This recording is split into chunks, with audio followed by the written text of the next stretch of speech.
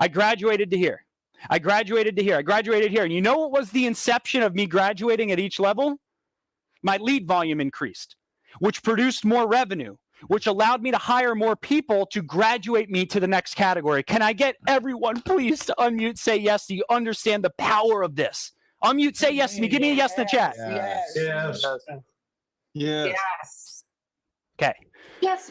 So this is where you trade time, like Warren Buffett does, to buy your freedom back. This is the 40% of the 20-40-10 rule, right? So what do we learn from all this? We learned some very simple lessons here. The first lesson is that we learned that the upside math is always more important than the cost, right? Where you're going is always more important than the investment it takes to get there. So we should stop worrying about the cost. We should start worrying about our full potential and start investing as though our full potential is real to us and like our future actually is something we're willing to invest in, right? At every single stage in my journey, I had to invest before I was ready. It's never the right time to have a baby, right? It's never the right time to invest in your practice. Actually, I like to reverse that and say, it's always the right time. Invest before you're ready when it comes to hiring, right? Invest before you're ready when it comes to increasing your lead volume. You will never have your systems in check. You can buy someone to solve your systems problems. If you ain't a systems person, it ain't going to change, okay? The next one is your action is how you trade time and money. I want you to have the smallest say-do ratio. I want you to have a 1-to-1 say-do ratio. I want you to have a one inch say-do distance. When you say you do something, you do it. How many of you are massive action takers? Unmute. Give me an action in the chat right now. If you're a massive action taker, unmute, say yes. Give me the word action in the chat. Say action. Action. Action. Yes. Let's go. Okay. The next one is when you increase your leads, it forces delegation. The best way to delegate casework and intake is to increase your lead volume because it forces you to get off the phone. You can't handle all the calls that come in. It forces you to get out of pieces of the casework that you could delegate to someone else.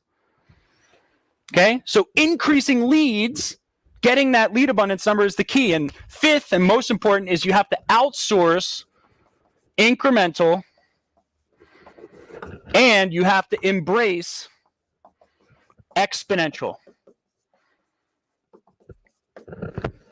It's my great pleasure to serve everyone. I hope you got millions of dollars of value from this. It takes a lot of preparation to do stuff like this.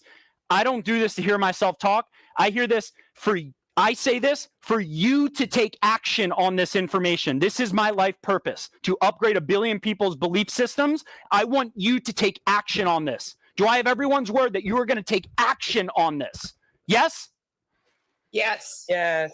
Action. All right, let's give it over to my man, Devon. Yes. Woo!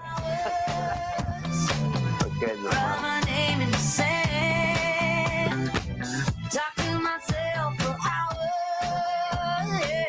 Say things you don't understand. I can take myself dancing. Yeah.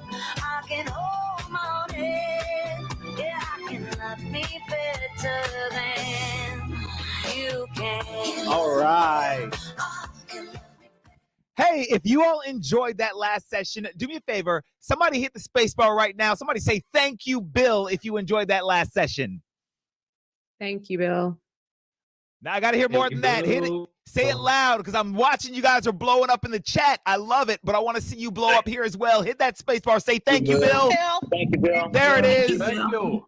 I love it. Thank you, Bill. All right. I love it. Now make sure you take action on what he just taught you.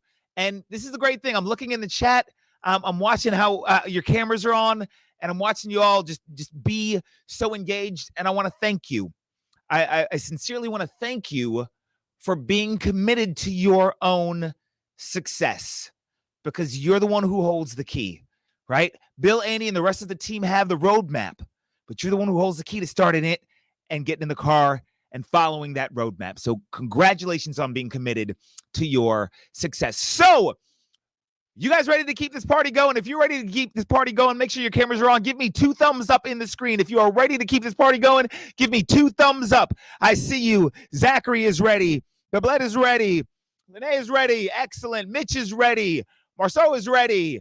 Excellent. Love it. So with regard to marketing and lead generation, how many of you would like to know what's working now? If you want to know what's working now, do me a favor, type a 1 in the chat if you're ready to know what's working right now. 1, 1, 1. Perfect.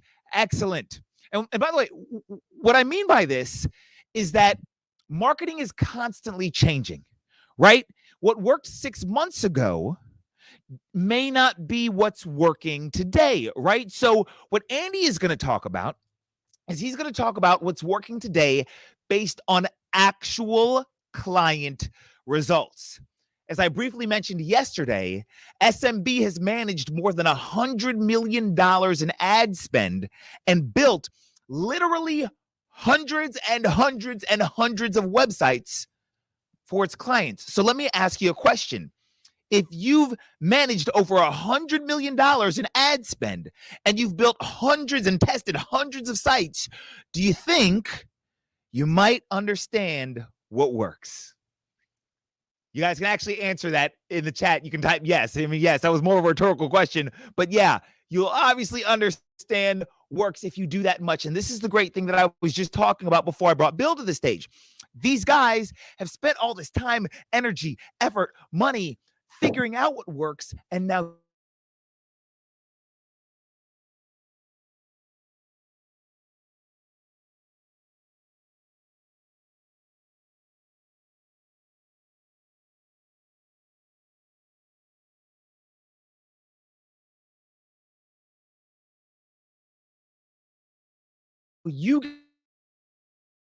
how do your paid ads relate to or impact your SEO? How does your social media interact with your paid ads, which talks to your SEO? How does that whole ecosystem work?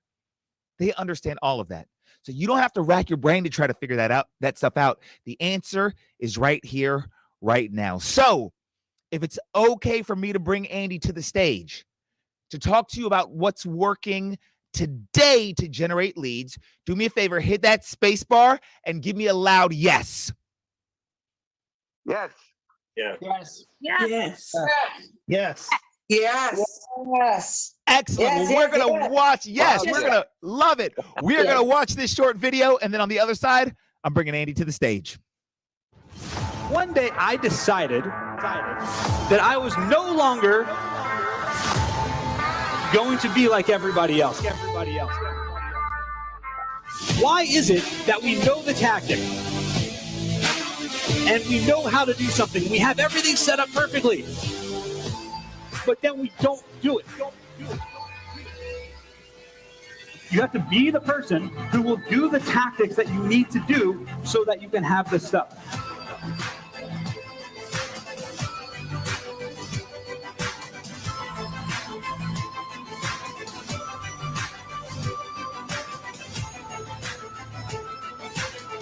You see, everybody has their shoulds. We should work out. We should work harder. We should hire people. We should do this. We should do that. We should all over ourselves. I expected a bigger laugh.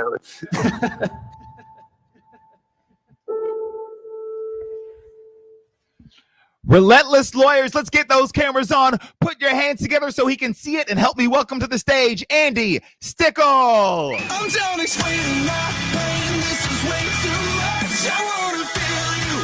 Hurry up, give me the rush, 'cause it's the last time that I romanticize. Riptide that's trying to drown love.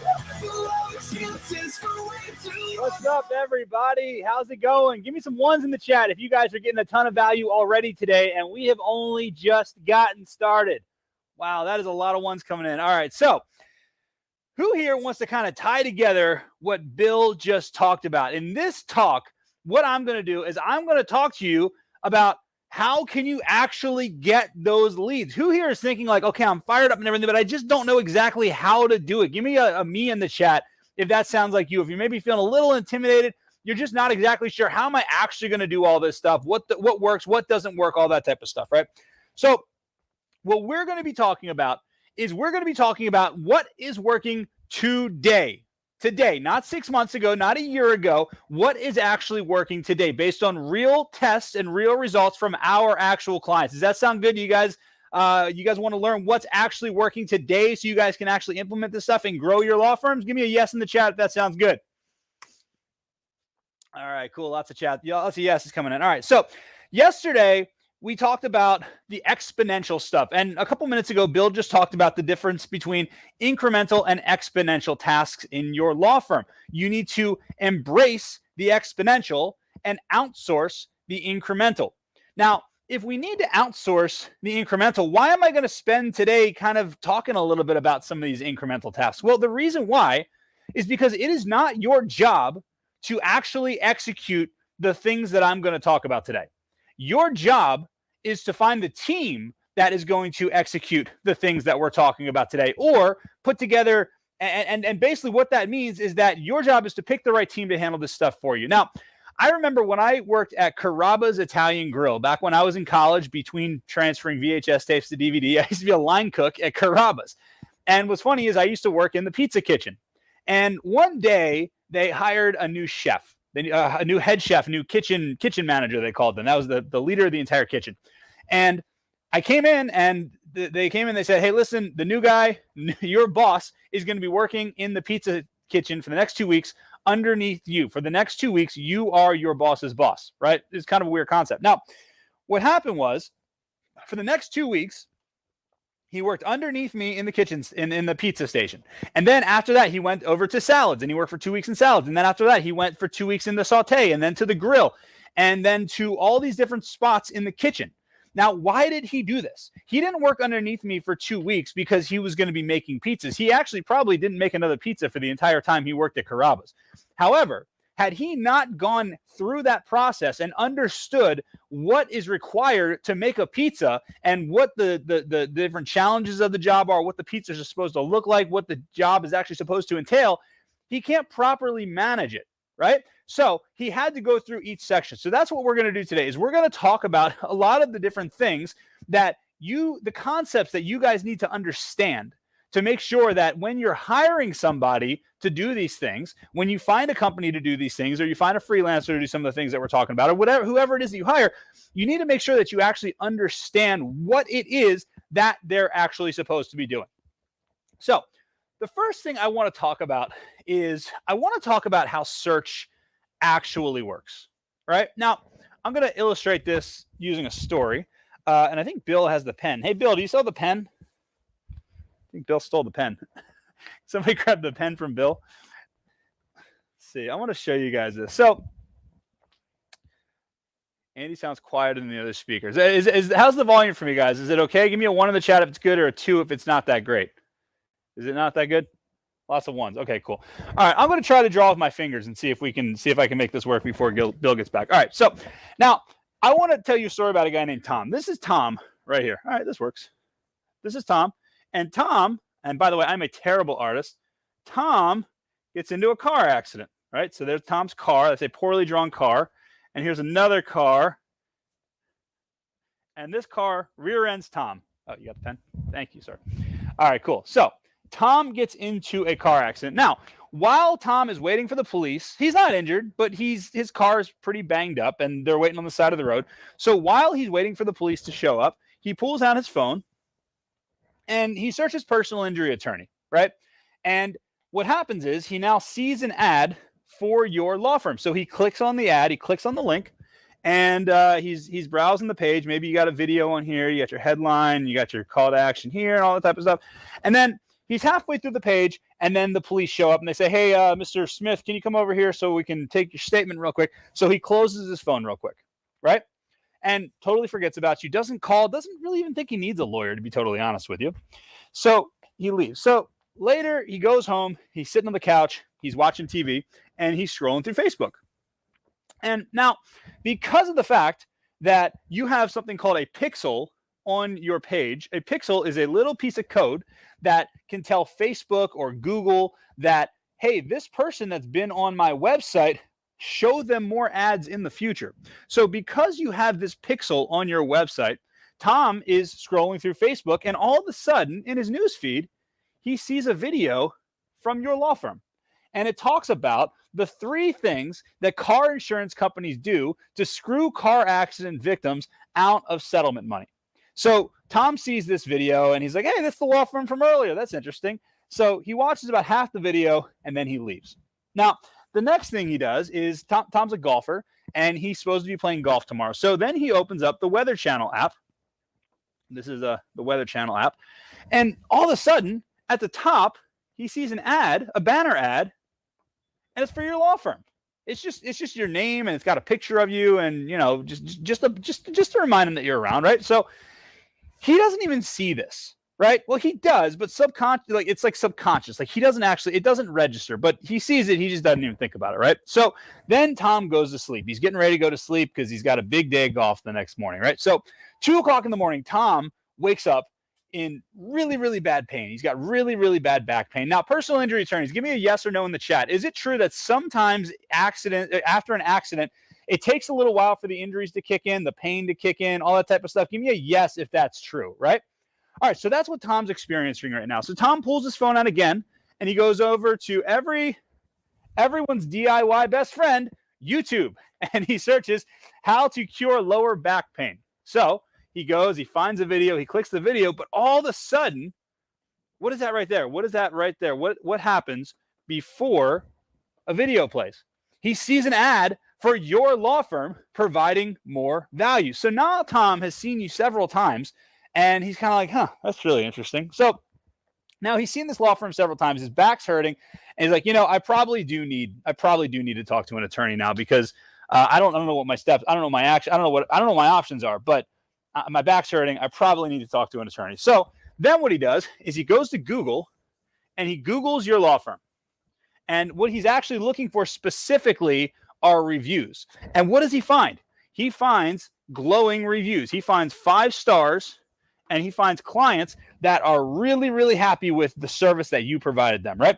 Now, he still isn't 100% sure about you. So then he goes to Google and he searches best personal injury attorney near me. And then he sees you again ranking in the maps with 5 stars and more reviews than anyone else. And that is where he picks up the phone, makes a call, books a consultation, and ultimately hires you. Now, this is how search works.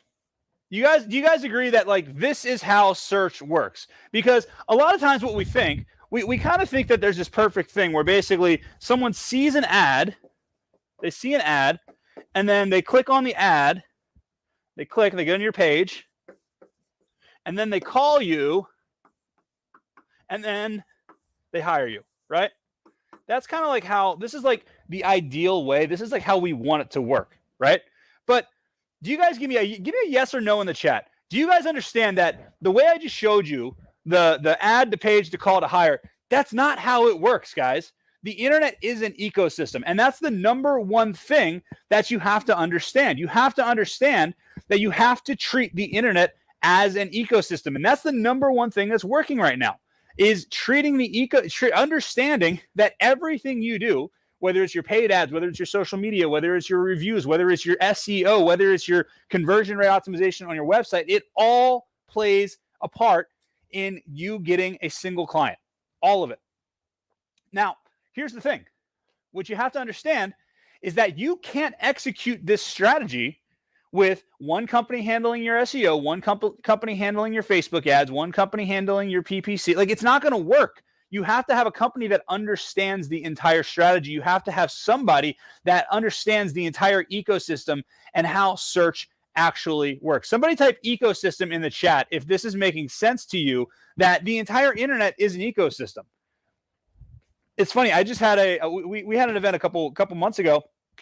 I was talking to a lawyer, and he was telling me that they didn't know that their billboards worked until they got rid of the billboards, and all of a sudden their organic SEO stopped working, right? Like their actual physical billboards impacted their organic SEO. Every time we run Facebook ads for a client, their organic SEO goes up. It's all connected, guys, because people don't search in a vacuum. They search in multiple different touch points, right? So understanding that the internet is an ecosystem is the number one thing that you have to understand if you want to have success. Now, here's what I want you to do. I want you to go back to your strategy. I want you to think about your strategy. Everybody, I want you to pull out a piece of paper. First of all, let me ask you a question. Who here, whose marketing stops right here?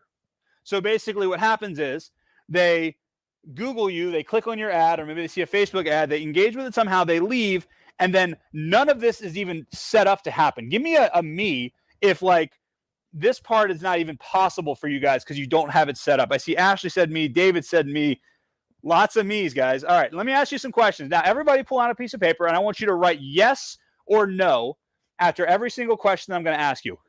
Number one, if somebody Googles you, would they see an ad? Yes or no? Write down yes or no. Don't type it. I want you to write it down. Yes or no. This is important. I have something I'm going to do here. Write down yes or no if they would see an ad when they Google you. If they see your ad and they click it, would they then be served social media ads? Right? Yes or no if they would then be served social media ads. Would they then see Google display ads on the Google Display Network? Write yes or no. Yes or no. Would they then be served Google Display ads? That's how he was able to show up on the Weather Channel. Would they see videos on YouTube? Yes or no. Would you see ads on YouTube after somebody engages with your website or a landing page? Give me a yes or a no. I want you to write it down. If they Google you, will they find glowing reviews, 5-star reviews, more reviews than any other attorney out there? Yes or no?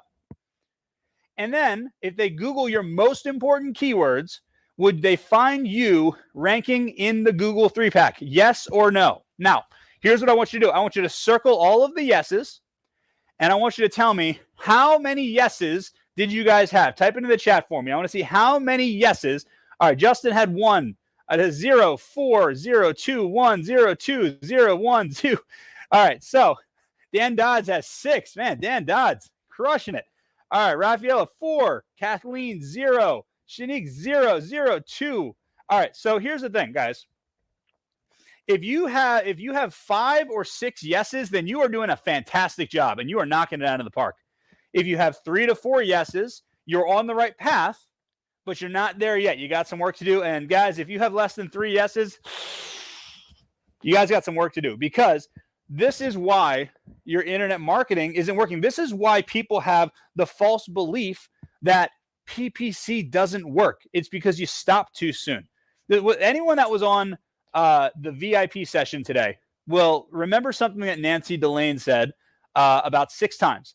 The fortune is in the follow-up. The fortune is in the follow-up. Type the fortune is in the follow-up right now, because that's exactly what we're talking about.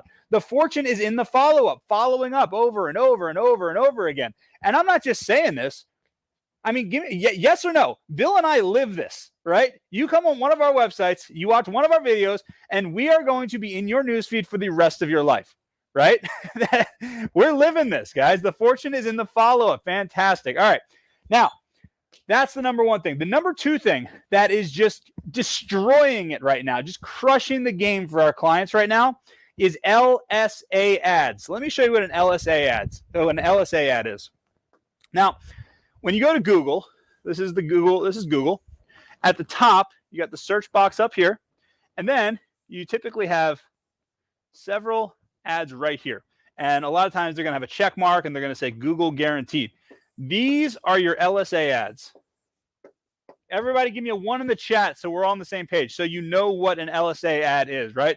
Okay, so here's why I love LSA ads. First of all, we try to get LSA ads running within 2 weeks for our clients, right? When a client hires us, we try to get LSA ads live within 2 weeks. Now, the reason why is because the faster we can get a result for a client, the happier we are, the happier the client is for the lifetime of our relationship, and we want happy clients. Have you guys noticed that the faster you can get even a small win for one of your clients, it's just everything's much smoother, right? So our goal is to get our clients a fast result as quickly as possible. And we launch the LSA ads within 2 weeks. Now, why do we do that? One, because with LSA ads, you're only paying for phone calls. You're not paying for clicks. You're not paying for website visits. You're actually paying for phone calls. Now, the other cool thing is that you can dispute bad calls. And we typically win approximately 50% of the disputes that we put in, right? You're not going to win them all, but it is what it is, right? It's just the cost of doing business. But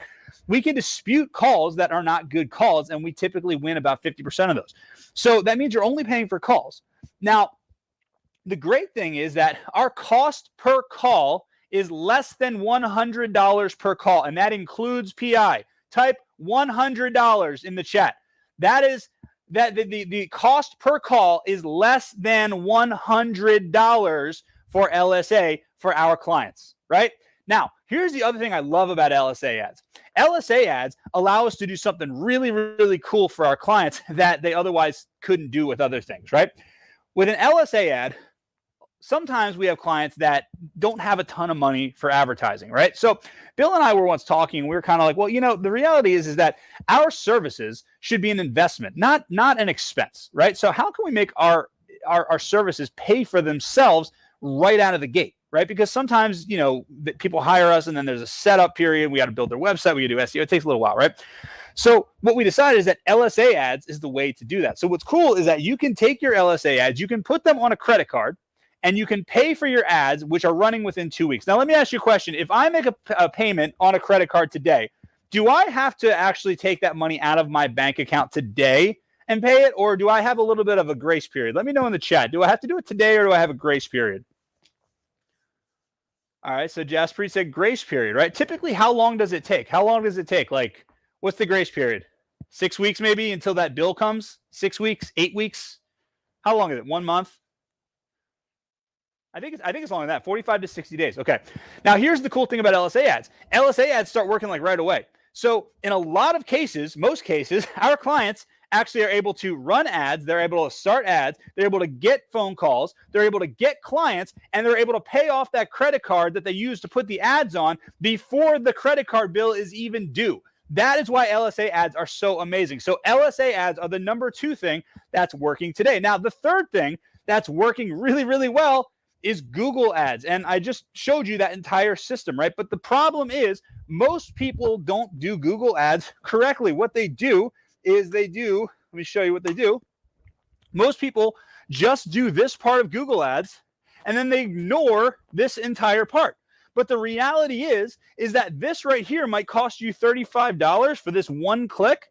And then this entire follow-up system maybe cost you like, I don't know, $5 or something like that. So where you could be getting more phone calls just by setting up this entire system, which runs on autopilot, you're basically just throwing $35 away because they're coming to this website, they're leaving, and then they're never remembering who you are, right? So this is the reason why everybody go like this for me. Let me see. Everybody go like this. Give me some bunny ears in the chat. Everybody go like this.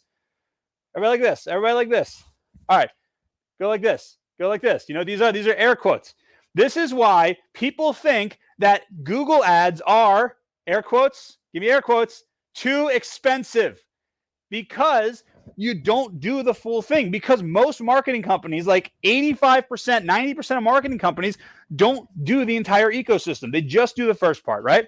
So if you do this entire ecosystem, that's the secret to making Google ads work. Now, and then the other thing is that, again, I talked to you guys yesterday about how we get a 15% opt-in rate compared to a 7% opt-in rate of the entire industry, right? So our pages get 15% conversion rate compared to the industry average, which according to legals our WordStream is 6.29% or something like that, right? And the way that we do that is through a very, very dedicated system that we use on all of our landing pages that I went through yesterday. So first, the first way we get that is through the follow-up system, right? The follow-up system is the easiest way because, again, the fortune is in the follow-up. The second is we use a dedicated landing page. Most people don't use a dedicated landing page, believe it or not. They just send people to their homepage, which is not a good way to do it. The next thing is we make sure that the message in the ad matches the message on the landing page. So if you run a ad for child custody, they shouldn't land on a landing page that is just general family law. It should actually be a child custody landing page. If it's an ad for DUI, it shouldn't be a landing page that's about general criminal defense. It should be specifically about DUI. Conversely, if it's an ad for criminal defense, they shouldn't land on a DUI page. They should land on a criminal defense page. It's very common sense stuff, but a lot of people don't do this. The other thing is that we sell the benefit in the headline. What is the benefit of working with us? That's the most important thing. Again, on our landing pages, we talk about three things. What is it that they want? How do they get it? And in the headline, we always put, what will their life be like after they get it, right? And when you do that, conversion rates go way up. And then finally, we make sure that we're using mobile optimized websites. As obvious as this is, 85% of lawyers, last time I checked, are using PPC ads without mobile optimization. Like, you're just throwing money away if you're doing that, right? And that's how you make the aggregation of marginal gains work for your PPC ads, like I talked about. Now, the fourth thing that's working, the number 4 thing that's working for us and our clients is social media lead generation. Social media lead generation. Now, social media lead gen is absolutely crushing it if you have amazing intake. Now, we get leads so across the board, our clients get leads for $60.39 cost per lead for non-PI. Everything non-PI, on average, it's about $60.39 for a qualified lead. PI is $118.74 cost per lead. Now, here's the thing. You need an intake system. I hear over and over and over again, I ran social media ads and I got really crappy leads. Well, that's the best part about social media ads, is that 90% of the leads that you get are not going to be very good. So what that means is that your competitors are going to run social media ads and they're going to get a bunch of bad leads, 90% bad, and they're going to assume that social media doesn't work. But the reality is that there are good leads in there. And if you don't believe me, ask Ethan, who signed up like 2,000 cases since like the beginning of this year, right? All 100% from social media. The secret is good intake. Now, I want to tell you a story about this. We had a client, actually we had 2 clients that we ran social media ads for, and it was identical campaigns, 2 identical campaigns. One day I decided that we got audio going again. One was they're both criminal defense attorneys. They both exact same campaigns, same ads, same landing pages, same messaging, same everything, right? Now, they both generated 300 leads from this campaign. 300 leads. One attorney got 0 cases. The other attorney got 75 cases. So I called this attorney and I said, what happened? How did you get no clients out of this deal? And he said, well, I called people, but they just didn't answer the phone. I just couldn't get in touch with anybody. So I said, well, how many times did you call them? And he said, I called them once, maybe twice, which we all know means he called them one time, right? So I talked to the other attorney and I said, how did you do this? This is absolutely amazing. We ran the exact same campaign for another attorney and he didn't get a single case. He said he couldn't get anybody on the phone. So I talked to the attorney and he kind of laughed a little bit. And he's like, yeah, nobody answers the phone the first time you call them. That's ridiculous. Nobody does that. I have this really cool system called 3 times 3 ways. And using that system, he was able to sign up 75 clients. So what he told me is that every time he gets a lead, first thing they do is they text them. They send them a text message. Now, in that text message, they make sure to include their name, because if anybody has an iPhone, you'll know that sometimes you get a message from a phone, or you get a phone call, and under that call, it'll say, maybe John Smith. Give me a yes if you know what I'm talking about. When you get a call from an unknown number on an iPhone, and sometimes it'll say, maybe John Smith. Well, that comes from text messages. So what you want to do is you want to text them, say, hey, this is attorney John Smith, or hey, this is attorney Sue Johnson, or whatever your name is. And basically, you would say that in there. Now, give them about 15 minutes to answer the call or to open the text message, and then you're going to call them from the same number. If they don't answer, you're going to send them an email. And then the next day, if you haven't heard back, you text, and then you call, and then you email. And then the third day, if you still haven't heard back, you text, you call, and you email. Now, here's the other thing. When you call, vary the times. So maybe this is at 9 a.m., this is at noon, and this is at 4 p.m. Or you use the golden hours. Do you remember the golden hours that Ethan talked about? What are the golden hours? Type in the chat. What are the golden hours for phone calls? 5 to 9, right? Exactly, 5 to 9. So maybe you call one more time the next day at 6 p.m., right? Using this system, this is how he signed up 75 clients, right? Because he had a good intake system. He had a way to do this. Now, he didn't do this himself. He has a team that does this. Let me ask you a question. Give me a yes or a no in the chat. For 75 cases, do you think it's worth investing in a team to do this system for you? Give me a yes or a no in the chat. See, lots of yeses, right? Exactly, because the fortune is in the follow-up, right? So that's how social media works. Social media works great. And again, if you use misconception marketing, which I talked about misconception marketing on the VIP session today, misconception marketing is your best friend on social media, and it's the only thing that Ethan does. It works really, really well. This is the format. All you have to do is call out a misconception that people typically have, and then say the truth about what the thing actually is, and then a call to action if they need help. So, for example, the example I gave in the VIP session today was most people don't realize that the average person who has a personal injury attorney receives 44% more money in their pocket even after they pay the personal injury attorney's fees than they would on their own. So what if you create a video about that? You know, or for example, let's say if you're a criminal defense attorney, how many people believe that you like? There's so many different misconceptions. How many people believe that just because they took the breathalyzer test, they're automatically going to be found guilty? Or just because they're on camera, they're automatically going to be found guilty, right? So there's so many different misconceptions that people have. If you're a family law attorney, how many fathers believe, coming into your office believing that they are at a disadvantage, that the law actually has them at a disadvantage because they are fathers, right? It's not true, right? So these are all misconceptions that you can talk about where you're changing, you're giving someone a new opportunity, and then you have a call to action, and then you just have to have a really good follow-up system. And I'm telling you, this works. This prints money. I've seen clients do it. Ethan does it. Like, it really works well. So social media lead generation is absolutely crushing it for us. Now, the fifth thing that's working for us is maps and local SEO. Now, I want to go back to this. So when you're looking at the Google, where are we? All right, when you're looking at Google.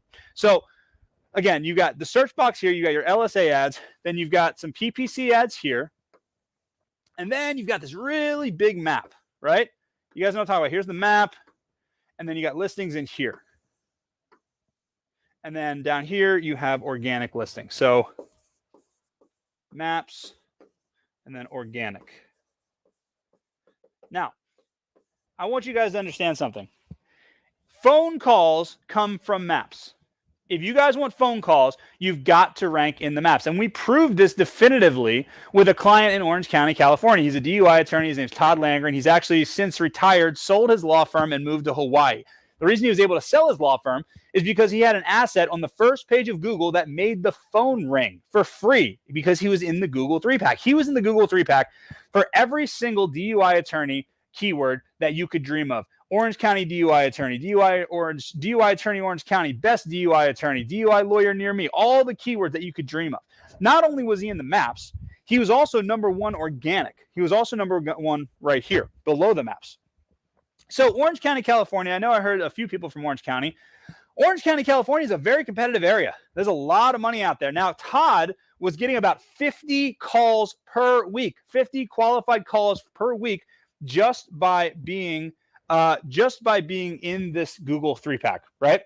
Now, who here would love to have 50 calls, qualified calls per week because, and for free? Give me some yeses in the chat if you would love to have 50 calls per week for free, right? So he's in the Google 3-pack, the Google Maps, and somebody calls and reports his listing as fake. So what ends up happening is Google doesn't do any investigation. They just take his listing down. And I'm telling you guys, like a light switch, his phone calls just completely shut off. He went from 50 calls a week to his phone was silent. So, but here's the interesting thing. So he was gone. He disappeared from this area right here, but he was still ranking number one right here. He was still ranking number one down here, right? So what this told us is that interesting. He was getting all the calls here, and he was still here, and he wasn't getting calls anymore. So we called Google. We sent them pictures and a lease agreement and utility bills and everything, and we finally got them to reinstate his listing. And then all of a sudden, what ended up happening was he came back in the maps, and these 50 calls, the 50 calls started up again, right? Just like somebody turned on a faucet. They just started coming again. So that told us definitively that ranking in the Google 3-pack, the Google Maps, that is where phone calls come from. Now, how do you rank in the Google 3-pack? There's three factors that go into ranking in the Google 3-pack. The first is location, proximity to the searcher. How close are you to the person that's searching? Now, there's not a lot that you can do about that. So we're not really going to talk about that, right? The second thing you can do, though, is the second factor is prominence. How prominent is your website? How prominent is your business on the internet? Now, the easiest way to establish prominence is through business listings, through citations. So that's why whenever you hire a marketing company or a good marketing company, that's why we tell all of our clients, we need to make sure that we get your citations built. Citations are like business listings. So Yelp, Avo, FindLaw, Justia, YellowPages.com, and a bunch of others. You want to make sure that you have them filled out because you want Google to find your name, address, and phone number consistently across a lot of different places on the internet, right? That's how you build up your prominence. Now, the third way that you can rank in the Google 3-pack is relevancy. That's the third factor, is how relevant are you to the thing that is being searched. So there's two ways to establish, There's two ways to establish relevancy. The first way to establish relevancy is through your website content. And every time a client hires us, we go through and we add all kinds of relevancy to their website content. We make sure that they're relevant both for their geographical location and for their practice area. Now, the second way, and actually the best way to establish relevancy, though, is through your Google reviews. Now, team, I'm going to drop the 5 questions that I always do. If you guys could, someone on our team could just list out the 5 questions so that everybody can get them.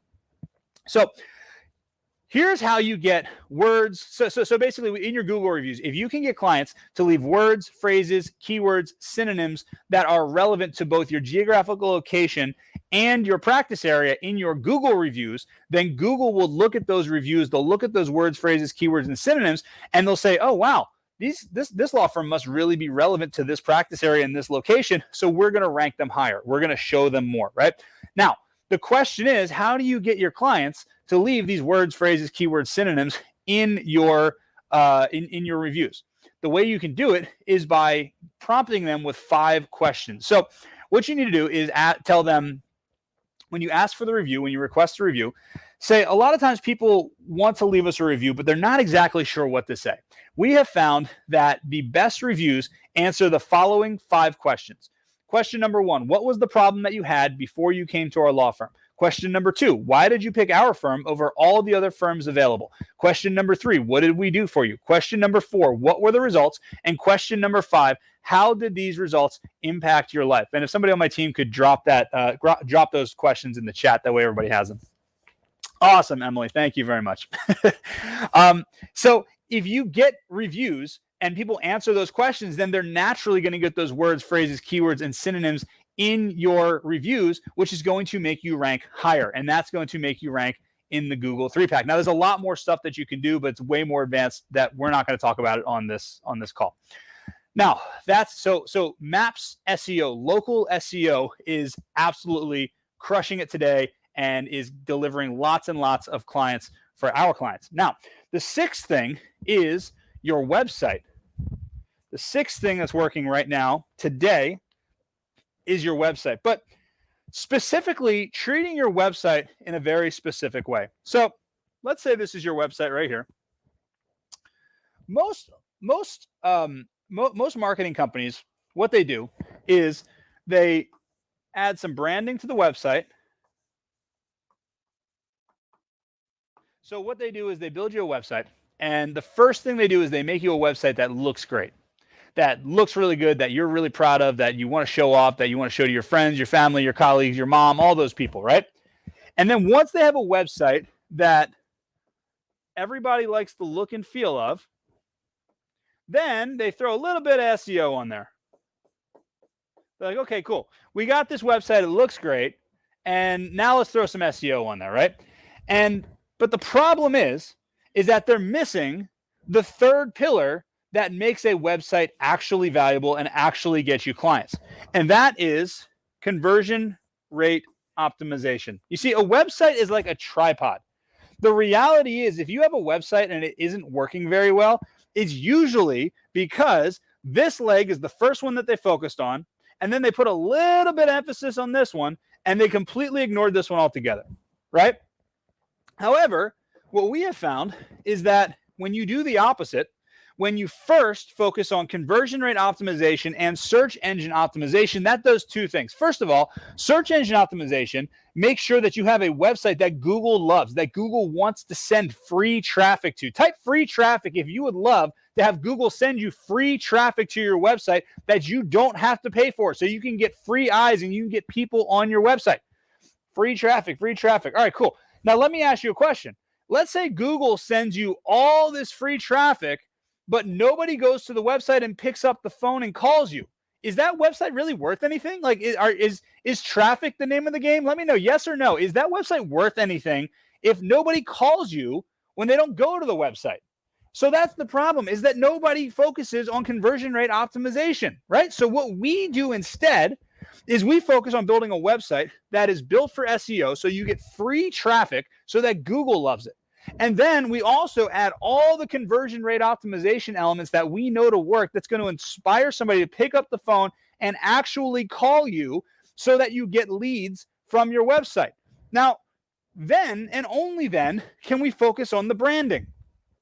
Now, I'm not saying that we don't make attractive websites. Our websites are beautiful websites, but I would much rather have a website that makes your phone ring off the hook with free traffic than a website that's really artistic that your mom loves, right?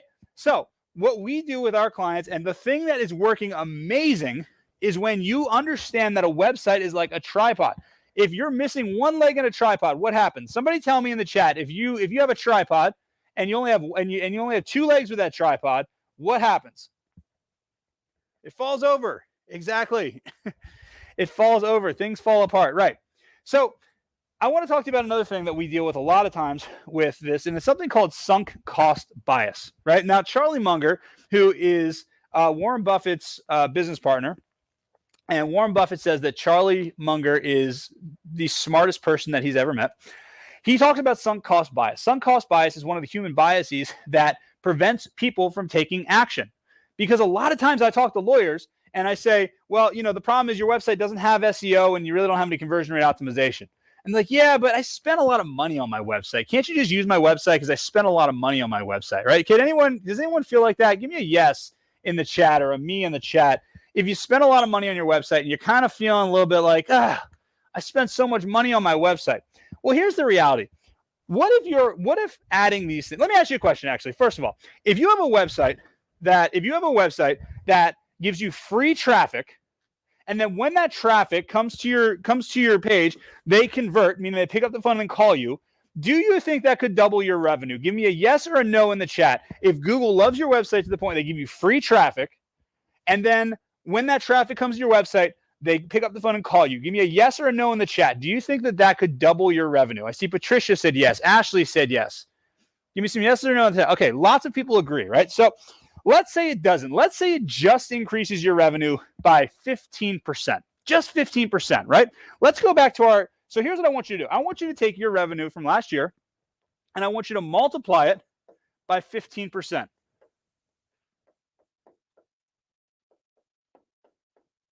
Okay, so annual revenue times 0.15% times 15%. So if it's a law firm that made $1 million last year, and we all agree that fixing your SEO and fixing your conversion rate optimization will double your revenue, but we're just going to say 15%. So a law firm that made $1 million last year, that's $150,000. Let me know in the chat, what is 15% of your revenue? All right, Justin said $37,500. Fantastic. What is 15% of your revenue? Let me know what 15% of your revenue is. $28,000 for Patricia. Okay, keep going. $18,000 for Ashley. Keep going, Ashley. All right, $52,000. All right, awesome. So basically, let's think about this. The average law firm has a website for 3 years, right? 3 years. So whatever that revenue is, I want you to multiply that by 3. So a law firm that made $1 million last year, $150,000 is 15%, times 3 is $450,000, plus let's say the $15,000 you spend on your website. So that website is actually costing you $465,000 because of your sunk cost bias. I want you to think about that. That is what sunk cost bias is costing you. When you have a website and you're hanging on to it and you will not adapt to adding search engine optimization, to adding conversion rate optimization, that's what it's costing you. How much is your website costing you? Let me know in the chat. How much is your website costing you if you take 3 years of 15% revenue plus what you paid for it? Does anybody know? See, Babette said 18K. That's the opportunity cost. Exactly, Richard.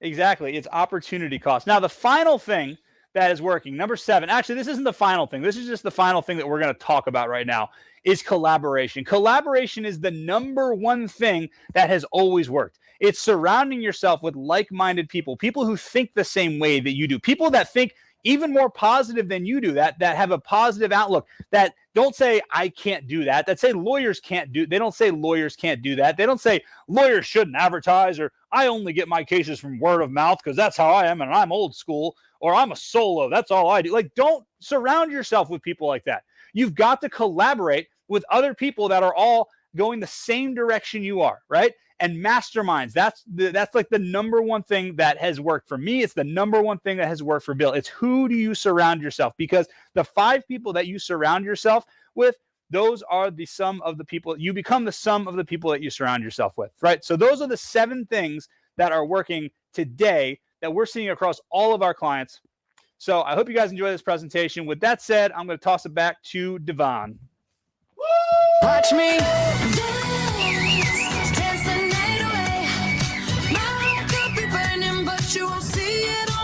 One day I decided. Dance the night away. I'll still keep the party running. I won't get out of place. Lately, I've been moving close to the edge. Still be looking my best. I stay on the beat. You can count on me. Dance off. I know. I'm watching the thing. It's coming later. Romance shakes in your bands. Don't give a damn. When the night's here, I don't do tears, baby. No chance. I could dance, I could dance, I could dance. Watch me.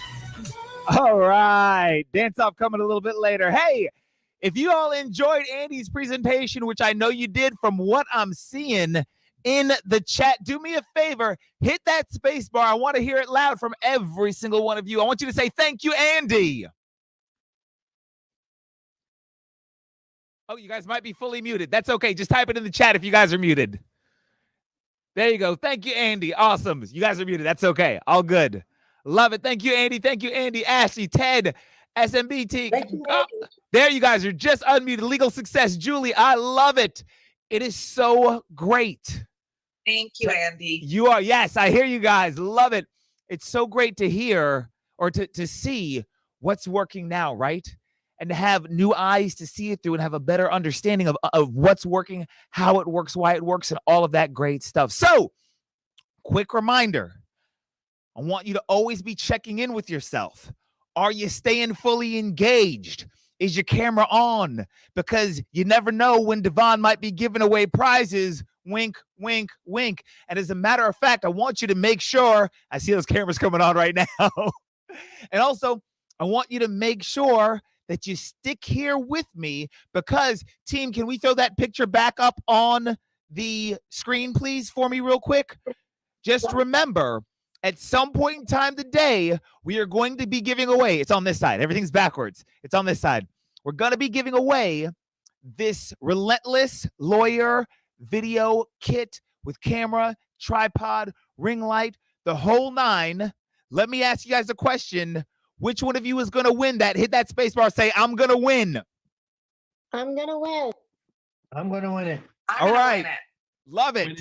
Me. I'll take it. So here's what's going to happen. Not now. Not now. You got to stay with me. At some point in time, when I call for it, our team is going to drop a special link in the chat, but they're not going to do it right now. When they drop that in the chat, I'm going to give you a secret code word. You're going to enter in that code word, and that's going to make you eligible to win this amazing prize. But you got to be present to learn the code word, and then you got to be present later on today as well, because I could call for that code word at any time and actually announce the winner. All right? So we can go ahead and take that down and throw everybody back up. To my team, thank you so much. And because I just teased you guys with prizes, I want to make sure that we've got a lot of energy for our next speaker. I want to see who's got the most energy, because Emily and team, I feel like giving away a couple of Amazon gift cards. Is that okay with you guys? Who's got Anthony? Are you dabbing? Is that what I just saw? Wait, where did you go? Hold on. These things are switching on me. Anthony, did I see you dabbing? I think I did. Are you froze? Okay, Anthony, you are dabbing, my friend. You can actually have a gift card. Who else has got a lot of energy? Julie Pagney. Is that you voguing? That's fine. You can vogue. Let me see. Who else?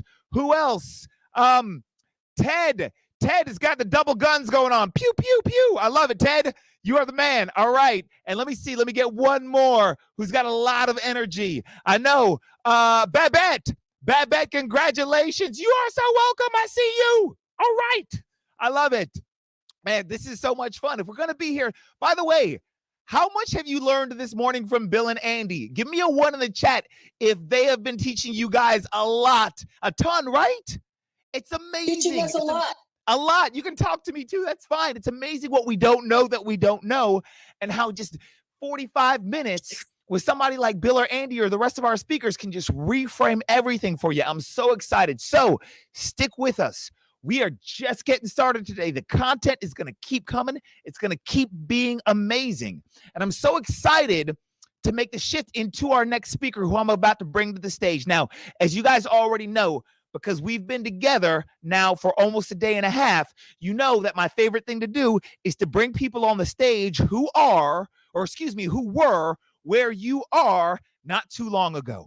And that is the truth of this gentleman. Just over 1 year ago, about 14 months ago, in March of last year, March of 2022, this gentleman was where you are. He was sitting at his home or in his office watching Bill and Andy and everybody else talk about what's possible, share ideas about marketing and growth and intake that were possible. And he was sitting there at his law firm, averaging about 91 leads per month.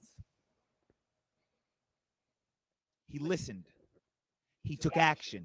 He became relentless in that action taking, and it didn't take long to pay off. Because when he joined up with SMB in March of 2022, by April, the very next month, his leads had increased by 30%, a 30% increase in 30 days. How many of you guys would like a 30% increase of leads in 30 days? Give me a 30 in the chat if you would like to see a 30% increase in 30 days. Give me a 30 in the chat. I love it. Exactly. But here's the thing.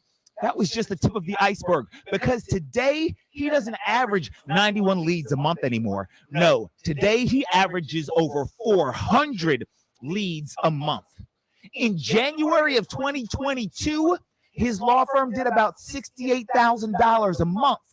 This January 2023, he did over $200,000 for the month. And what he's going to share with you during his time here on this stage is he's going to share with you what he had to unlearn, not learn, but unlearn in order to more than 2x his firm. There's no reason that you can't be here teaching people what you had to unlearn at our next event, and I'm excited for you. So here's what we're going to do. We're going to play a short video, and on the other side, I'm going to bring Nick to the stage. Law school prepares you for being a lawyer, but it fails to prepare you for running your own practice. Before you know it, your firm is spinning out of control.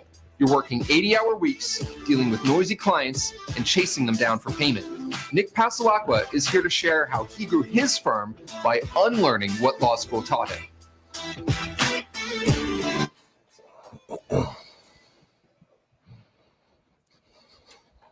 Ladies and gentlemen, put your hands together. I want to see those video cameras on and help me welcome to the stage, Nick Pasalacqua. Thanks, man.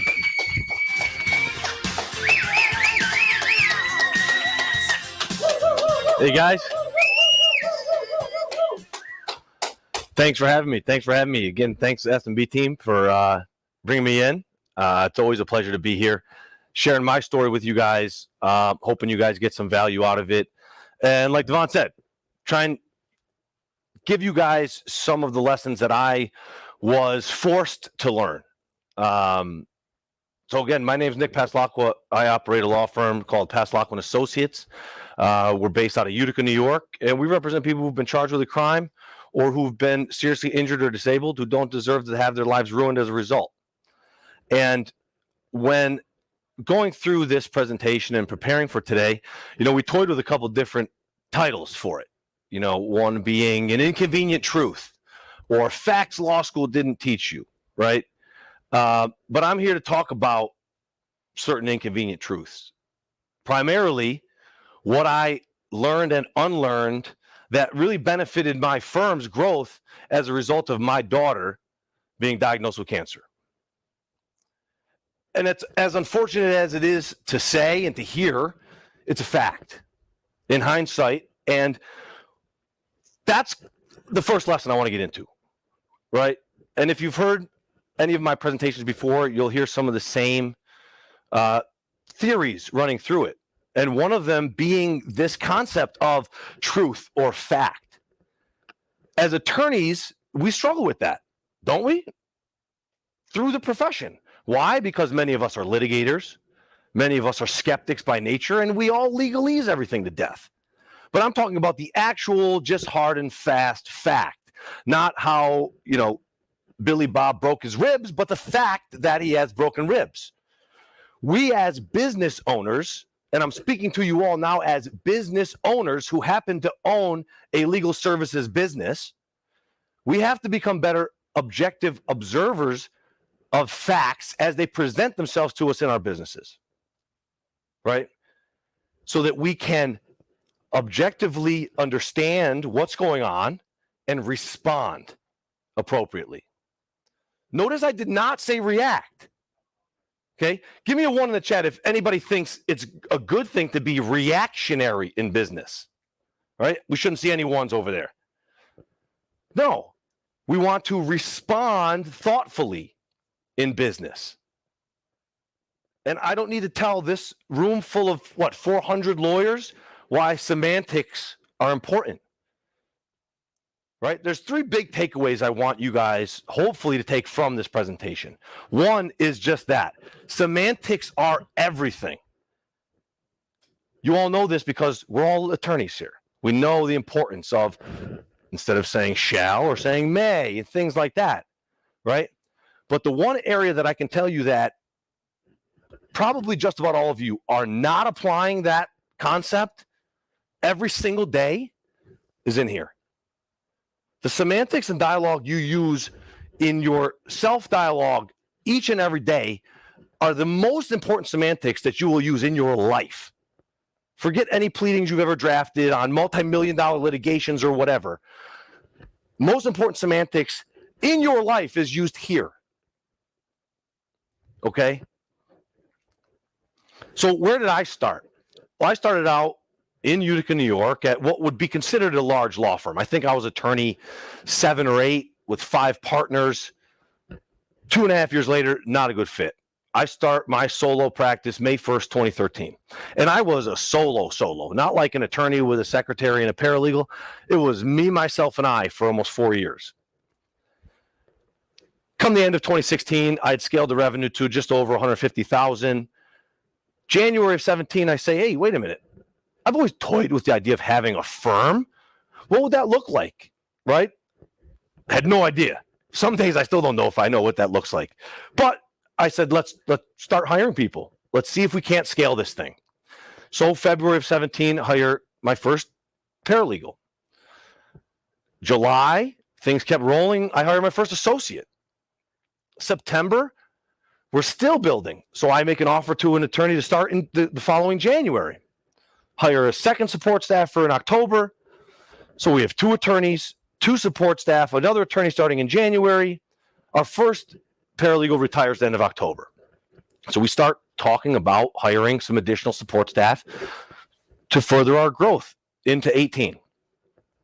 Well, in the midst of all this, my youngest child, Leah, is born September 26, 2017. Jump forward to November. Leah's not acting quite right. She's not eating like she did the first month and a half. She's not sleeping very well. Her belly's getting distended. My wife at the time was a registered nurse by training. And so we said, if things aren't appearing to be improved, come tomorrow in the morning, we'll bring her in. And that's what happens. I bring my other two, who at the time were 4 and 14 months, to my parents, say, look, something's going on with Leah. We're going to get her checked out. I get a call, couldn't have been an hour later, from my wife at the time, that the doctors don't know what's going on, but they're extremely nervous, and they're going to send us to upstate Golisano Children's Hospital, about 45 minutes, an hour from us. But they're going to send us to the local ER first to make sure she'll survive the trip. Now, to me, this was obviously shocking. We thought it was going to be a routine something, not a worry about surviving a 45-minute drive to the hospital. Long story short, long day, much shorter.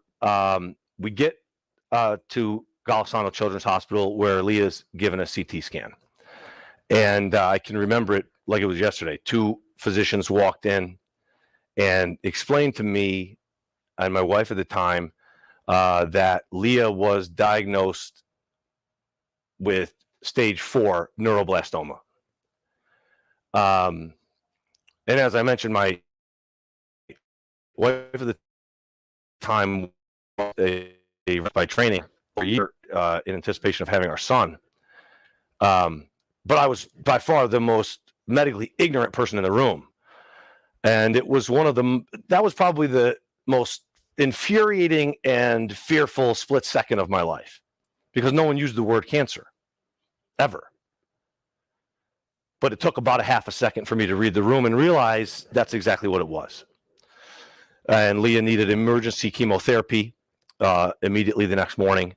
In fact, another doctor came to us that evening, indicating her liver had swollen since we'd gotten there. They wanted to intubate her then under calm circumstances, so they didn't have to if she struggled to breathe. So what happened with Leah's cancer was it started on her left adrenal gland and spread to her liver. But instead of growing as a mass on her liver, it went diffused throughout her liver, and her liver blew up like a balloon and was quite literally crushing her from the inside out. And so they did. They intubated her that evening, started chemo the next morning. And if you want to pull up the image, I think that's titled Leah 1. This is what I walked in to find my 7-week-old daughter like the next day. Not something you forget, right? So they start chemotherapy the next day, and it works great. If you want to show Leah 2, the picture on the left was within a day or so of that first image, and the image on the right is Leah about 14, maybe 15 days later. That's how much it had shrunk her liver down. And by way of reference, that's the same size diaper in each photograph that she's wearing. Great, right? Kind of. The chemo worked so well that it threw Leah into something called tumor lysis syndrome, which is really a fancy way of saying that she was going into kidney failure. Her little kidneys couldn't process out all of the chemotherapy chemicals and all of the tumor particles that were being broken down, and that almost killed her.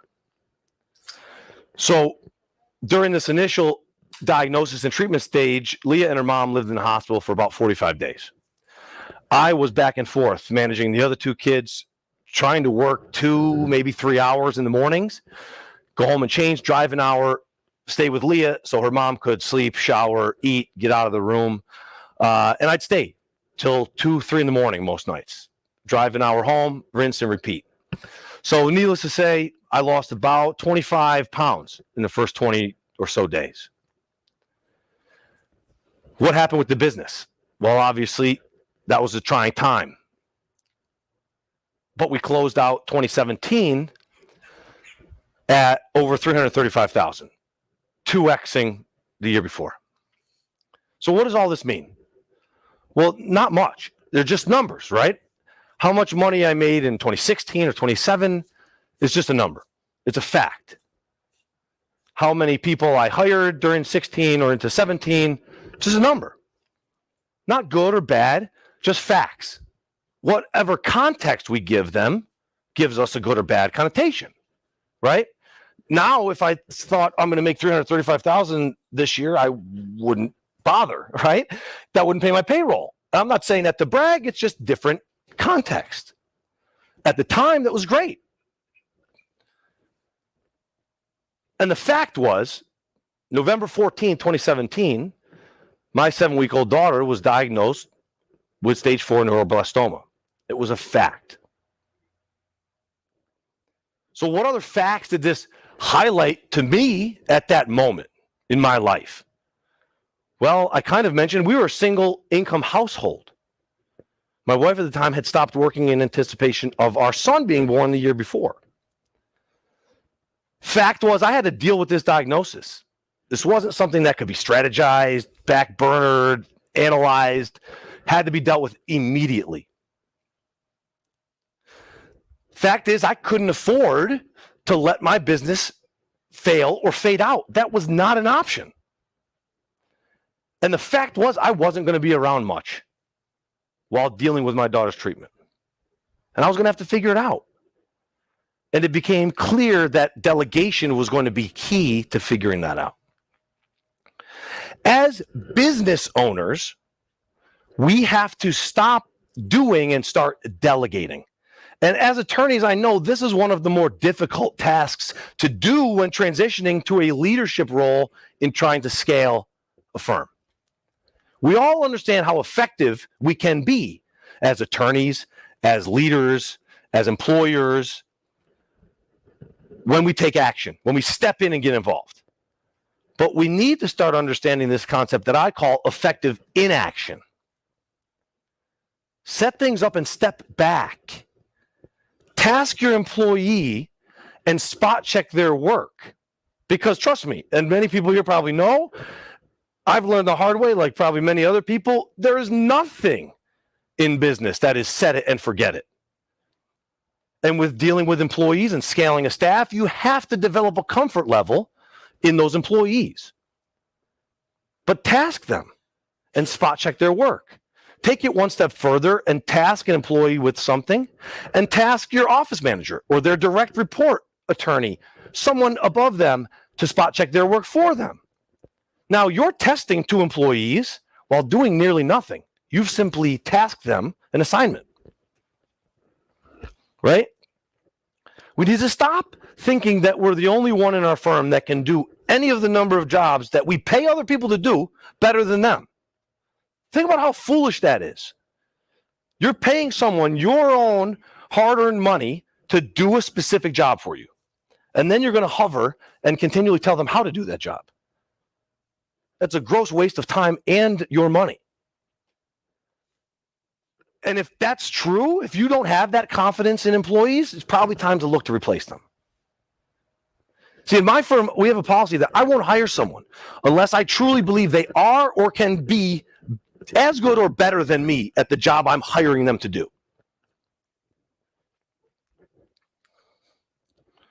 Because the longer you hover, the longer you micromanage and continually correct and be there to support your staff when they don't ask, you are the crutch for your employees. That's a fact, whether you believe it or not. Because anytime an employee has an option to just do the damn thing or to ask for confirmation and clarity beforehand, they will always seek confirmation and clarity first if you give them that option.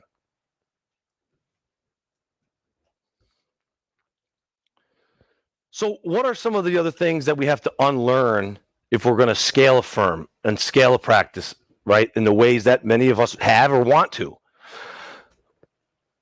Give me a 1 in the chat if you've heard one of my presentations, you've probably heard this phrase called the doctrine of sacrifice, right? I call it the one-upper syndrome. We all probably know somebody that we're thinking of right now that is this person. And in the legal field, we see this, in my opinion, all too often, right? At a CLE, a networking event, a happy hour, you're talking about business or work, and there's that one person that always has to bellyache and act like they're cooler than the rest because they've worked more hours, or they've, got too much going on. There's not enough time in the day. And there's some complaint, and they kind of position it as a bragging point that they've worked 200 hours this week already. I can't stand it, right? Here's the thing. If that's you, sorry to tell you, no one cares. No one that is scaling firms quickly, that is buying into building a business, having a deliberate culture at their firm, no one is concerned with working harder. No one thinks that you're cool because you work 14-hour days every day, right? No one's impressed that you work harder and not smarter. It just is. That's the way it is. But historically, people in the legal industry have always bragged about how busy they were or how much they work, their long hours, things like that. Let's break it down this way. I gave this example before. You've got an option to be attorney A or attorney B. Okay? So put an A in the chat if you want to be attorney A. Attorney A makes $3 million a year. If you don't like that number, whatever your ideal yearly income would be, net in your bank account, after taxes and expenses. So let's call it $3 million for attorney A. Makes $3 million and works 100 hours a week. Not bad, right? It's good living, 100 hours a week. Some of us are doing that more often than not anyways. Or you can be attorney B. Attorney B makes that same amount of money. In this case, again, $3 million net in their bank account after taxes, expenses, etc. And they work 10 hours a week. Which would you rather be, A or B? Because I can assure you, both options are very real possibilities for you, especially if you decide to work with S&B team. But the choice is yours.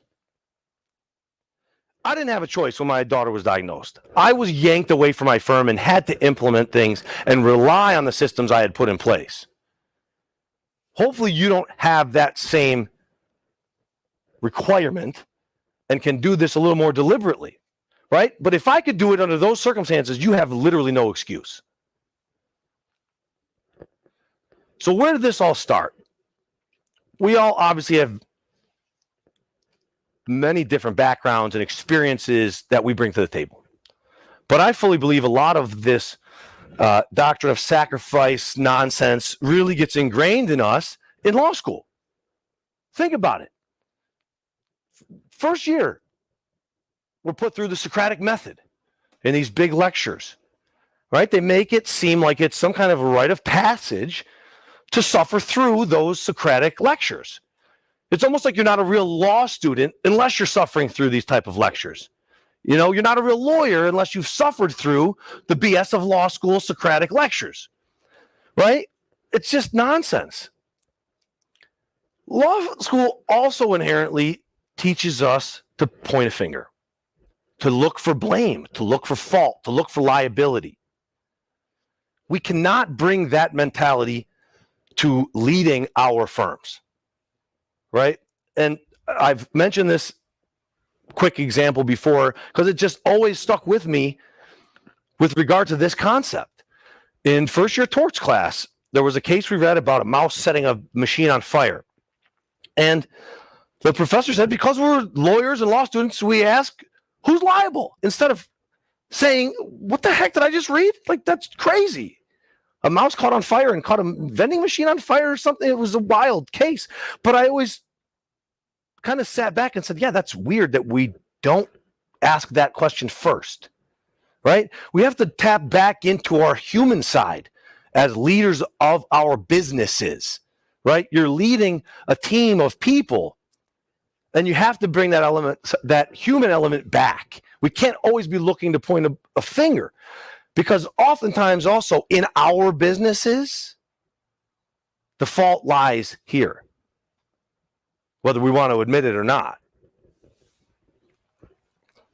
We have to start taking ownership for our own nonsense as the owners of this business, right? We have to start leading with extreme ownership. It's a great book. I highly suggest you take a look at it if you haven't, okay? But one example when I was going through this that popped in my mind was I had two former employees, but at the time it was an attorney, came to me complaining that his paralegal had been doing things not correctly. And I dug in and started asking some questions about what was being done incorrectly. And I cut the attorney off. And I said, no, you know what? That's my fault. I didn't specifically train her on that. I didn't show her where the procedure is on that. Like, I'll own it. And the visual response from the attorney, I'll never forget it. He was really taken back and confused. He was like, why? He's like, no, she messed this up. I said, no, I get it, but I failed in training her. So that is actually my fault. I'll own that. That's not her fault. I didn't give her the proper training or resources to do that. That's the type of extreme ownership you have to take. Not only owning your own actions, owning your own inactions. I failed to train that employee. My associate was complaining about it. I realized it was my deficiency, and I owned it. Once you start taking extreme ownership like that in front of your employees, watch how things change in your practice. Watch how your employees start showing up more. Watch how they start taking ownership of their own roles and responsibilities, of their own errors, right? In my firm, we love mistakes. We don't love for the same mistake to happen over and over again. I love mistakes. That's where the learning happens. That's where the improvement happens, right? That's where you grow. If you're there hovering, making sure no one messes up the first time, there's no learning happening. You're the crutch. So back to where we were, my family, my business, right? We get out of the hospital with Leah around Christmas of 2017. 2018, things are good. Routine scans and checkups. Hire on a couple more people. April, Leah starts acting fussy again. Nothing like before. We decide to get a second opinion in Sloan Kettering in New York City. Turns out cancer's back. It's regrown the size of a golf ball on her left adrenal gland. Needs emergency surgery within the next 10 days. She has a surgery, 9.5-hour surgery on a 10-month-old little girl. And they're finally able to test the tumor. And of course, it comes back with like 5 of the most negative genetic markers you could have. Fastest growing, hardest to kill, most likely to relapse, you name it. So she needs 6 extremely aggressive rounds of chemotherapy to follow. Here we are again, back and forth. Luckily, they could do the chemo at Golisano, which was only an hour from us, but here we are, back and forth. Leah and her mom live 20 of every 30 days for the next 6 or 7 months in the hospital. I'm juggling the other 2, the firm, back and forth. Luckily, we had set up systems, policies, and procedures that allowed for me to do that allowed the firm to sustain, to operate on its own without my hovering and micromanaging. Throughout 2018, fast forward to the end of the year, because of those systems, policies, and procedures we had implemented, we closed out at over 675,000, more than 2xing again, back to back, while this was all going on. After February of 19, chemotherapy is done. We're in the clear, not so much. 6 rounds of immunotherapy in New York City. So this was going to be a game changer, not only for my daughter's treatment, but I wasn't going to be an hour away. I wasn't going to be able to run back and provide support. I wasn't going to be able to put in an hour or 2 a day. I was going to be 4.5 hours away for 8 days straight for 8 months in a row. This was going to test all of the systems, policies, and procedures I had implemented. This was really going to put them to task. You know, and one other fact, any one of these treatments could have killed my daughter, so there was no way I wasn't going to be there. So fast forward through 19, we have revenue growth, nowhere near 2xing. And this is where I want to talk a little bit about my systems that I implemented broke. And that's okay. We all talk about implementing systems, policies, and procedures, but we don't talk about the fact that if you're doing it right, those systems should break. Not right away. You should put in a system that increases your efficiencies, streamlines whatever process or procedure you're working on, and makes it such that you can now scale your volume to a point where that system now breaks because it wasn't built for that type of volume. That's doing it right. That's why it's a constant evolution of fixing and tweaking the policy, systems, and procedures that you implement. My systems broke in 2019. We had revenue growth, but it allowed us to tweak those, make them better, make them more streamlined, make them more efficient, hire on additional staff where we could carve out a little more specific roles and responsibilities for people, right? So we were up to about 6 employees. We had some revenue growth, but it allowed us to pivot, tweak, and correct these broken systems. So fast forward through 2020, right? The pandemic year, crazy, wild, up by me in New York, 100-plus-year-old law firms going out of business left and right. We had a 49% growth over 2019. Fast forward to the end of 2020, Law Firm 500 named us the 36th fastest growing law firm in the nation based on our revenue growth from 16 to 19. Okay. The next year, we slid to about 39th. We're onboarding 2 more attorneys. We'll be at 14 staff, and we're on a run rate this year to 2x, maybe 3x last year. Okay. Give me a 2 in the chat if this is resonating with you guys. Got to make sure you're awake out there. Come on. There we go. So, how do I lead my team? I lead with happiness. And my parents will tell you probably that I was always a very happy child, overly optimistic about just about everything. Another great book I would suggest is The Happiness Advantage. And that's great because it breaks down the old chicken and the egg debate with happiness and success. The guy who wrote it is a Harvard grad, and it's a legitimate study done on whether successful people are happy because they're successful, or they're successful because they're happy. Which comes first? Well, I would suggest to you The Happiness Advantage. The book suggests to you, and every study I've seen on the topic suggests to you that it is always happiness. So, again, I got 3 main things I would hope that you guys take away from this at a minimum, right? One is keep your family close. Obviously, I'm proof positive that things can unfortunately change overnight, right? Number 2 is semantics are everything, but more so the semantics used in your daily self-talk, okay? And the third thing is lead with happiness. Okay, this is the way I break it down, and it's a bit of a mindset shift, and it's a little bit difficult for people to understand. But we chase not the thing that we long for, right? We chase the feeling. What do I mean by that, right? Somebody out there's going, yeah, right, I want the Ferrari. No, I want the big house. I get it. But we don't chase that thing. We chase the feeling we inherently believe that thing will bring us, right? If having a 10,000 square foot home drove you nuts, like, oh my God, I'm gonna have to pay taxes. I'm gonna have to get a cleaning lady. That's so much house to clean. I'm gonna spend $100,000 furnishing the thing. I got to get a landscaper. You know what the electrical bill is gonna be for 10,000 square feet? Forget it. Oh my God, what my homeowner's insurance gonna be? Look at all those windows. I gotta clean all those windows. If that's actually how you felt about owning a big house, you would have no interest actually obtaining a big house, right?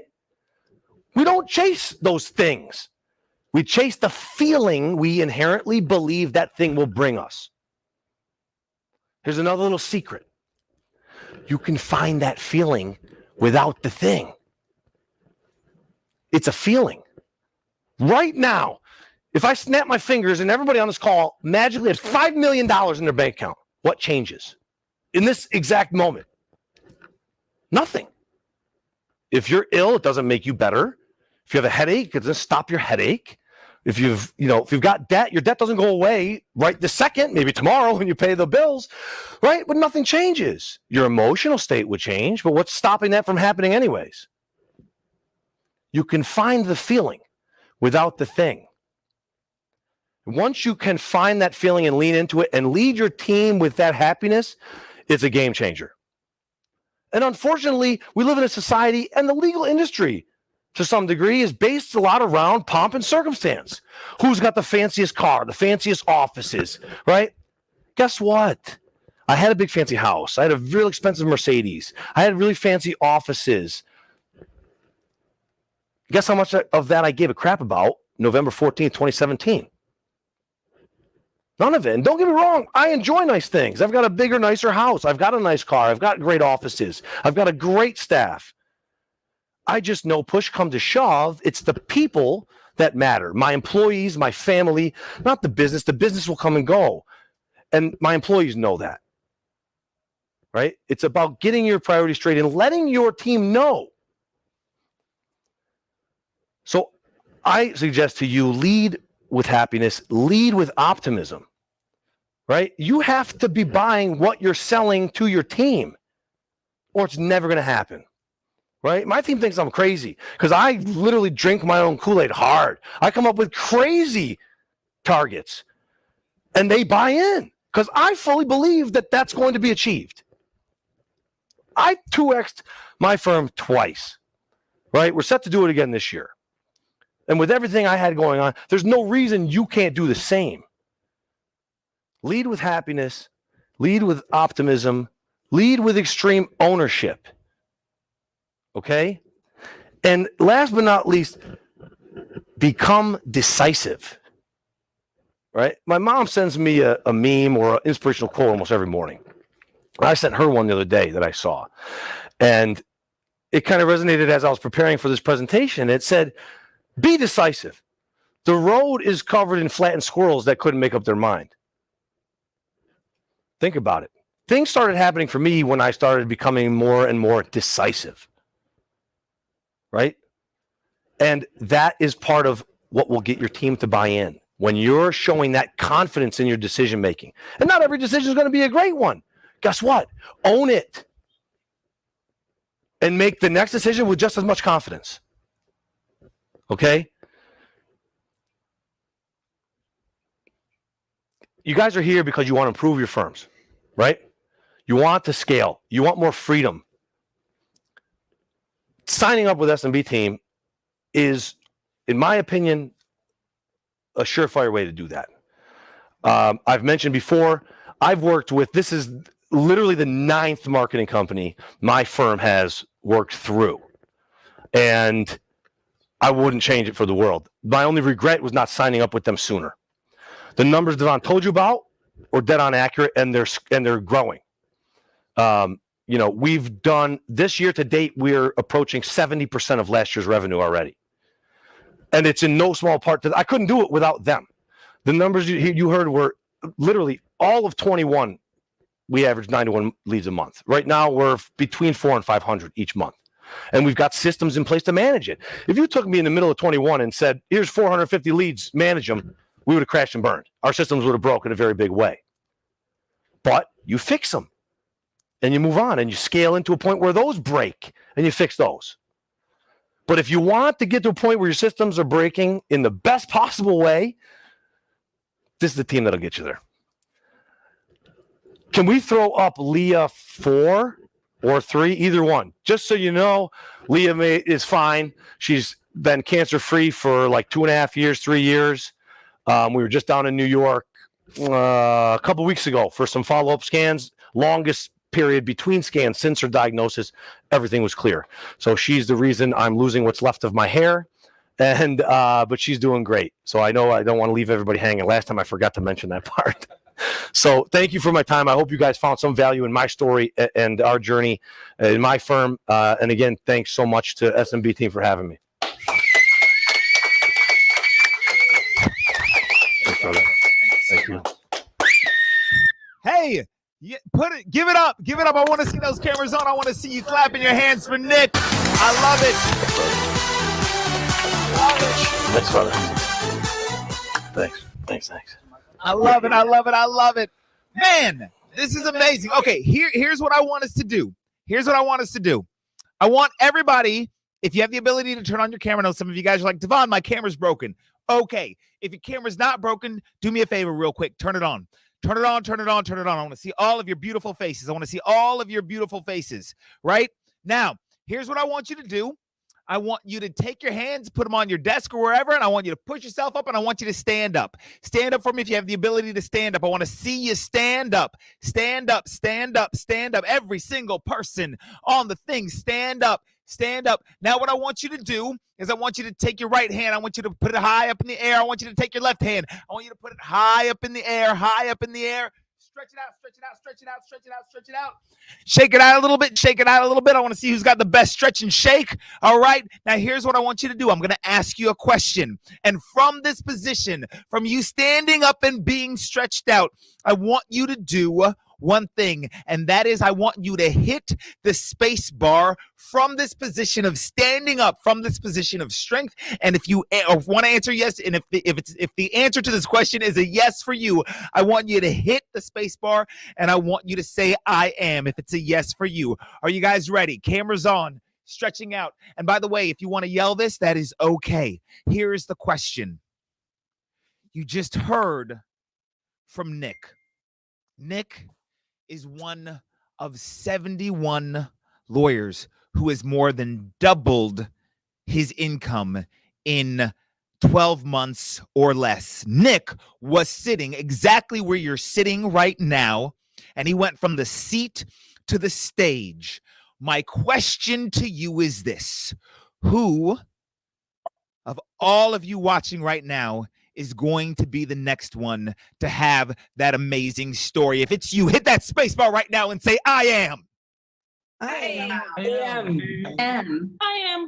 love it. I am. I love it. And if your mic is broken and you're typing it in the chat, that is amazing. I love it. Okay, have a seat, even though we're going to keep that energy up. I am. Hey, even if it's 3 minutes late, I don't care, whatever. Just jump in and say I am whenever. That is a yes for me. I love it. Oh, we've been talking. You can have a seat, but keep those cameras on. Keep that energy up. Give me 2 thumbs up if you're with me. I'm looking at you guys right now. Give me 2 thumbs up I love it. All right. We have been talking about the 71 law firms who have more than doubled their firms in 12 months or less, right? Like I said, Nick was just an example of that.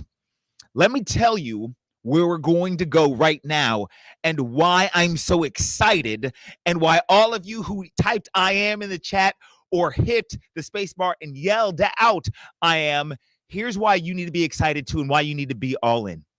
Because in this next session, what Bill is going to do is he's going to peel back the curtain and show you exactly what those 71 law firms did to get those amazing results. He's going to peel back the curtain, and he's going to show you 10 exact case studies from 10 different practice areas, showing you exactly how they did it. Plus, he's going to share with you a way to work with us that has never been shared before and may never be shared again. The bottom line is what's about to happen right now is that if this is you and this is your 3-year vision, all of the barriers standing between you and your 3-year vision are about to be destroyed. And I'm so excited for you for that. So ladies and gentlemen, if you're ready, and I know you are, I want you to make sure your cameras are up, your energy is high, you're sitting up tall in your chair. I want to see you clapping and actually making noise as you help me welcome back to the stage, Mr. Bill Hauser.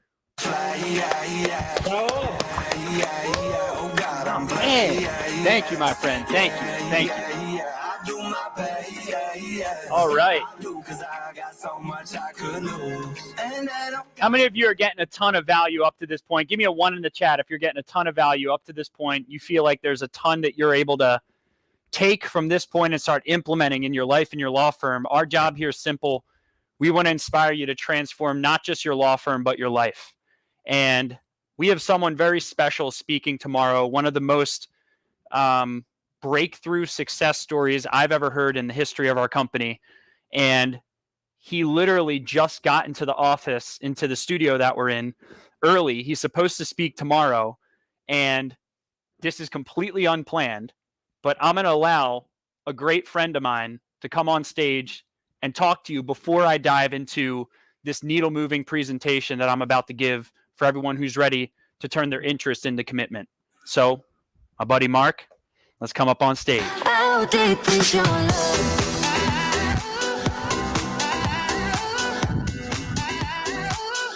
Familiar faces out there in the audience. What's going on, everyone? My name is Mark Real. I am the founder and CEO of Real Fathers Rights.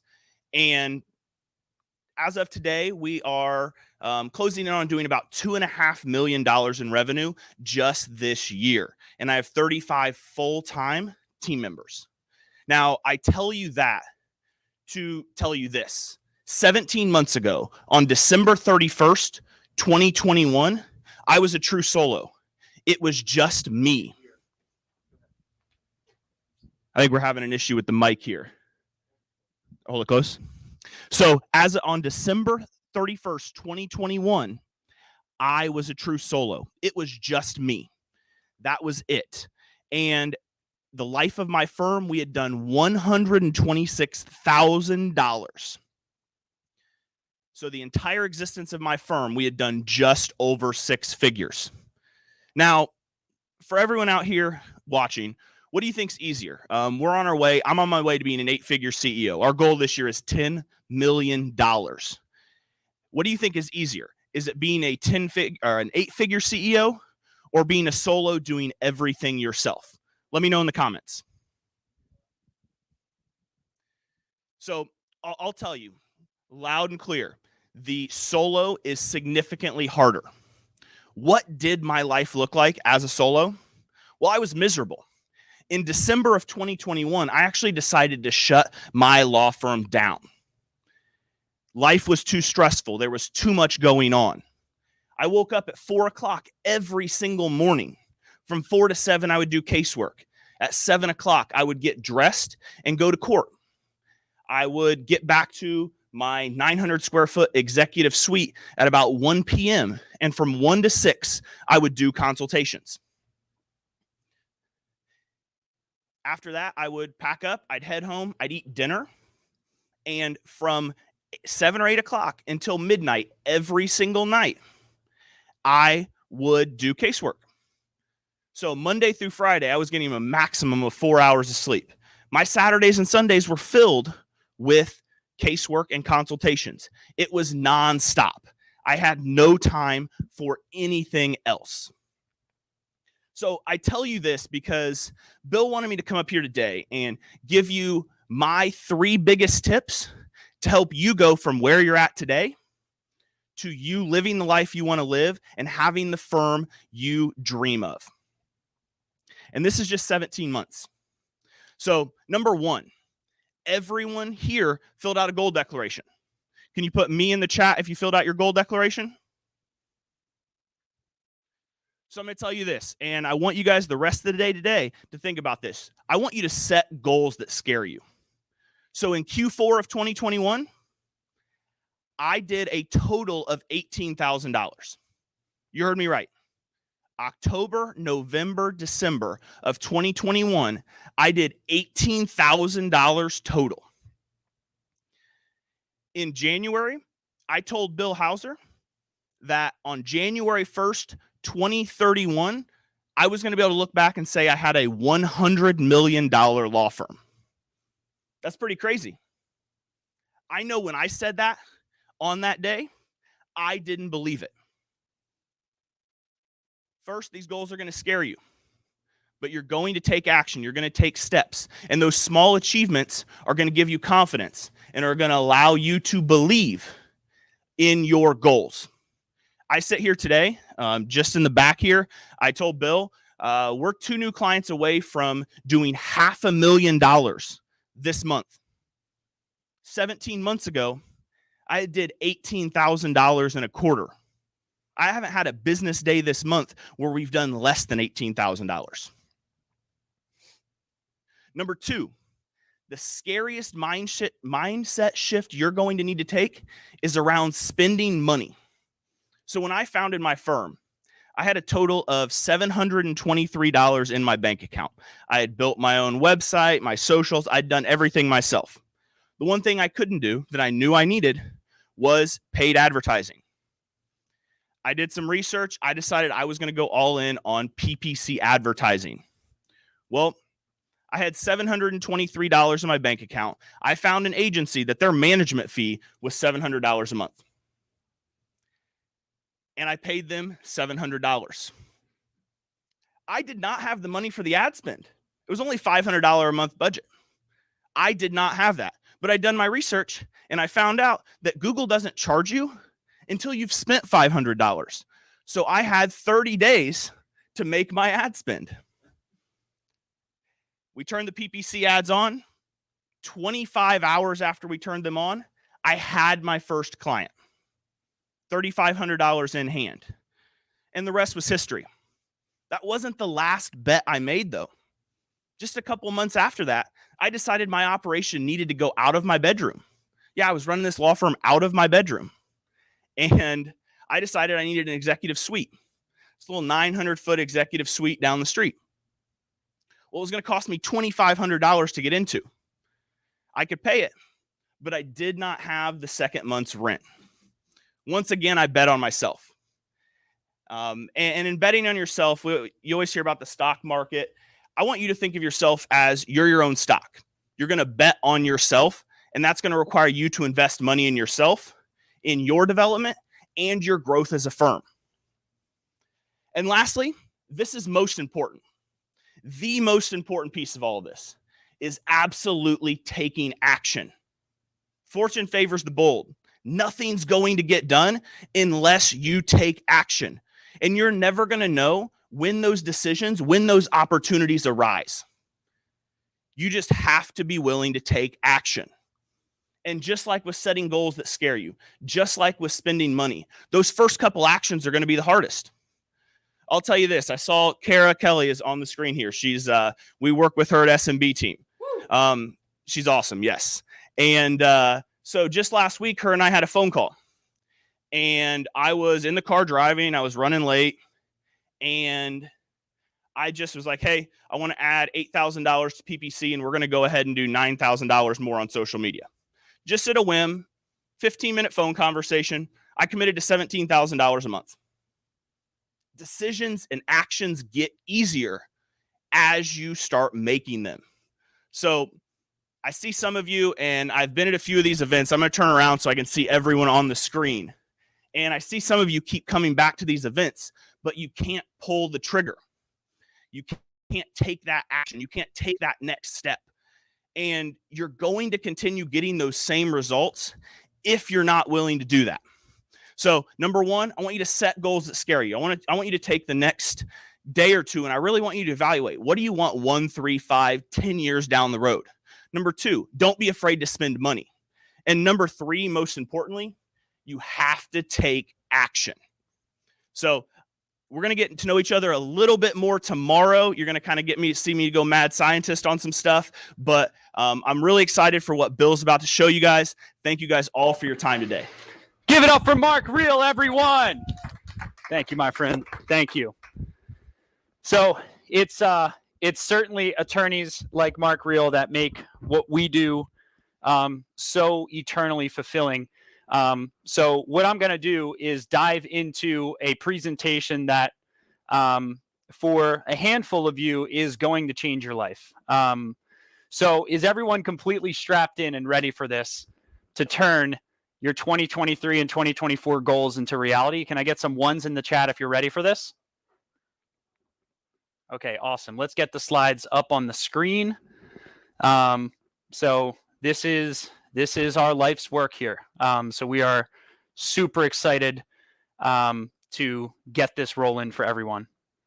So so far we have covered a lot of information. I want to ask everyone, give me a 1 in the chat if you're happy that you came to the boot camp thus far. Let me get some 1s in the chat if that's you. Give me a 1 in the chat if you feel more capable of dominating your market. Give me a 1 in the chat. Do you realize the edge that you have over your competition if you implement everything you just learned? Thank you for all the 1s, my friends. Can you see yourself executing on what you learned up to this point? Give me some more 1s in the chat if that's you. So I have 2 very simple goals of this presentation. My first goal is I'm going to show you the exact strategy that doubled 71 law firms' revenues in the last 12 months with an average revenue growth rate of our 400 clients of 81% in 1 year of our clients. And then at the end of this, if I deliver on that promise, I'm going to then offer 20 attorneys who are here something that's added over $1 million to dozens of law firms for less than the cost of 1 full-time employee, along with something brand new that we've never offered before, ever at one of our events, ever. So let me ask you this. Does anyone here want to learn the exact literal plan with screenshots that doubled 71 law firms? Can I get some 1s in the chat if that's you? Okay. And if I deliver on that, okay, do I have your permission to give you an offer at the end of this presentation if I deliver on that promise of showing you literally exactly how they did that? Can I get some 1s in the chat if that's you? Okay. So when Andy and I do events like this, we really have 2 choices. We can just give you all this free information and then let you go into do-it-yourself territory, or we can extend you an opportunity to actually work with us so that you can supercharge your success. Because ultimately, when you come to an event like this, you're fighting against your old habits, right? I look at it kind of like a fork in the road where you can either turn right towards your old ways of doing things, or you can turn left and embrace a new approach, right? I kind of look at it like turning right is more of the same. Turning left is embracing growth and embracing a bigger future for yourself. Because honestly, what we do here is a moral obligation to us. It really is a moral obligation. I mean, it's your stories that inspire us. I mean, I could read through Katie Charleston saying SMB team, has a great coaching program, marketing program, did an exceptional job with my ad campaign management, strategic planning for growth. Most importantly, since joining SMB team, she doubled her annual revenues in 6 to 7 months, increased the size of her firm by adding an attorney, legal assistant, and intake coordinator, and also expanded her office locations. It's the attorneys like David Bruno, who spoke yesterday, who met us in 2020, and our free content led to him working with all of our paid services, and he 5x'd his firm in 1 year. That's the attorneys like Derek Martin, who says, my firm's been in the SMB coaching and marketing program for over a year now. His firm doubled, not 1 year, but 2 years in a row, his revenues doubled. But more importantly, he went from having a job to owning a business. Phil Roos went from $590K in 2020 to over $1.4 million in his first 2 years with us, and now is on track to break $2 million by the end of this year. This is Rob Shelley, who went 2.25x in just a few months of joining us. This is why we do what we do. This is Chad Petrowski, who was away for 2 weeks, and his firm was fully functioning, making money while he was gone. That's the freedom component, self-management that we talk about. And Mark Reel, who you just heard from. This is the first text I got from him when he told me that what he made in an entire year was what he made in a week. And you'll see my response to him was, next stop is 100K a day. Well, update. This is a text I got from Mark actually last month when he screenshotted me that he did $494,000 last month in April. And you just heard that he's 2 clients away this month from exceeding $500,000 in revenue in just 17 months of rolling out the strategy that I'm about to show you. And still the record in our program is Mark Sweet, who went from 0 to $11.25 million in 3 years from scratch in personal injury. So we do this for stories like this. Brad Bascom, they're going to be speaking tomorrow, who their entire life changed when they embraced the strategies that I'm about to show you right now. And it makes me emotional when I read this stuff, because this is why we do what we do. If you look at the bottom line, he said, I really appreciate that you're invested in making us better people as well as business owners, because all of this ties together. It's not just the law firm. It's about your life. Okay. Give me a 1 in the chat if you agree with that. It's not just about growing the law firm. It's about building a vibrant, filled, all-encompassing life, and having the law firm be the vehicle for that, right? So I want you to give a huge round of applause to these attorneys, because these are the reason that we do what we do. Can everyone unmute and say, thank you, attorneys? Thank you, attorneys. Let me hear some more. Thank you, attorneys. Give it in the chat. Say it out loud. Go ahead. Thank you, attorney. Thank you for unmuting. Thank you, attorney. So this is why we do what we do. And you could read even more stories. It's kind of hard to fabricate the crazy stories that we get in our Google profile. Still to this date, we haven't received one-star review in 5 years and 5.5 years since starting our company. But more importantly, the stories in these testimonials are things you can go read yourself right now. And they're why we do what we do, quite frankly. The reason I show you all this information is because my claim is very simple. You can double your revenues, profits, and freedom in under 12 months. Okay? It's not me saying that. This is the chain of events here. In early 2021, we started rolling out the strategy I'm about to show you. 9 lawyers doubled their revenues. By the end of that year, 24 lawyers doubled their revenues. And like we've been telling you throughout this entire event, in the last 12 months, 71 law firm owners, using what I'm about to show you, doubled their revenues in the last 12 months in 12 months in their law firm, year-over-year revenue growth, right? This is across 14 practice areas from $125,000 to $11.25 million a year. High and low competition markets from $1,000 to $200,000 a month in ad budget, marketing beginners, experts, 1 to 50 staff size, no people who have no coaches, people who have up to 4 coaches who work with us. So it has nothing to do with any of these factors. So how many of you actually want to hold a 2X award when 1 year from today hits? Give me a 1 in the chat if that's you. That you actually want to hold one of these 2X awards and actually be interviewed on stage like Devon said. Every person you've heard from up to this point was someone actually where you're at. This is real for you, right? How many of you want to hold $1 million added award, which we've given out dozens and dozens? Andy's given out dozens of these. How many of you, let me ask, can you guys see my slides? It looks like it's, do you see Hollyland on the slides, or do you see the deck that I just had? Oh, okay. We're going to get the slides up in a second. How many of you actually want to double your revenues 2 years in a row?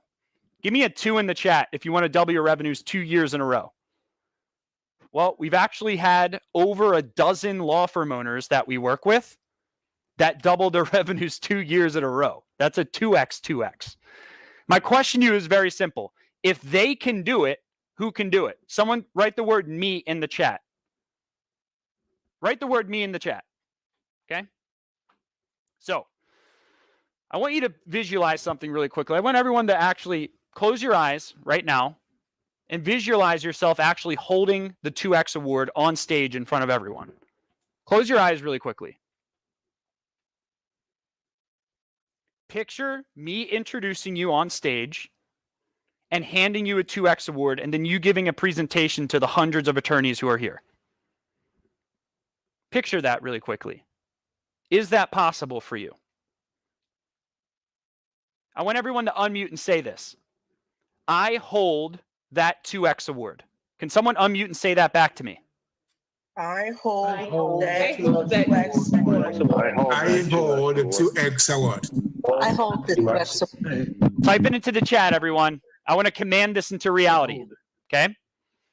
Yes, you're going to be blushing when you make your speech, but you're also going to be inspiring a lot of people when you make that speech. Okay? So, 17 months ago, Andy and I had to make one of the hardest decisions in our lives. And that was the decision to compete or collaborate. Andy and I, we became best friends when I met him very quickly. We started meeting every single week. Andy was really strong in website and SEO and social media marketing, and was leading a marketing coaching program that's second to none in the legal industry. I was running a management coaching program for lawyers and a paid advertising on Google product. And we had a very tough decision to make, is did we want to compete against each other or collaborate? See, what's interesting is when Andy and I both got started in the legal business, we didn't set out to build coaching companies. We set out to build marketing companies, but very quickly we learned that lawyers needed a lot more than just marketing. How many of you can understand what I'm saying here? You need a lot more than just leads. You need like a business infrastructure and knowing how to scale and hire and actually scale the firm and have it remain profitable and hold team members accountable and solve all the problems that inevitably come up, right? So my company was running a premium strategy called G3 for attorneys, which was Google paid advertising along with management coaching. And Andy's company was running premium SEO and websites, social media marketing, and law firm marketing coaching. And we asked ourselves, what if we could put this all under one umbrella? How amazing would that be that you get world-class marketing coaching, management coaching, and full stack marketing across all those categories, right? Could that solve all the problems of law firm owners? And as of January 2022, just around 17 months ago, we're not separate companies anymore. We've gone all in together. We merged our companies, and it's because of the impact that we want to have on the legal industry. I believed in Andy's company so much, I paid $1 million to partner with him. $1 million that I didn't have, by the way. The problem is when we merged our products and services together, the price was $151,928 per year, right?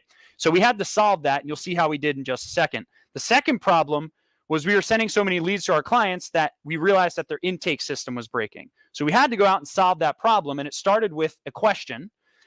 Can we handle attorneys marketing? Can we help you grow through coaching you through business strategies to reach that 8-figure mark in your law firm or breach the 8-figure mark in your law firm? And at the same time, can we revolutionize your intake all under one umbrella? So we ended up partnering with Ethan Ostroff, who lives actually very close to my office out of happenstance. I meet with him. I realized this amazing virtual assistant process he built for his dad's firm. And he tells me all of these amazing results that he's built through his virtual assistant company, following up with leads 15 times, 15-minute lead response times, all these amazing things, saving attorneys time by following up with and answering leads way better than answering services. And ultimately, it led to a 200% increase in right fit lead conversion rate. So as of January 2023, 2 years in a row, we have now gone through 2 mergers. Andy and I merged our companies. And now, as of just a few months ago, Ethan merged his company, Turnkey Operations, into our company. So now we're one. So give it up for mergers and acquisitions. Woohoo! Give me a 1 in the chat. All right. So this is all because we want to have the highest impact on the legal industry, right? And we want to start backwards from what lawyers need, not just what we want, what we're skilled at, right? Because oftentimes these two things can tug at each other. So now we've built a comprehensive set of solutions under one umbrella that I'm going to break down for you. So before I show you exactly how the 71 law firm owners did it, can I get a 1 in the chat if you commit to the following 3 commitments? Number 1, I am clear and committed to my 3-year vision. I commit. Give me a 1 in the chat if you commit to this. Otherwise, what I'm about to show you is not going to work. Number 2, give me a 1 in the chat. I can invest 20% of my 2023 goal on marketing. Give me another 1 in the chat for that. Number 3, I trust that Andy and Bill, based on the evidence that we've given, all the clients you've heard from up to this point, the information we've shared with you, that we can actually help you based on the evidence shared up to this point. Give me a 1 in the chat if that's you. Okay, thank you, everyone. When I'm asking you to make these 3 commitments to me, it's kind of like the diagram I showed you earlier today. I'm asking you to commit first and force that through a period of courage. So you earn a new capability and you end with the confidence that you could have and did grow your law firm at the rate you wanted to. Remember this, commitments are made in the wallet and the calendar, like I shared earlier, right? Don't tell me what you're committed to. Show me what you're committed to. So today you get an opportunity to commit to your future. And 1/2 of what I'm going to be breaking down here is the exact process where we help build the operations behind a scaling law firm, which is called Elite Coach Squared. Okay. This is the exact process that the attorneys who have doubled their revenue have followed. The first step is to create a searingly clear, vivid vision.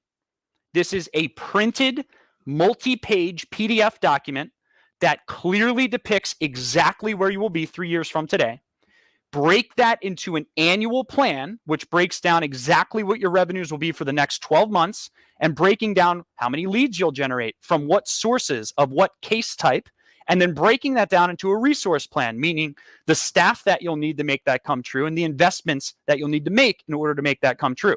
And from the annual plan, you're then able to reverse engineer into what are called quarterly boulders. Okay, these are quarterly goals that you set for the law firm every 3 months. And we follow a very nuanced process for this, which I'll break down in just a second. My first vivid vision was embarrassing, quite frankly. I rolled this out to my company. I felt like a doofus when I rolled this out because I didn't believe it was actually going to happen. But I learned this from my coach, Cameron Herold, the former chief operating officer of 1-800-GOT-JUNK. He said, just roll it out, Bill. I rolled out this vision. It said we were going to do $20 million by this year. I was scared. I felt like I'd be a fraud if I didn't reach this goal and the whole team would laugh at me. And lo and behold, 5 years ago, I had 0 employees and 1 believer, my amazing wife, Emily. Give it up for significant others. Give me a 1 in the chat for significant others. I had 1 person that believed in me. 1 person, right?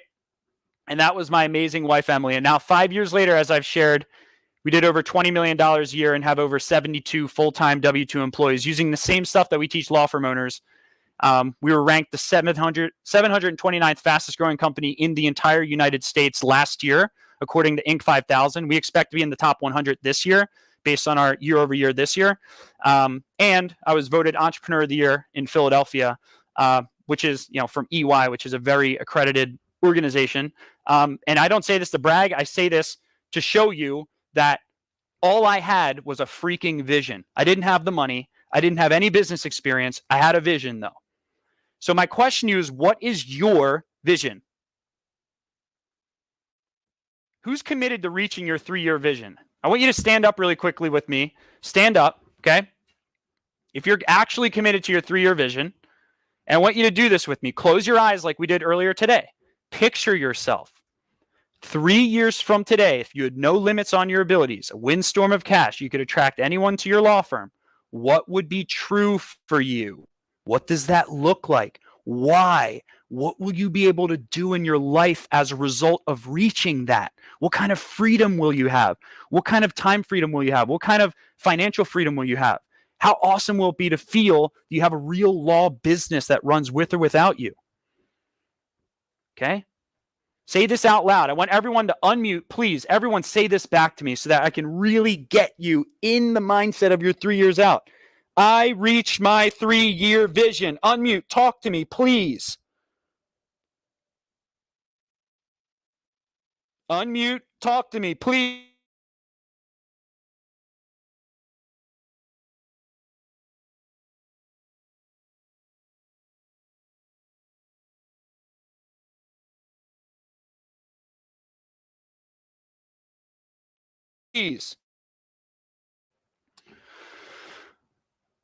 So let's say that your vision leads to a goal of adding $1.2 million in the next year to your law firm. This is the annual plan template that I'm talking about. I don't need you to tell me you're going to grow your law firm by $1.2 million. I need you to show me.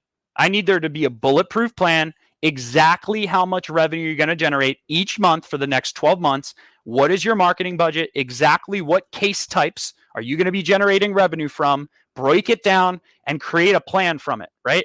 From that, I need you to brainstorm out quarterly boulders. This is, you just is everyone here capable of brainstorming? Give me a 1 in the chat if you're capable of just brainstorming out the potential strategies. This is my first time I brainstormed out how I was going to set quarterly goals for myself. Started on a whiteboard. I had an annual plan and I brainstormed it out. And then I started selecting goals for my business as a whole. I selected no more than 6 goals across the entire company, and I balanced them across 5 key performance indicator areas, and I tied numbers to every single one of them, and the results were absolutely phenomenal. I started getting clear on my roles and responsibilities. What is everyone's job title in my business, and what are they responsible for? And I ended up breaking that down into individual team member accountability cards, where we now document the key performance indicators, the numbers that every single member of our team is held accountable to, right? I show you this because it's not theory. There is a process for going from big picture to individual accountability on a weekly, monthly, and even daily basis to make sure that you reach your goals.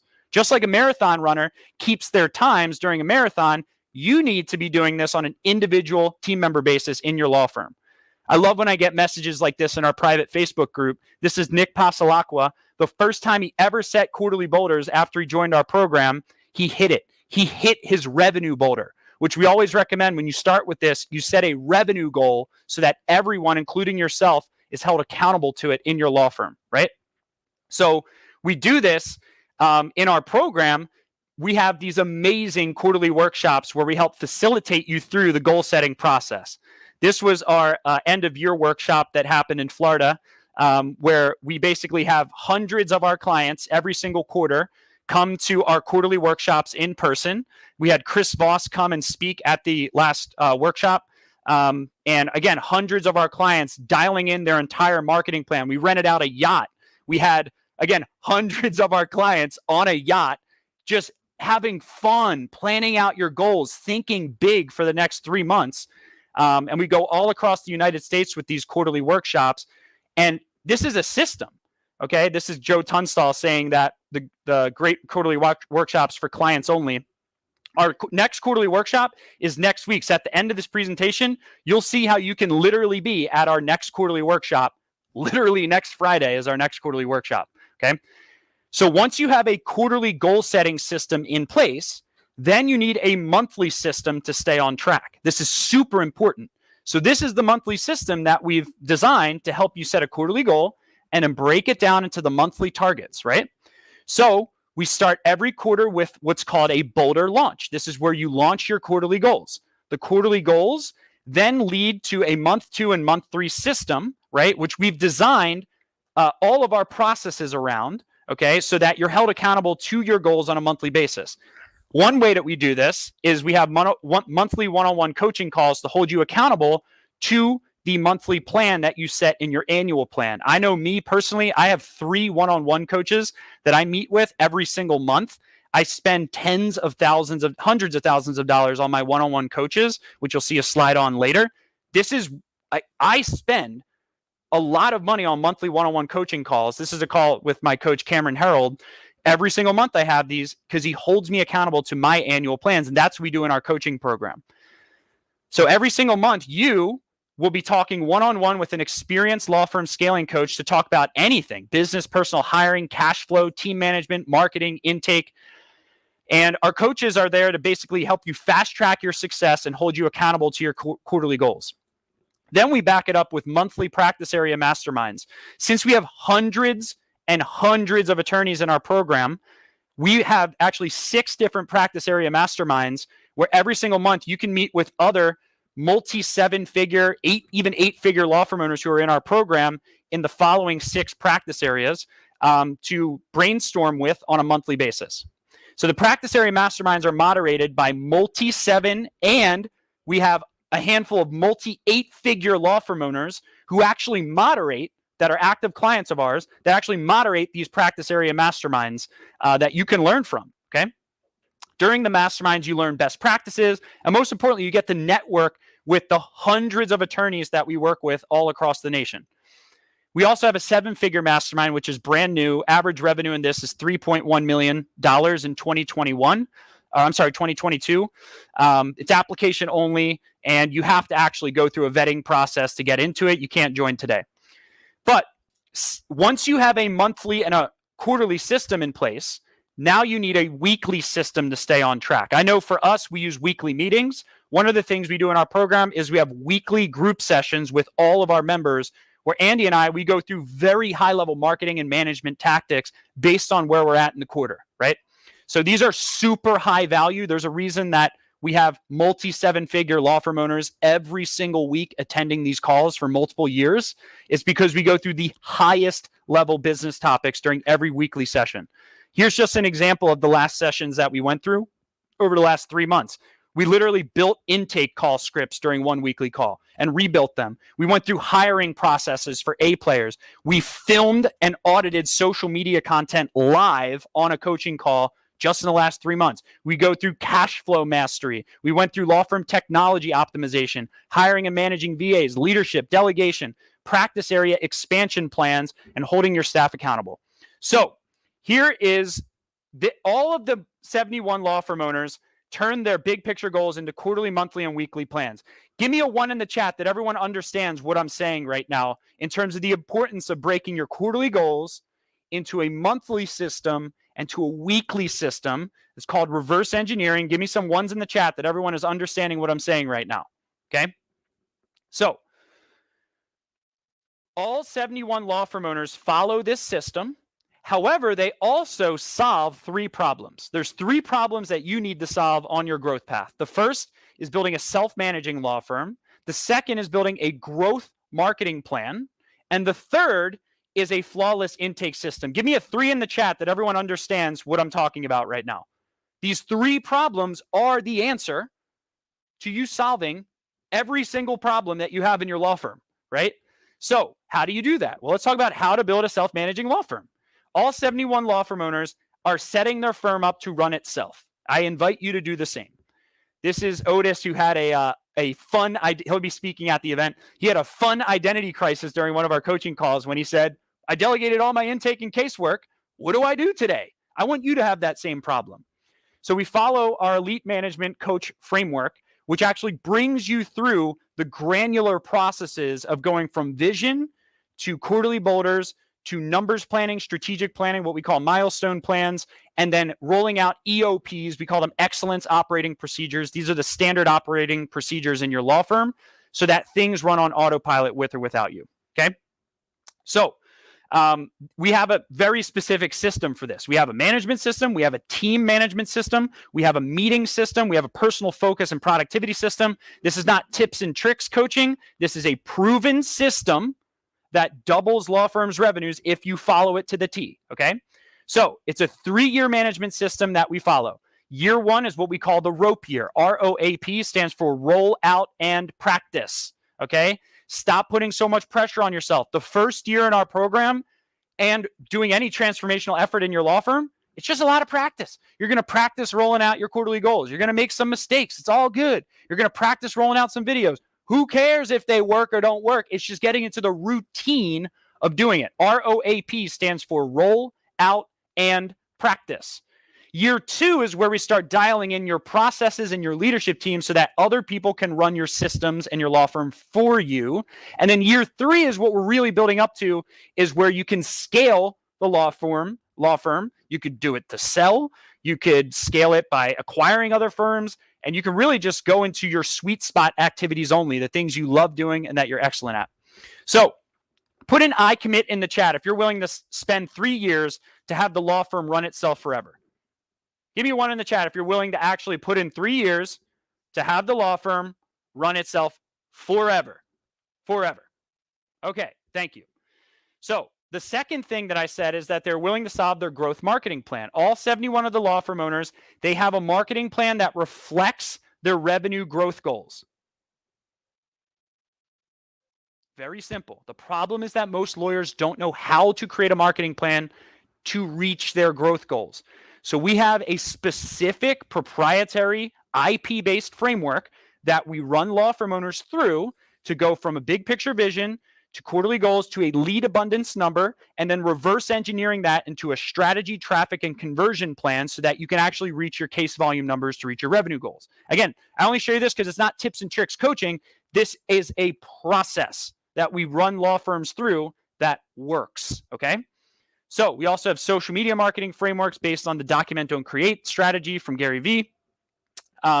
And Ed Massey said that these frameworks are one of the most helpful marketing tools that he has ever been taught in his 48 years of practice.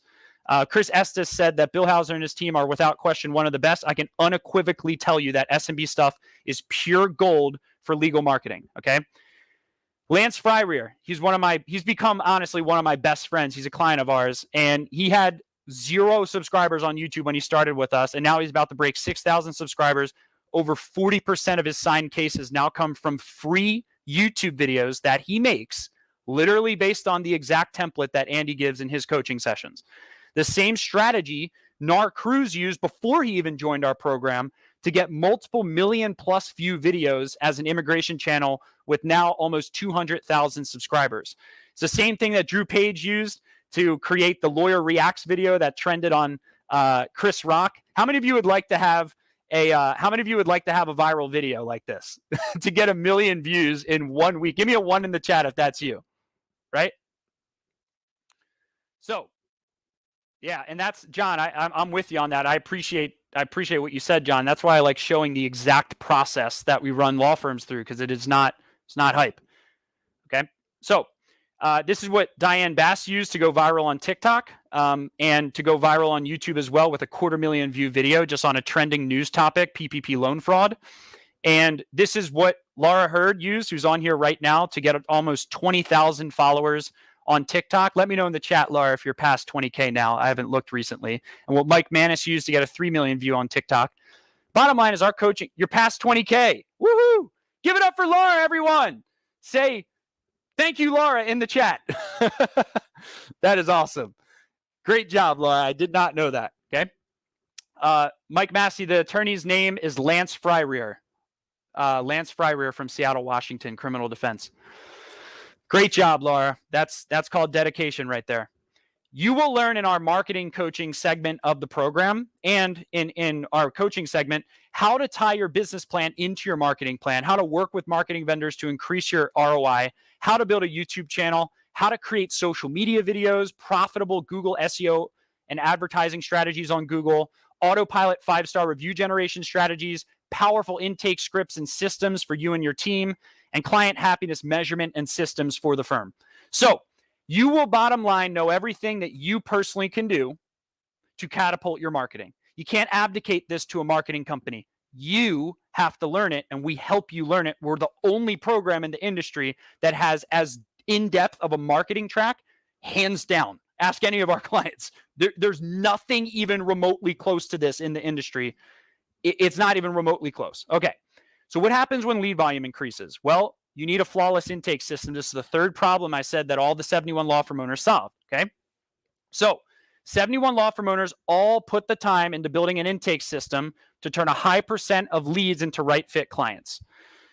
And we have a sales training university that helps you do this with literal exact scripts for every single part of your sales process, including how to do a needs analysis, okay, using the share, ask, listen, reply model. Exactly words and phrases that you can use at the end of a new client call to ask them through a closing phrase, as we call it, to move forward with you. Most attorneys end calls going, you have any questions? And especially your intake team, they're not trained on how to close, right? This is costing you so much freaking money.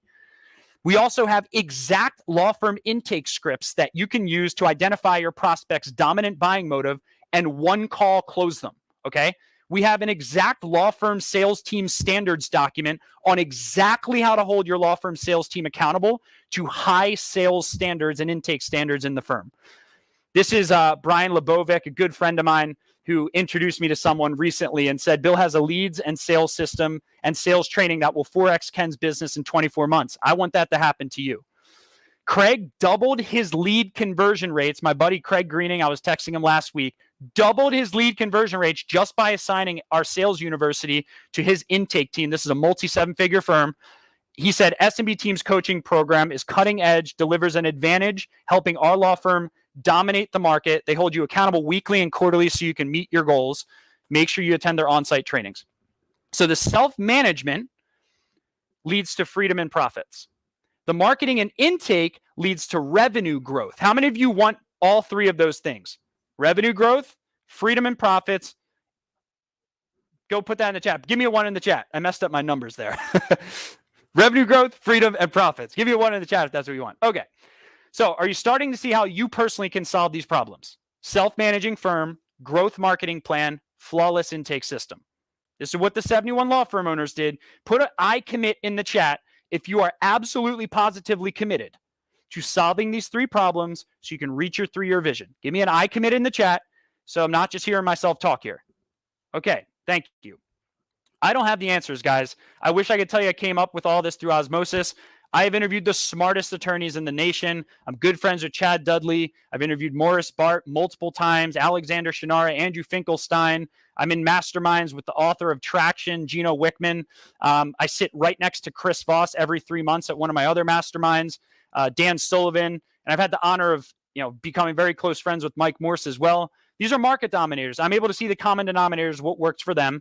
Not to mention, this is the exact $558,500 per year learning budget that I invest and Andy invests in our personal development. This is the exact list of mentors. Like, I'm not telling you need to invest in your learning and then not doing it myself. These are the exact list of mentors that I shell out money to learn from. You'll notice one is a brand new one, $500 million CEO coach and an outbound marketing coach, which collectively we pay over $300,000 a year to teach us, right? Because I know where the hell I'm going. I'm not willing to waste time by thinking I'm going to come up with all the answers myself. That's why I invest in coaching. So why would I ever pay $558,000 a year for coaching? Well, let me ask you this. What's your 3-year vision? What do you think is going to be your biggest expense getting to that 3-year vision? Well, my invitation to you is that your biggest expense when going to your 3-year vision is actually the gap between where you're at right now and that 3-year vision. My question to you is, are you going to pay life the difference between where you're at now and your 3-year vision year over year over year? Or are you going to pay someone else to give you the lessons so that you don't have to pay life that tax? That's how I look at it. Not to mention the almost $5 million a year that we spend on our own marketing and the $102 million a year that we manage or advise on in attorney marketing spend per year.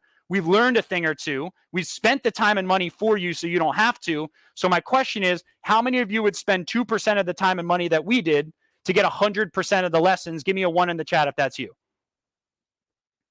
Thank the Lord I'm in the right room. This is what the 71 firms who doubled did. It's all happens in what's called Coach Squared. Average revenue in this, $1.1 million a year. We have firms, again, you just heard from firms that were doing $100,000 a year that went to, now almost $5 million or $500,000 a month. You heard from Mark Reel. But the average revenue in our coaching program is $1.1 million. If you're below that, great. You get to learn from people doing more than you. So it's built for lawyers who have a 3-year mindset, big goals for their future, and want to build a real business. Gary Medlin said, don't use them unless you're ready for extremely fast growth. If you don't have the time, that is exactly why you should join. That's why you would be joining the program, is to buy back your time. It's only 1 call per week. So it's not about not having the time. It starts with 1 call per week. Everything else can be delegated to your team. If you don't have a big team, great. As you hire your team, you'll be assigning trainings to members of your team so that everyone on your law firm's team benefits from the coaching, not just you. So in summary, you're going to be getting in-person and or virtual quarterly workshops, monthly practice area masterminds, monthly one-on-one accountability calls, weekly coaching sessions for the whole group, and will help you set your quarterly boulders during your onboarding process. You get access to 3+ years of searchable solutions in our on-demand portal, okay? You get crash courses on our self-management system, lead generation system, intake mastery system, hiring A-players system, KPIs and team bonus system, not to mention our sales training university, our Grand Lawyer Marketing Plan program, which Katie Hogan said she discovered more than she ever could about PPC, Google Ads, website setup, and so much more from just the Grand Lawyer Marketing Plan program. You get Andy's Legal Marketing Academy, Law Firm PR Playbook, and how to turn more leads into open cases. This is from Kevin Hazlett. How many leads per day was he getting, Andy? Kevin Hazlett was getting 100 leads per day, and he literally opened up the hood on exactly how he does intake at 40% conversion rates. And Andy's $50,000 social media marketing for lawyers masterclass, which he literally charged $50,000 for, you get access to as part of our coaching program. Multiple seats, you can invite 2 staff and unlimited attorneys, and you get access to our SMB Mentor member directory where you can just literally reach out to any of the heavy hitters in our program, okay? So you get live and on-demand access to all the live trainings that we give on a weekly, monthly, and quarterly basis, and all the pre-recorded on-demand trainings. Now, 17 months ago, our clients paid $80,172 a year for this based on the combined price of Andy's coaching and my coaching.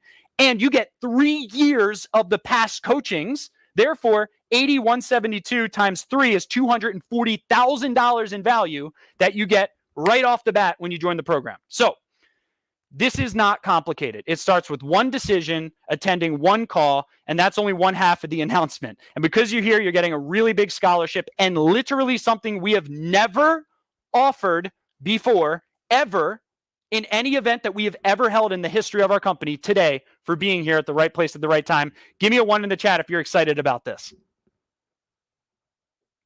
Okay, that's only half of the offer, guys. That's only half. Everything I just went through is half, okay? Here's the second half. You're going to get access to 2 weeks live of our coaching. See for yourself, risk-free. I'll show you how at the end of the presentation. Nar said he joined the best coaching program on the market, okay? Kayleen said she's currently in the mastermind group and would give it 1,000 stars if I could. SMB team will wake up that sleeping giant inside of you and give you all the tools you need to dominate your market. Suzanne said, having been involved with SMB since the outset, I love this group. I have been with other coaches who have been helpful, but SMB takes it up a few notches. Phil Calandrino said, I strongly recommend the coaching program to any lawyer considering their services. It's well worth it. This is a lawyer that we doubled the revenues of, giving us a referral. Okay. This is what we ultimately want to create with you as a lifelong partnership. Like our friend Deidre texted us saying, I never plan to leave SMB. So that's only half of the offer, the coaching portion. Now I'm going to break down the full service marketing portion, which is insane what I'm about to show you. Okay. So it's called Elite 360 Max when you combine the marketing and the coaching together. There's only really 30. If we look at the top 30 websites in the world, there's only a handful of websites that lawyers can show advertisements on, okay? You have the Google and YouTube bucket. You have the Facebook and Instagram bucket. You have the LinkedIn bucket, which is owned by Microsoft, LinkedIn, and Bing. And you have TikTok. And you can't even show ads on TikTok. So I like to break it down into 5 categories. And you have Twitter as well, which is a top traffic website. You really only have a couple of buckets. If you're B2B, okay, you can look into LinkedIn. But for most B2C attorneys, you really only have 2 buckets. And keep in mind, we marketed to lawyers for this event. And how much of our budget do you think we spent on Facebook rather than LinkedIn? We spent 85% of our budget on Facebook, not LinkedIn, because even Facebook works better for B2B than LinkedIn.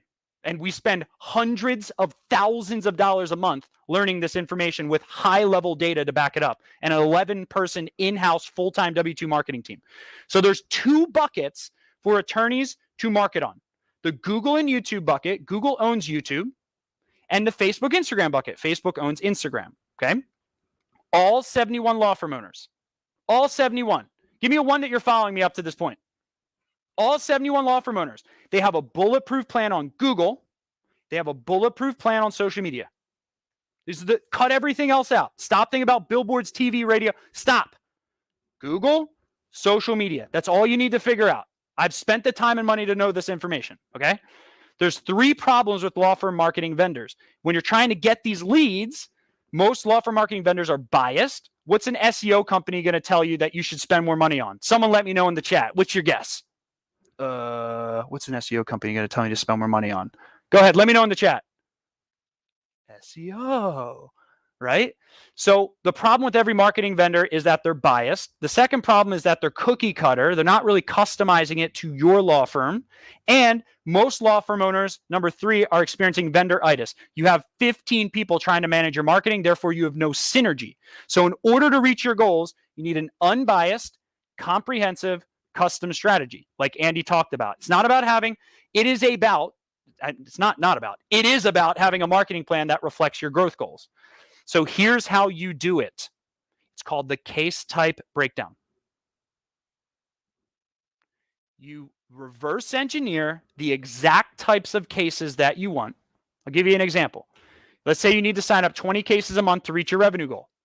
You back into, okay, how many of each case type within those 20 cases a month do I want to generate?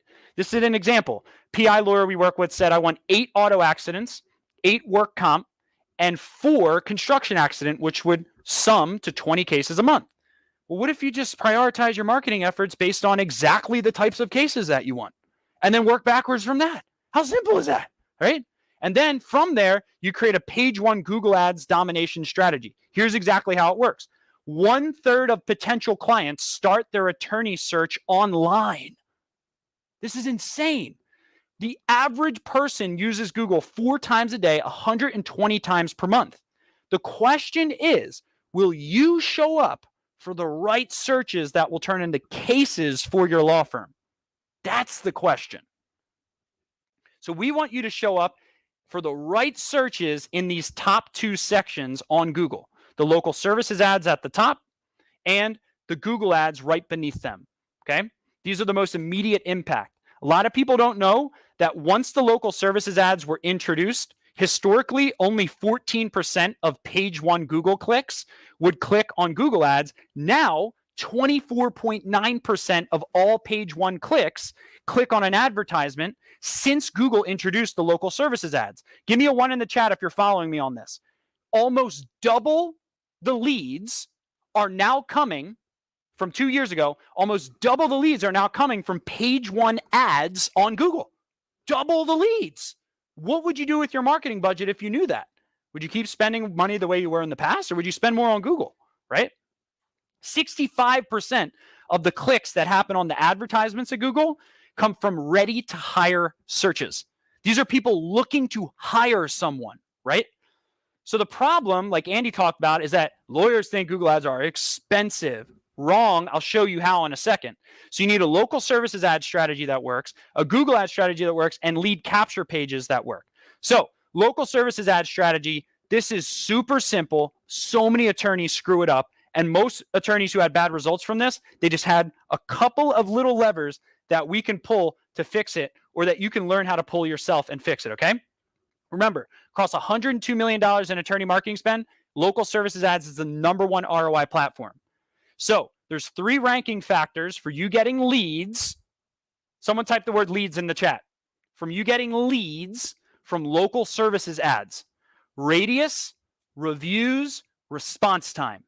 Working backwards from this, okay, you're then able to select the right categories, the right sub-practice area categories. You're able to decide if in your state you're able to set up a trade name. I know in some states you can't do that. We have attorneys who have 10x'd their ROI just by renaming what their law firm says on Google and making it an actual differentiator with a unique selling proposition in it. And make sure you do not select minimum cost per lead targeting. This is some Spidey level stuff that we do to increase ROI. We have an LSA bidding secret that can double your lead volume and quality in local services ads if you work with us. The bottom line is this: whether you work with us or not, you have to set a monthly budget for these ads. Google assigns a cost per lead based on the competitiveness of your geography and the case type that you want to target. And then you only pay for qualified leads based on the budget that you set. It couldn't be any simpler than this. This is the fastest ROI and best ROI platform of all 2022 if you set it up right and you embrace the 3 R's, okay? This alone, I have seen add to $1 million to law firms, okay? The second thing is your search ad strategy. This is what you do beneath the local services ads. I know for us, this added $1 million to my business in 1 year by marketing to attorneys, right? When we had our law firm PPC ads.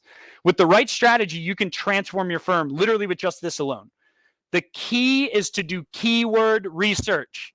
Can everyone please type this so you remember it into the chat? Type keyword research. Please type it in. Oh my God, this is the most important thing ever. Type keyword research into the chat, okay? This will revolutionize your business. Just understanding how to do keyword research, okay? It is not expensive to market on Google if you choose the right keywords wisely. This is an example of a family lawyer that we just decided to go all in on child custody lawyer keywords. These keywords in Dallas, Texas are only typed in 3,000 times a month. So even if you set $100,000 per month budget, you couldn't spend it because it's only typed in 3,000 times a month. It's a $15 cost per click. If 5% of the people who see your ads click on it, that's only 156 clicks a month. You can't break the bank on Google ads if you select the right keywords. This is so simple, right? So how do you choose the right keywords? There's tons of creative strategies I don't have time to go into. There's research terms. There's direct intent terms. We suggest doing an 80-20 split on direct practice area terms and 20% experimental. I don't have time to go into that. The bottom line, it's that your strategy does or doesn't work. Okay. Negative keyword exclusions, excluding words like pro bono, free. You can exclude your ads from showing up through negative keyword searches. The key is launching the right strategy. You can do click to call only campaigns. Holy crap. In criminal defense and PI, this is the highest ROI lead type because they're direct intent platforms, right? In estate planning, you wouldn't want to do a click to call campaign because people do more research. There's a research spectrum in every practice area. Does your strategy match the research level of your practice area, right? What is your budget allocation across local services ads and different keyword groups? I'm showing you that you can customize this to your law firm, but the key is to keep monitoring and doubling down on what works to find your most profitable 10-to-1 ROI strategy.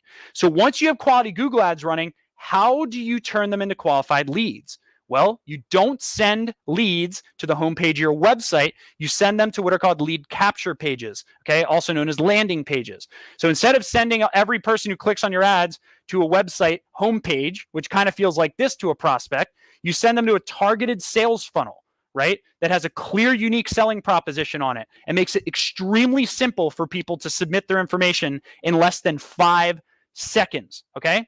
So this is the exact page that I used marketing to lawyers, okay? Not marketing to consumers, to lawyers, B2B, right?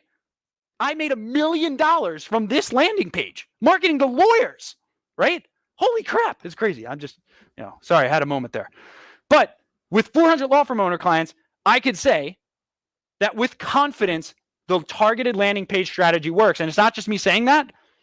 And like Andy told you, we are double the industry benchmark according to WordStream with the percentage of clicks that we turn into leads with just this landing page strategy. That's double the leads for the same budget. That's why it works so well. We have simple mobile funnels that we use. We have simple 2-step qualifying pages that ask people like micro qualifying question. We call it a breadcrumb landing page, right? We have ebook pages. Here's an example of an ebook, divorce ebook page that gets $16 leads at a 36% conversion rate on Google for research terms having to do with divorce. You better roll this out. I'm talking to Mark Reel to the side. This campaign crushes it. 1,400 leads in 1 year from this. This is a personal injury campaign that we're getting $303 phone calls in Atlanta at a 6.6 to 1 ROI. I added in the conversion rate and the average cost per case and then the average case value to come up with the ROI for each of these based on data we got from our clients. Criminal defense. This is a $450,000 a year ads campaign that we manage that got a 10.7 to 1 ROI, right? At $281 per phone call on all that data. Family law. This is an $88 cost per lead at an 18 to 1 ROI for family law. This is an immigration case study, $35.79 per lead at a 21 to 1 ROI. This is a disability case study, $65 per lead. This is an estate planning example, $5,500 a month, 62 leads a month, 9.2 to 1 ROI. This is a business law strategy, $4,300 a month, 18 leads, 25 to 1 ROI. Employment law, 3.1K a month, 66 leads. Okay, that's $320 cost per case for this. All of this together, my bottom line in sharing all these case studies is it creates a lower cost lead and a higher quality lead when you follow all the principles. Can you give me a 1 in the chat that you're following me up to this point? Simple strategy, local services ads, Google ads beneath it, driving to a sales funnel that converts the clicks at a high rate into a consultation request, right? Very simple. With just this alone, had a significant impact on the 71 attorneys who doubled revenues. Awesome thing is you don't have to do any of this. We take care of all this for you. And you set a separate monthly budget for your Google search ads. We take care of the rest. Okay. And it's really that simple. And this is Bianchi Law. You heard Dave Bruno talk yesterday when he hit his first 200K revenue week through our Google Ads campaigns, which is where 90% of his cases come from. Jay Ruane turned over his PPC to us. This is an 8-figure law firm after 19 years of doing his PPC himself. Okay, this is Elaretha Coleman, who said, I've been using SMB team for a family law marketing for about a year. They're a fast-growing firm that had some growing pains early in my onboarding. To be expected. The reason I stayed was how the team handled fixing the problems. They were proactive and immediately addressed my concerns. Upper management got involved and was willing to re-earn my business. Since starting with them, we have been able to increase our business by 50% without, someone typed the word without in the chat, without increasing our marketing budget. That's because the marketing was just more efficient. Type the word efficient. They decreased my cost of acquisition, completely turned around my local service ad campaign. Overall, I am very happy and I'm a sophisticated marketer. I know how to run my own stuff and audit what they're doing. I can clearly see the difference they've made and it shows up in real dollars. Okay. So that's all within the G3 marketing strategy. For G3, you get expert local services ads set up, Google ads set up, ClickFunnels lead capture pages, Performance Max, which I haven't even mentioned yet. I'll show you that a little bit later. YouTube display and discovery ads, which again, I'll show you later, and up to $25,000 in monthly ad spend managed. Now, already running Google ads, local services ads, no problem. We have a process to audit what you're currently doing before we go in and break things or fix things or transform things, which is what usually happens. We have processes for if you already have campaigns and if you don't.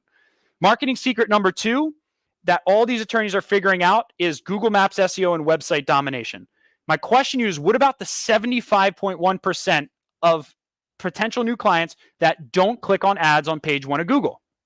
Does anyone want to get cases from the 75% of potential new clients that don't click on the ads at the top of Google? Give me a 1 in the chat if that's something that you do want. You want leads and cases from the 75% that don't click on the ads, right? So this is you.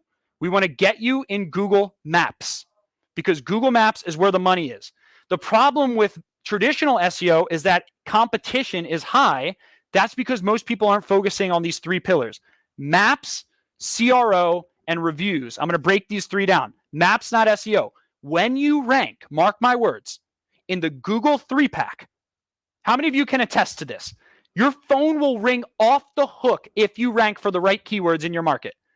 Give me a 1 in the chat if anyone has ever experienced this before, right? Insane. It's like this tipping point where once you get into the top 3, it's like everything changes, right? And it's free per phone call. What we noticed is that the ready to hire potential new clients, they come from the maps, and the tire kickers, they come from below the maps, okay? Not to mention, who here has a budget? Who here has a budget to compete with Find Law and Super Lawyers? Give me a no in the chat if you don't have a budget to compete with them. See, when you try to show your website in the organic section beneath Google Maps, you're competing against multi-million-dollar budget advertisers, and you ain't going to beat Find Law, Expertise, okay, and Super Lawyers, which you can see ranking in this organic section. So you're better off going where the ready-to-buy leads come from, which is the map section. What you do to make this work is you use the intelligence that you gain from your Google Ads campaigns to understand which keywords produce the highest ROI, and then you implement that into your SEO strategy. Since you're able to launch Google Ads immediately, you're able to see what keywords that you're spending money on produce the highest quality phone calls fast. So use that information and have that fuel the keywords that you optimize your website to show up for in the Google Map Pack by the blog posts that you put out, etc. Can I get a 1 in the chat that everyone understands what I just said? This is where the synergy happens, okay? So you got to use the 80-20 rule here. Does anyone here believe in the 80-20 rule, okay? Because that's how we designed our map factors. There's 6 factors that create 81.72% of all Maps SEO results. I didn't come up with this. Moz came up with this with their ranking factors study. So you literally need to do Google Business Profile optimization, stay active on your Google Business Profile. You need high quality backlinks to the website. You need a system for 5-star reviews. You need quality SEO website content and blogs. You need updated legal directory citations, which we call top legal citations. When you work with us, we'll give you the exact list of them. And you need to increase your website engagement so that more people interact with the pages on your website, okay? Our SEO package solves all of these factors, okay? We've done this in markets literally outside of Los Angeles for car accident lawyer keywords, from not even ranking to becoming top 3 in their market within 1 year, as you can see here in this case study. And I could bring you through another example of a medical malpractice lawyer that was nowhere to be found on the map and then got into the top 3 in a matter of under 8 months, which you can see right here from our Google Maps ranking strategy, which you'll be able to see for yourself as well. This is a car accident attorney in a similar market, which I'm not going to go into. This is actually Laura Hurd, who's on the call right now. How's that SEO working, Laura Hurd? Let me know in the chat. If you're listening right now, let us know in the chat how that's working. I don't know if she's in front of the computer right now. But I can tell you with absolute certainty that we got her ranked within the top 3 in not too much time at all. Oh, there she is. Thank you, Laura Hurd. Love that. Okay. The ultimate result is that you're going to get more traffic to your website. This is a Dallas personal injury lawyer example. This is a Chicago divorce example. And the ultimate thing that you should care about is the number of leads that you get as a result of the ranking improvements that we're able to make, right? So this is Laura Hurd right here, who sent us an email saying, I'd be happy to recommend them. I've tried many different SEO services before without any significant results. Andy's SEO and Bill's Google advertising have increased my call volume considerably. Okay, this is what we love. 3-pack celebration emails. Okay, and this is Deidre saying that Andy Stickle has her SEO on 100. I love that. So the phones keep ringing off the hook. We want that to happen to you. We have hundreds of testimonials of all this information. The second pillar is money-making websites. 3 rules of money-making websites. Number 1, qualified traffic from Google. Number 2, turning traffic into captured leads. That's conversion rate optimization. And then unique branding and messaging. This is what Andy broke down in his session. How to accomplish this: quality content, trust signals, and client-focused design, right?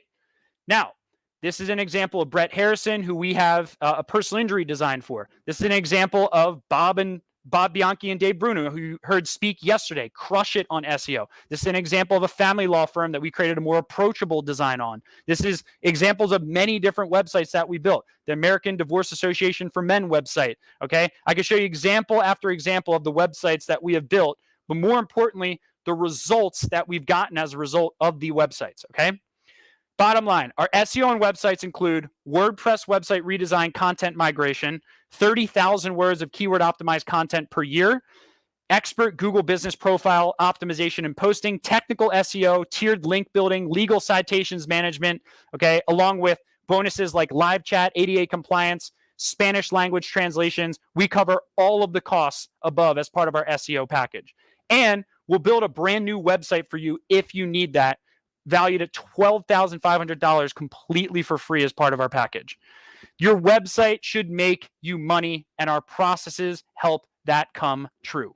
Now, the ROI for this after 12 months can be as high as 50 to 1, right? The reason is because you're not paying per click. And once you get to that pinnacle point where the law firm's ranking naturally, you can get so many freaking leads. It's insane. This is the email we got from Joe Tunstall, who's actually backstage. The day he signed up 2 tractor trailer cases, he has $50 million in case inventory right now. And 2 of these tractor trailer cases contributed largely to that he landed from his new website, right? Charmaine said the team is very responsive. We also love our website. Otis gave a huge shout out to the website team when we launched his, because he's loving his site. We love when we get emails like this. We also love when we get emails when people compliment the quality of the content that we put out on their websites. This is Eric Mauser, who said, I find the content, grammar, and quality to be strong with S&B overall. I've had trouble with past vendors and very poor writing. And I could show you more examples of this, but I'm running out of time. The bottom line is you don't have to do any of this, okay? So we will revolutionize your website results free of charge. That's all you need to know. And if you're happy with your current website, great. We don't need to uproot it. We can just optimize it to up-level it to that next level, okay? This alone can 10x your lead volume like I just shared with you. And the third pillar, which I don't have time to go into right now, is how you're going to get 5-star reviews on autopilot, okay?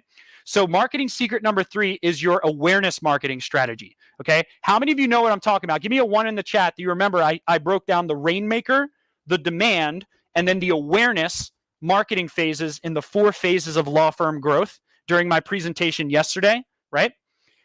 So I just brought you through the demand marketing side, how you dominate page 1 of Google to generate leads. Now I'm going to transition to phase 3 of the law firm scaling process on how you embrace the awareness marketing channels to dominate it. Okay.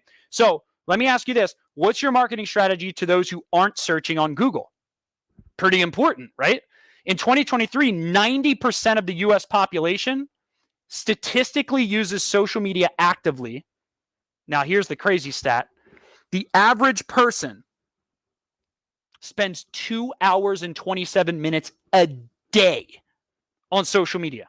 They check their phones 159 times per day on average in 2022 on a multi-100,000 focus group, monitoring study that they did.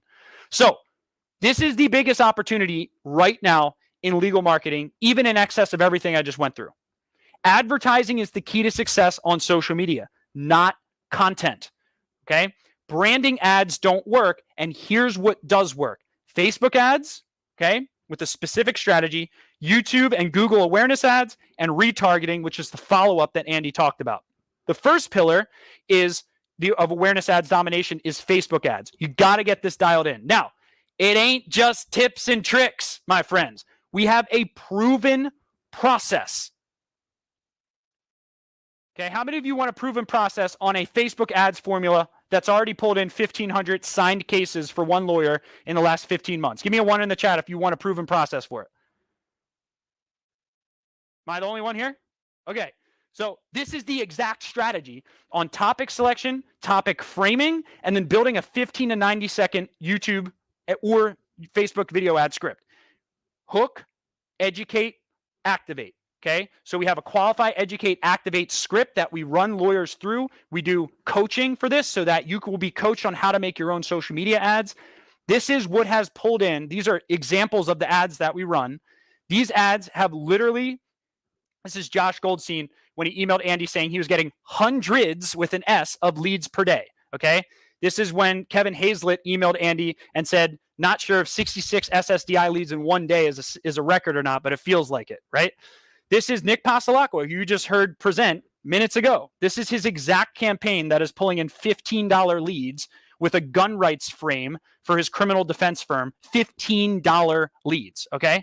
This is a family law campaign that's pulling in $5 leads from Deidre with a custody battle frame following the exact process that we teach, right? This is a lead gen campaign, Social Security, $23 leads with a rejection frame, which gets people's hot buttons raised. We have processes for all of this, okay?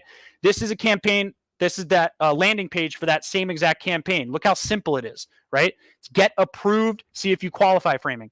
Okay, this is personal injury campaign that gets $7 leads. I don't think this is going to last for long because that is way too cheap for social media for personal injury. So maybe this is luck right now. The point is we have an average of under 50 cost per lead for personal injury right now across the company. So I think this is an outlier, but it's an example of a very successful image ad strategy that we're following right now for personal injury. This is an estate planning one around someone getting disinherited. I'm telling you, the framing of the ads is the freaking key. Is it emotionally provoking? Okay. This is an immigration ad getting $29 leads on an asylum frame. You never want to do an ad on hire me, I'm an immigration. No, you want to hit an emotional hot button and then convey value through specific steps in your video ad and keep it under 90 seconds. Okay. We also give you social media video coaching. How many of you are seeing the value in this? Give me a 1 in the chat right now. This is absolutely insane that I'm showing you all this. Like, I can't even believe I'm, geez Louise. Okay. So this is when someone did social media coaching with us just a few weeks ago. I finished my recording and things went so smoothly. Brittany, who leads our social media video coaching session, she is so talented at this. She was so helpful in script writing and offering helpful suggestions. Okay. This is Laura Hurd, who's on here right now. I just finished recording a video with Brittany, and she was wonderful, so patient and positive, and she really knows her craft. Okay. Wouldn't it be nice if we could also send someone to your law office and do a video shoot for you? I'm not going to say anything yet. Okay, so pillar number 2 is your awareness ads domination strategy, okay? Picture being able to show a billboard. I want you to be listening. Is everyone listening right now? Can I get a 1 in the chat? And by the way, business real estate, I saw what you put in there. I showed you a Google Ads case study earlier, which was getting a 22-to-1 ROI in business and real estate law. Okay. So imagine being able to show a billboard to everyone in your market who only typed in your practice area and your town name. Imagine being able to show a billboard to everyone in your market who within the last 24 hours typed in personal injury lawyer and your town name. This is what I call direct awareness marketing. This is needle moving. For every one lawyer on YouTube, there are 200 on Google. YouTube is the second highest traffic website in the world. Google owns YouTube. Everything that someone types in on Google is stored in YouTube. You can show YouTube ads to people based on their prior Google searches. This is called keyword retargeting. You can show TV commercial type ads on YouTube or the video ad template that we use for Facebook and show ads to people on YouTube who you already know are seeking you out for less than $10 a day. Okay? Because it's so niche. Okay? Google owns all these different ad platforms that you can show ads on. Okay, YouTube, the display network, Discovery, Gmail. I'm not going to weigh you down with all of it. There's tons of different types of ads you can show through Google's display network.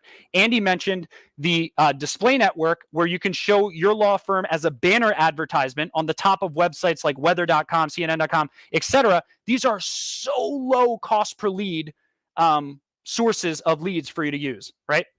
You can show Google Map ads through the awareness channel to people who aren't even actively typing in your practice area. You can show your law firm's logo in Google Maps as part of the awareness channel within Google. So I'm not going to weigh you down with all the crazy details. This is a business lawyer who gets $34.52 leads, okay, through this exact strategy, through the awareness ad strategy. This is a Spanish auto accident campaign that gets $72.81 leads through this strategy. This is a social security lawyer, $24. This is a family lawyer, $30 through this exact strategy. I've shown you every single practice area up to this point, unless you're in some crazy niche thing, which again, we can figure out because it's the principles that matter, not the examples that I'm showing you. With awareness, we are able to get an average cost per lead of $38.93 per lead because of how much less competitive it is. The third pillar of the awareness advertising strategy is retargeting your website and advertising. Imagine everyone who visits your website over the next 12 months is followed around on the internet for the next 12 months. How many of you before this event felt borderline harassed by how much you saw the advertisements for this event? Give me a 1 in the chat if you felt borderline harassed with how frequently you saw the advertisements for this event. The only reason we would do that is because it freaking works. Like, we're not stupid. We know what we're doing from an advertising perspective. Retargeting works. It is the highest ROI, aside from local services ads, platform for you to generate leads. If you're going to go spend all this money on marketing, you might as well follow around the people who didn't call you yet because they already indicated they're interested. So this is when Andy got the award from someone joking in his Facebook group. The award for the law marketer who follows me everywhere I go online goes to Andy Stickle. So it works. Thomas said, I can't keep up with the calls that I get and I have to hire more help. We want you to have that problem. This is a client who signed 203 cases in 1 month from this strategy. This is a client who signed 34 PI cases in 1 month from this strategy. This is 6 clients in 5 days signed. This is 4 motorcycle accident cases, 2 wrongful deaths in 4 weeks from this strategy, okay? And you don't have to do any of this either, which is a good thing. So our awareness advertising includes full Facebook ads management, YouTube display, the whole Google display network, and YouTube advertising management, omnipresence retargeting, follow up on your leads, social media video coaching, and a video shoot? I don't know. I'll save that for another minute. And we'll manage up to $15,000 a month in your social media marketing spend. This alone landed Ethan now 1,500 cases in 17 months since starting his law firm. So for our marketing services, you'll get a customized strategy based on your needs, your budget, your competition, etc. Josh Inkle said, I can't say enough good things about the team at S&B. I was a bit skeptical at first, but now I'm overwhelmed with cases and management improvements. I recommend all personal injury attorneys give them a call or me for more information. This is Laura Hurd, who you've already heard from. Okay. Wondering who you're going to work with. Well, Andy and Bill, are you guys going to do my marketing? Well, we have people that are way smarter than us. This is Mark Reel saying working with Sean Hawkins takes all the concerns away and makes it 10 times easier than when I had each of those assets managed by different agencies. Okay. This is Ta Wei, who you heard speak at the event yesterday. Marina is the most amazing member of SMB team. Okay. I've been working with Nora. So now you've heard Sean, Marina, Nora for over a year now. She's been my account rep. Not only is she knowledgeable, but she's extremely pleasant to deal with. She's responsive, addresses my concerns. We get emails and reviews like this all the time from our A-player team. Okay. Kara is our point person. You heard that this is who Mark deals with, okay, and truly invested in our success. Caitlin, in particular, has been great to work with. My point in showing you this is that you're not alone when you work with us. We are the fastest growing company in the legal industry for a reason, and that's because we hire really smart people, okay? So you get 5 world-class solutions under one umbrella. Give me a 1 in the chat that you're excited about what I'm about to show you for those of you who are ready to turn your interest into some massive action right now. Okay, so you have a choice. You're going to turn right to more of the same, or you're going to turn left and embrace the growth path like you've heard from the handful of attorneys who have already spoken. Who's still committed to reaching their 3-year goal? Use that hand raise function at the bottom of Zoom. I'm going to look behind me. Use that hand raise function at the bottom of Zoom under where it says reactions. Raise your hand if you're actually still committed. I showed you how it works. I want to see how many of you are actually legitimately still committed. I showed you the exact process. Use that hand raise function at the bottom of Zoom where it says reactions. Okay. And give me a 1 in the chat if you can't find it, if you're actually serious about turning your interest into commitment for your 3-year goals. Okay. And raise that hand. Okay. All right. So let me see some 1s. I'm looking to the side. All right. All right. Thank you. Thank you. So if all this did was add $1 million in revenue to the firm, would it be worth $151,928, the price before Andy and I merged? If all this did was get your law firm to run itself, give you the freedom that you deserve, would it be worth the salary of 1 attorney? Of course it would. What's your freedom worth, right? If all this did was help you reach your 3-year vision, would it be worth $151,928? Well, if not, I mean this with all due respect, don't join, okay? We have one program with 3 different levels and something brand new that we have never, ever done before. If you're doing over $5 million, we have a solution for you. If you're doing between $400K to $5 million, we have another solution for you. And if you're doing under $400K, we have another solution for you. For those of you doing over $5 million a year, we have something that's called Elite 360 Platinum, okay?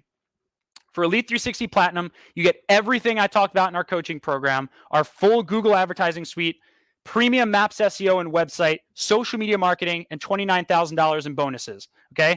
This is 7 times the content of our core package, 250,000 words a year, 6 times the press releases, 4 times the quality backlinks, 5 times the landing pages, $150,000 a month in ad spend managed, 2 annual video shoots, a full-time virtual assistant for your business. This is Elite 360 Max on steroids, okay? Most of you won't qualify for that. That's called Elite 360 Platinum. The retail price is $25,000 a month for this and an $18,000 setup fee.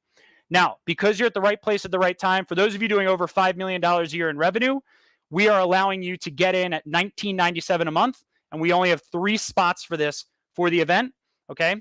And I'll show you where that link is if you want to be one of those 3 in just a second. Now, most of you don't qualify for Elite 360 Platinum, so I'm going to go into the package that most of you are going to want to hop on immediately. And that's called Elite 360 Max.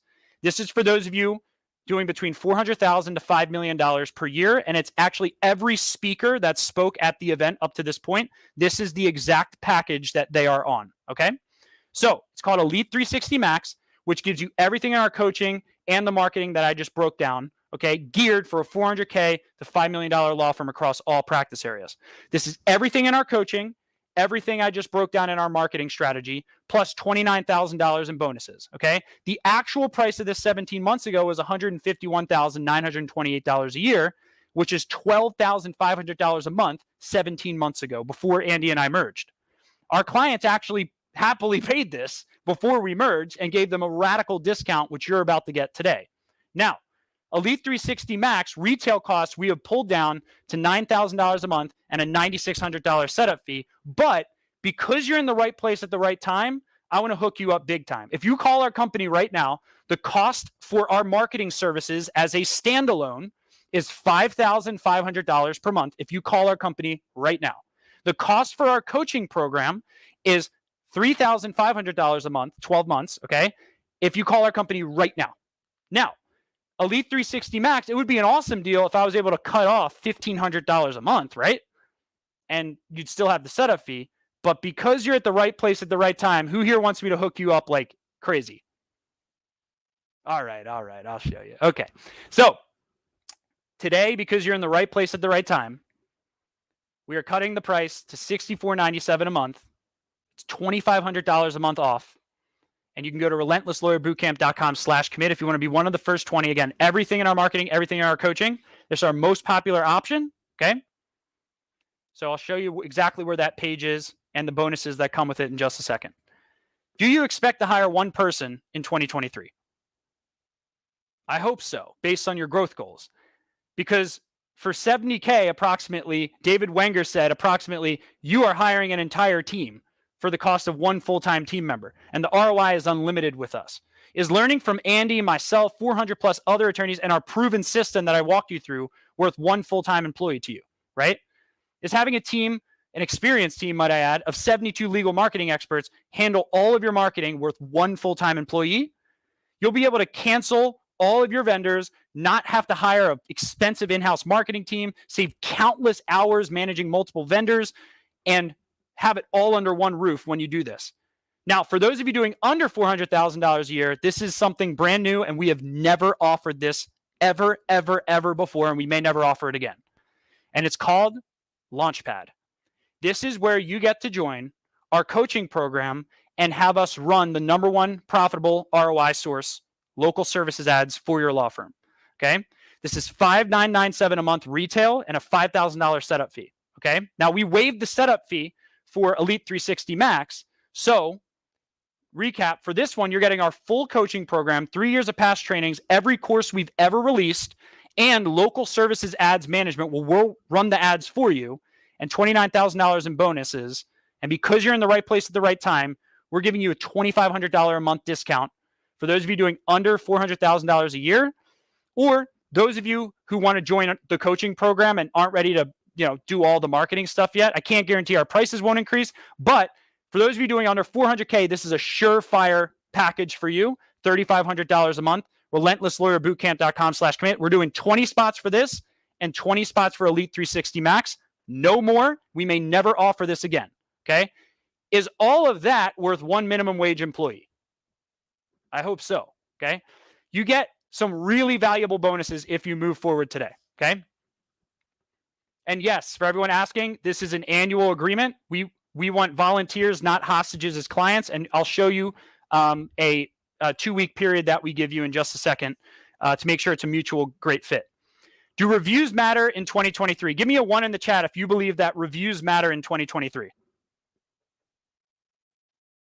Okay, so we are going to hook you up with the proven strategy from Andy's book, The 5-Star Attorney, the exact process called Review Accelerator, where you get 5-Star Attorney Live, you get all of the review scripts that you can set on autopilot in your law firm, and we'll train your team, if you have a team, on how to autopilot your 5-star review generation. Okay. That's $6,000 that we are giving you for free as a bonus for moving forward today. Does video matter in 2023? Give me a 1 in the chat if you think video matters in 2023. All right. I might change my mind on this. What if we fly to your office and create social media videos and a brand video for you? All right. Well, $10,000 video shoot, we'll give you for free. Okay. And I don't have time to go through the testimonials we have in our video shoots. Does anyone here hate having their competitors click their ads? Well, I hope so, because we're going to be giving you Click Cease, which is going to allow you to save 20% of what other agencies waste 20% of your budget on. we're going to put click cease, which is IP address exclusion, so that none of your competitors can click your ads, a $2,400 value completely for free. And for Attorney Assistant, we're going to hook you up with a lifetime ability to add a full-time virtual assistant onto your law firm at a 10% discount at a time that's right for you. Okay. So you're getting $29,000 in bonuses when you move forward today. Okay. The first 20 of you to get in, okay, in full, like of all of you that move forward, will qualify for the $29,000 in bonuses. Okay. They are guaranteed upon receipt of the deposit. Okay. You're going to make a deposit in just a second, and then you're going to be sent an agreement. You have to sign the agreement and leave the deposit to qualify for the bonuses, because this is real cold hard cash that we're paying for these bonuses. Okay. So you have to do both to qualify for the bonuses. Once you complete the agreement, this 3-step guarantee applies. Here's the 3-step guarantee. If within 14 days you leave a deposit for this, you send us your 1-page vision. Just send us an email with your vision, where you're going to be in 3 years.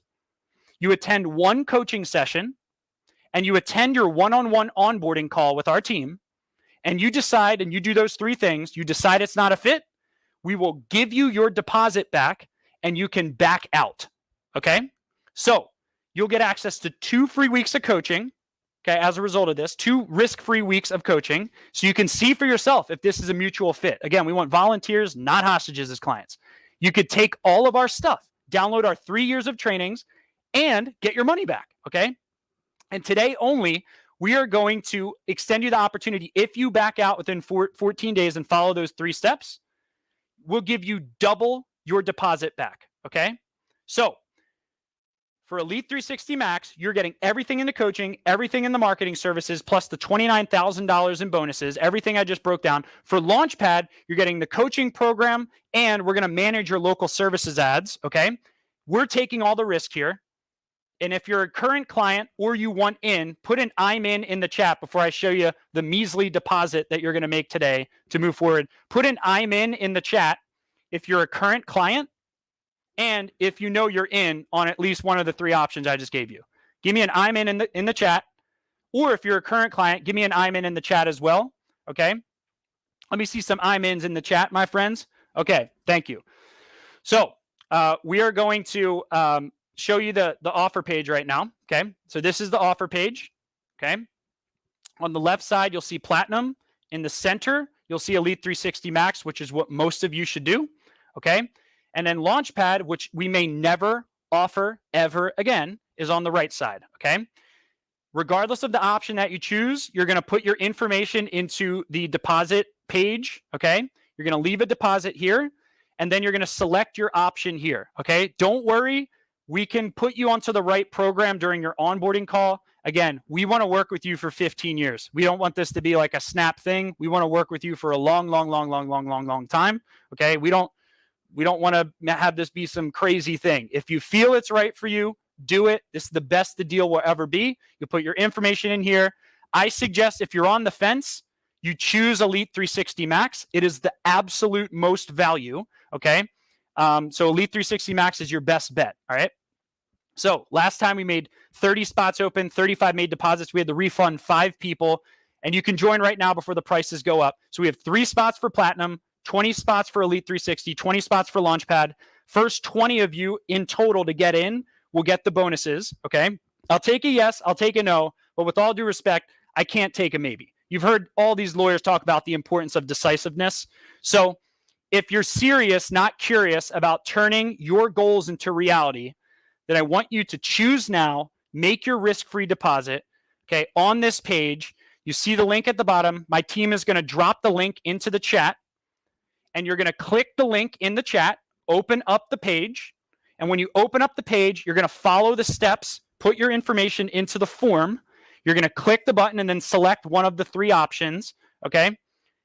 Based on what you want to move forward with.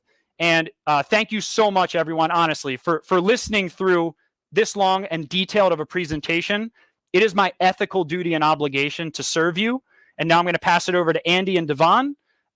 Actually, Andy, who's going to answer some of your questions and congratulate some of you who moved forward. Thank you so much, everyone. All right. Thank you, Bill. Everybody, first of all, I want to congratulate everybody that has already moved forward. I've been sitting here backstage watching the people and watching the names come through of all the people who move forward.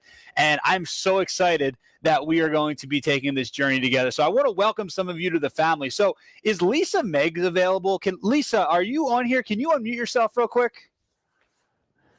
Lisa, are you there? Hello, Lisa. Lisa. All right. Well, while we're waiting for Lisa, who else do we have on there? All right. Let's see. How about Ashley? Is that McMahon? Ashley McMahon. Ashley McMahon. Are you there, Ashley? Can you unmute yourself? Actually, team, is everyone able to unmute themselves? Maybe that might need to be. Lisa, you should be able to unmute. Okay. Fantastic. Lisa, are you there? I hear someone. Lisa? All right, let's go with Ashley. Ashley, are you there? Ashley McMahon.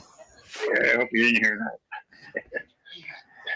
All right, who else? Let's see. Let me see another name. All right, how about Betty Davis? Betty Davis, are you available? All right, let's bring Mark Reel up here. Mark Reel wants to say something. He was backstage just kind of like itching to get a microphone. Mark, what do you want to say? All right, so for any of you that are on the fence right now, can I tell a little story? Go ahead, please. Me getting started. So when I got started with SMB Team, I put down a deposit. I told you a story about the PPC agency, the executive suite. I put down a deposit with SMB Team, and I did not have the money to pay for the full month. You got to bet on yourself. If you're on the fence, please take that leap. Come hang out with us. Come grow your firm. You've heard the stories of so many people already that have grown, and I would love to have you join us.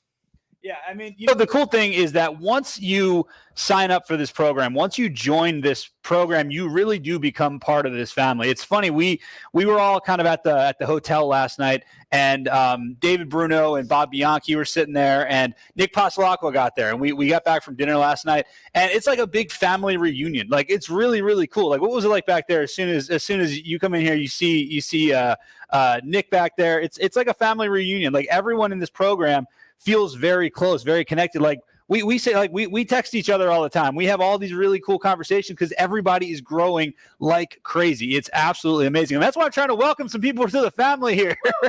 So, all right, let me ask, okay, how about this? Anybody who has signed up, go ahead and unmute yourself because we have a lot of people who signed up. So somebody unmute yourself. I want to talk to somebody who just signed up, who just joined us today. All right, so we got Ashley, Betty, Lisa, Martha, I don't even know how to pronounce it. Is that Analis, Farana, L.A., Babette? Anybody go ahead and unmute yourself. I want to. How about Martha? Martha Patterson, are you available, Martha? Can you unmute yourself?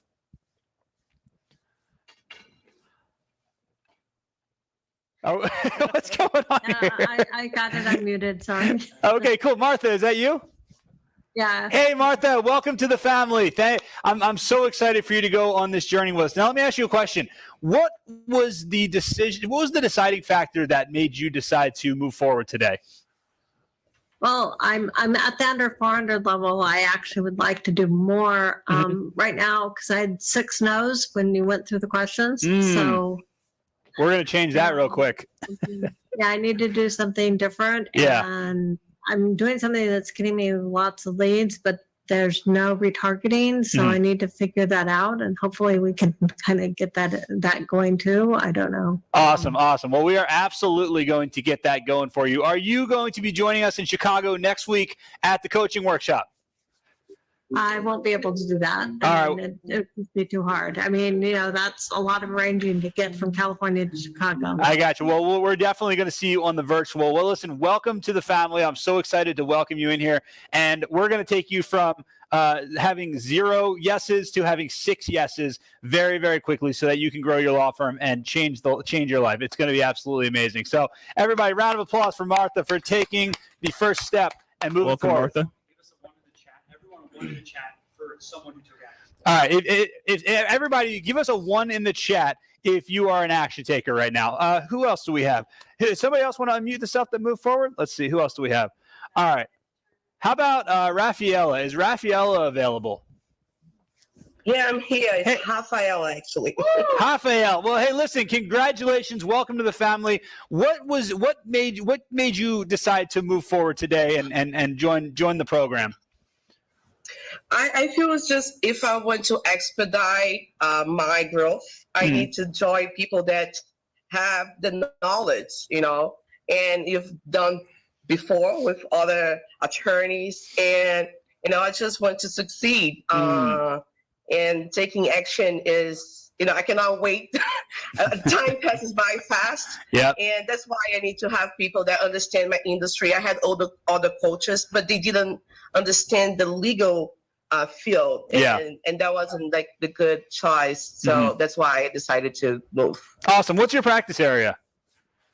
So I am a licensed attorney in Brazil and here. Okay. I do a lot of international things, and we are legal solutions. We find legal solutions for clients who have complex problems. Yeah. So, assets protection to immigration to business.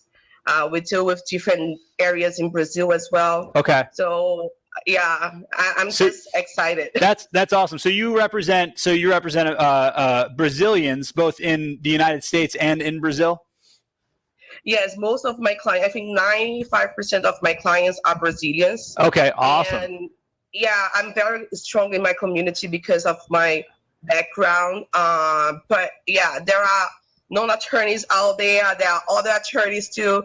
So I would just want to spread the word in the best way and feel like a strong team. Yeah, and we can definitely help you do that. What's really cool is that you have a niche, it seems like kind of a tight niche, which is fantastic because this works so well for niches when you actually can identify a specific type of person. Like in your instance, Brazilians, it's so easy to make this work when you actually identify a specific niche. Actually, Mark, you can talk about that. Yeah, hey, for any of you, and I see the comments here talking about the investment and it being a lot of money. So my firm exclusively represents men. We only take 4 types of cases: divorce, child custody, domestic violence, and child support. And so we niche down, and that allows us, we get on any given month anywhere between 11 and 21x our return on ad spend. So if you're able to niche down, if you're able to focus on one specific thing, partnering with SMB has been a game changer on that. So I see that obviously you being Brazilian, that could be a huge advantage online for you. It's something I'll talk a little bit more about tomorrow. I won't get too in depth. Absolutely. All right. So my mic's back on. All right, cool. So let's see. Who else do we have? Let's go with Brian Alfred. Brian, can you unmute yourself? Oh, Byron Alfred. Can you unmute yourself, Byron? Are you there, Byron? Can anyone unmute? Anybody? Okay, so anybody who has moved forward, go ahead and unmute yourself. I want to hear why you guys decided to move forward. I want to hear what the decision was to move forward. Who else do we have on that list? All right, how about Babette or LA or Farhana? I can talk about why I wanted to sign up. Fantastic. All right, who's talking right now? I can't see. Sorry, it's Farhana. Oh, Farhana. Farhana, is that how you pronounce it? Yep, far away, Hannah like Hannah Montana. Farhana Montana. All right, I'm always going to remember that. All right, so yeah, so first of all, welcome to the family. And what was your deciding factor to move forward? So the first thing that I wanted to say was I started my firm in 2020. Mm-hmm. I'm a solo practitioner and I'm located in Canada. Mm. So I'm going to be your first Canadian success story. And I did 6 figures in the last 2 years without a website. Oh, wow. So I can only imagine what SMB is going to bring to the table. Yeah. And take from not having a website to now having a website, having local ads, adding to my Google reviews. Mm-hmm. I can go from 6 figures to 7 figures. And I know I can do it. And I'm the best person to bet on. Absolutely. And I'm the best person. Why not invest in myself? Exactly. Why not? That is absolutely the correct thinking that you need to have, and you're going to be very successful, especially with the fact that I just want to comment that is the exact mindset that we are looking for right there. Yeah. That is awesome. That is well, and that is the This reason you'll be investment is successful nothing. also. Exactly. Yeah. This investment is, if I only spent this much, talk about when you thought this was a big expense. I literally paid my last $2,000 to join SMB team, and I'll tell you this: my fractional CFO was his mind was blown when last month we spent $65,000 just on Google. We're going to spend about $80,000 this month on marketing. So it's something that was only 17 months ago. We're not talking about years ago. We're not talking about one of these billboard lawyers that's been doing it for decades. 17 months ago, my budget was less than $1,000 a month. And here in the next 90 days, we're probably going to clear six figures in ad spend on a monthly basis. It's something that's possible. And it's possible, only if you take action. And for me, I told Bill last week, and he was laughing at me. In December, I'm going to be able to stand up here and say, in 2 years, we've 100x'd our law firm. Hey, let me ask you a question, Mark. Congratulations, Jamie. 9 spots left. All right, 9 spots left. Congratulations, Jamie. Jamie, we're going to pull you up in 1 second, so get that mute button ready. But I want to address a comment real quick. What do you think? So John said it appears this is better for those with some degree of success already and with spare cash to spend. What is your experience with that? That is not the right way of thinking. So I told you guys earlier, I did $18,000 in revenue in Q4 of 2021. $18,000 for the entire quarter. So I was not a firm that was having a ton of success at the time. 2021, we did $126,000. We went from 126 all the way to 2.4 million just over a 12-month span. So this is really something for someone who you might just be starting out. I know people in the program that have had a ton of success. They literally joined SMB as they were starting their firms, and they've absolutely blown up. So this is, if you're in that spot, if money is tight, this is the type of investment that can help time collapse and get you to ultimately where you want to be.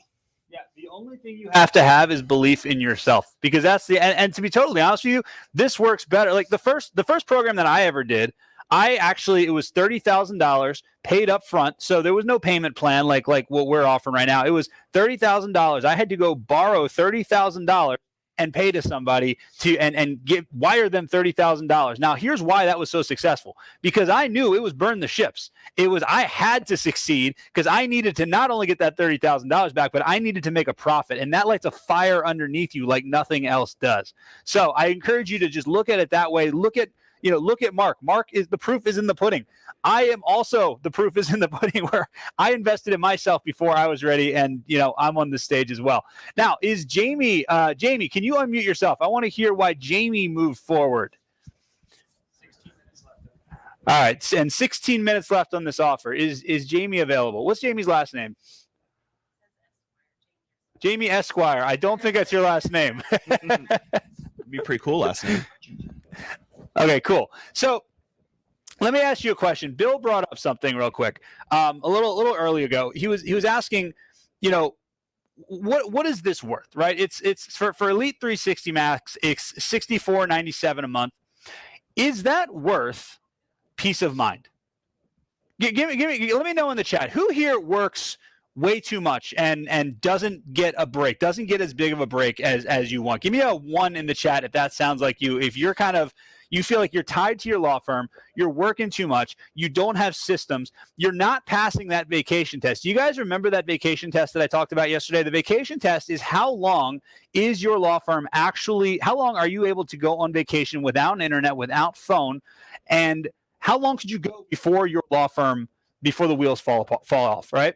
And I want to know, actually, let me know in the chat, how long could you go before your law firm would fall apart if you went on vacation with no access to internet, no access to telephone? Let me know in the chat.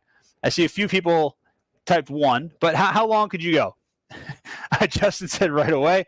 John, the quarterly event is in Chicago. All right, Patricia said 1 week. Thank you for your honesty, Patricia.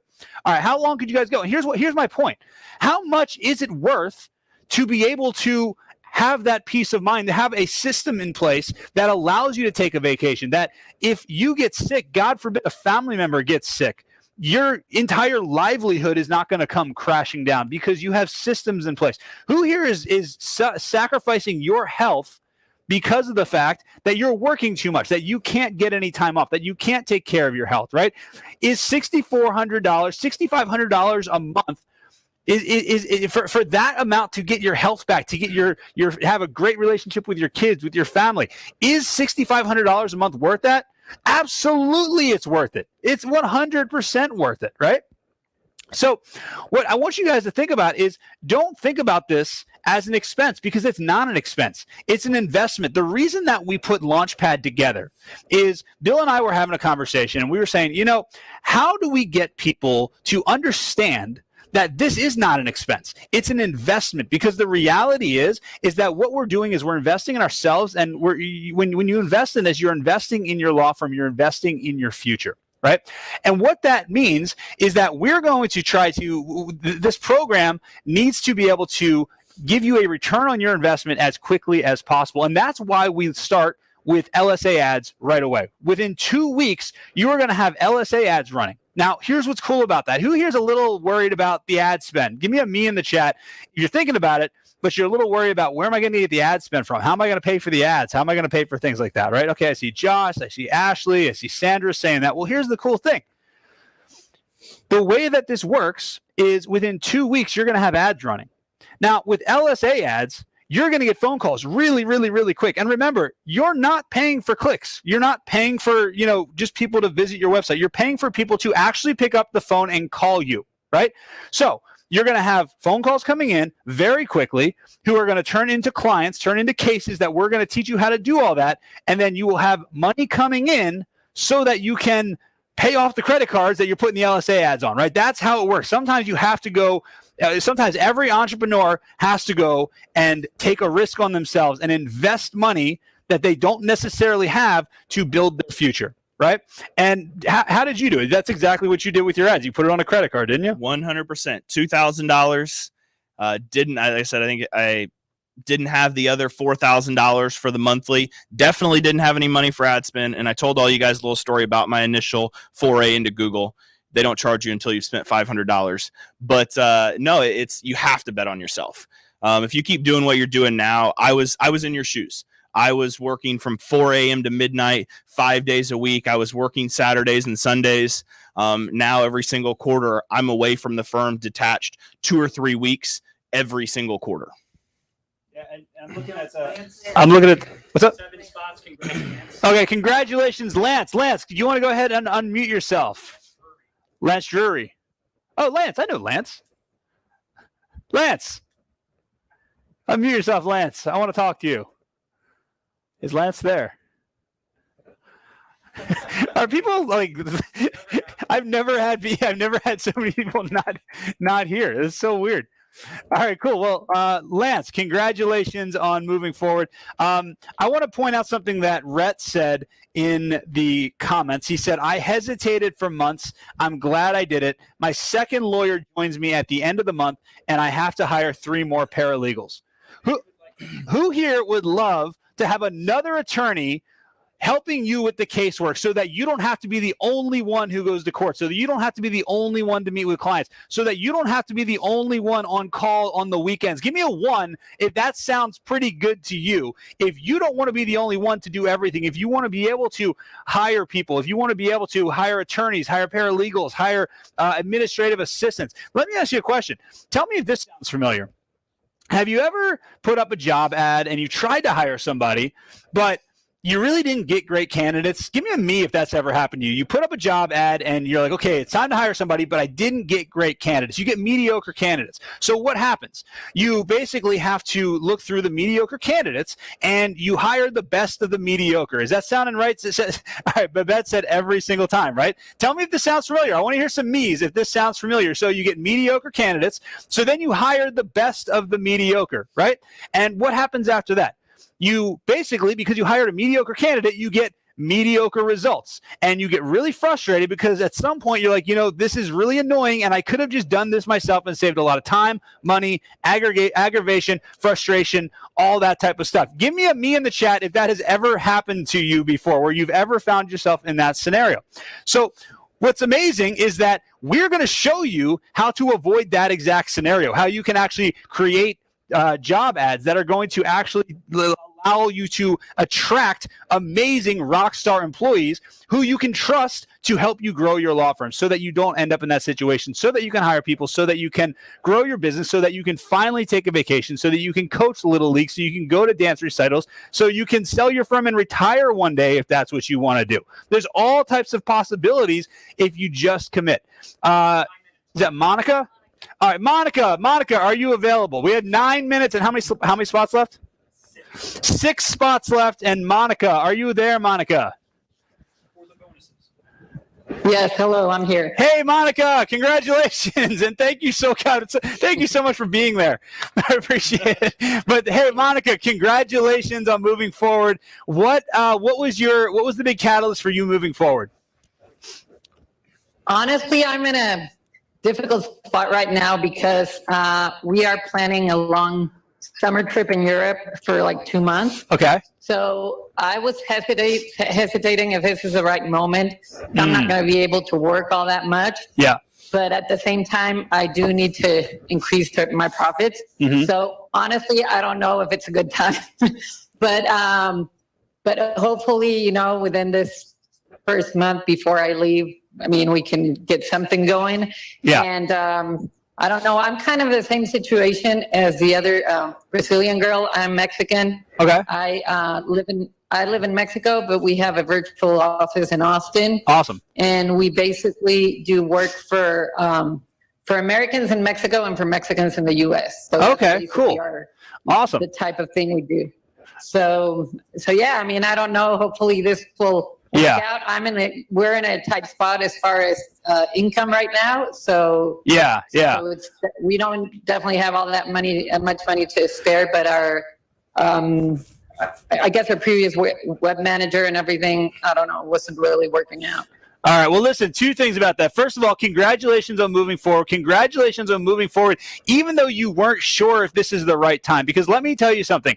There's never a right time. There's never a time when you feel just totally comfortable that like, oh, yeah, you know what? Now I'm ready to do it. Because you know what's going to happen is that if you didn't move forward right now, I want to reinforce that you made the right decision to move forward, to commit right now. Because if you would have waited, then what would happen? You go on this amazing trip, you would come back, and you would be with the intention of signing up, the intention of getting started, but what would happen? You would be like, well, I don't have time. Now it's probably not a good time. I'm overrun with work. Maybe next month, maybe the month after, right? So first of all, I want to reinforce that you made the right decision because there's never a right time when you feel ready. You just got to jump in the pool. Okay, so here's a funny story about me. I hate cold water, and my kids want to go swimming, and our swimming pool for some reason is always freezing cold. And I discovered about a month ago, the only way I can get in this swimming pool is to just jump in the deep end and go underwater. And I'm never like I would like step in and have my toes in, and I get out and I'd be cold, and I go into my ankles, and like it would take me 45 minutes to get in the pool. But I was never ready. But I just jump in the pool, and you know what? You're never ready, but you end up working out pretty well. So it's 6 minutes left for all the bonuses, everybody who's still thinking about moving forward. But what do you say? 6 minutes? 6 minutes and 6 spots. So congratulations on moving forward. You absolutely made the right decision. You've got you said you're leaving in a month. That is more than enough time for us to get your ads going. That is more than enough time for you to start putting some foundations, to start doing your vivid vision, to start figuring out where do you want to be in 3 years and building out your plans and putting everything in place. So I encourage you, do not wait. Let's get started and let's get to work. This is going to be awesome. I'm excited to work with you. And also, being from Mexico, that is an amazing niche. Once again, we have very specific people that we can target, and we can basically, have you in a niche market that's going to work really well. So round of applause for moving forward. Congratulations, action taker. And I really appreciate it. I'm looking forward to working with you. All right, 5 more minutes for all these bonuses. All right, fantastic. All right, do we have somebody else there? Who else do we have? All right, so okay, so another person that's on here is Nancy Delane, and I see Nancy Delane is in the chat. And one of the things I want to talk about Nancy was somebody that was also very hesitant to move forward. Who here has been on multiple of our events? Give me a me in the chat if you've been on a few of our events. And I know that Nancy was on 4 or 5 events before she decided to move forward, right? Took me too. Okay, it took Mark Reel 2 events before he decided to move forward. Nancy was probably on 3 or 4 events. And Nancy, I'm happy to say, every time I talk to Nancy now, every time I talk to her, she usually has to leave in the middle of one of our meetings or our events because she has more phone calls and more phone calls coming in and more phone calls coming in. And Nancy is an action taker, right? And Nancy, just wave. We see you on the camera. Nancy, give us all a wave right there, right? Nancy is crushing it now. And the reason why is because she was afraid to move forward, but she did it anyway, right? You have to commit before you can. Still terrified of it. I'm getting there. She's still terrified, but you know what? She does it anyway, right? That's what courage is. Courage isn't courage isn't not being afraid. Courage is moving forward even though you're scared to death. What'd she say? The wet pants, okay? She has the wet pants. Exactly. Nancy, now I want to get your mentality real quick. How has it been? Even though you were afraid, even though you were kind of on that fence with a lot of people, how has your experience been with SMB team working with us? What has your belief been? Oh wow. My experience has been great. I mean, I love Marina. Marina is the best thing since sliced bread. And I've had, so Marina and I talk, what is it, about once a month? And we're still in the process of tweaking me because I'm pretty specialized. So, yeah, and you have that niche. You have that niche practice area that you're not appealing to every single person. You have very specific people, and you're creating videos. You're taking action, and you are absolutely crushing it. So, Nancy, I want to congratulate you again for all your success. Round of applause for Nancy, everybody. Hey, Nancy. Hey, we got Joe right over here. You guys remember Joe? Round of applause for Joe Tungstell, everybody. Spoke yesterday. Yeah, Joe spoke yesterday. Joe, what would you say to everyone? You want them to join our tribe or what? Absolutely. This has been an absolute game changer for our firm. And it's not just what we're dealing with these folks. It's also the people you get to hang around.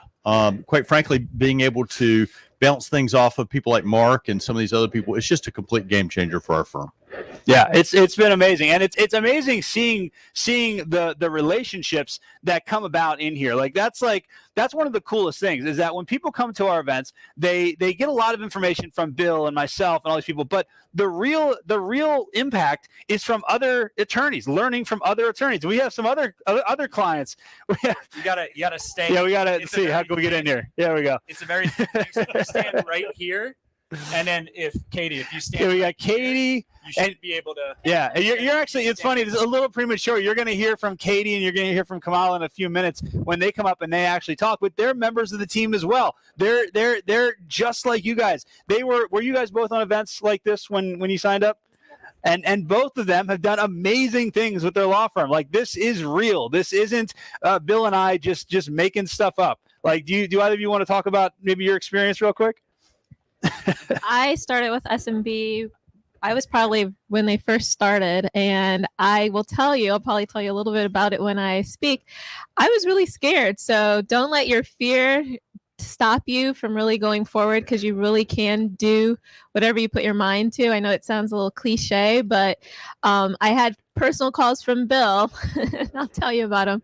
But he definitely told me I should go forward and think more abundantly, and that's what I did. So it's been very beneficial, and I know my life has changed and allowed me to have the moments that I needed with my family for vacations, etc. So I can now pass the vacation test. There we go, the vacation test. By the way, we have less than 1 minute. Guys, you got to get those deposits in if you want those bonuses. Less than 1 minute. Katie, go ahead and tell your story.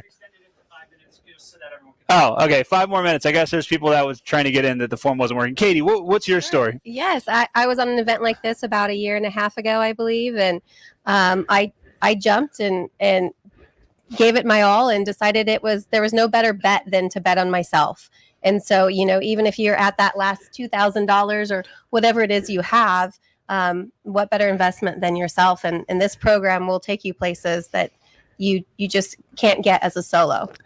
That's amazing. I'm so proud of all of the attorneys that we work with, just because of the fact that, and it's funny because we get just as much out of it as all of our clients do. It's absolutely amazing. Our coaching workshops are so much fun, and we're all a big family, which is really, really cool. So I saw we had a couple other people sign up. Who we have? Andrew. All right, Andrew. Was it Andrew Wood? Andrew Wood, can you unmute yourself? All right, we have 3 more spots for all the deposits. Or who's the other one? Ryan?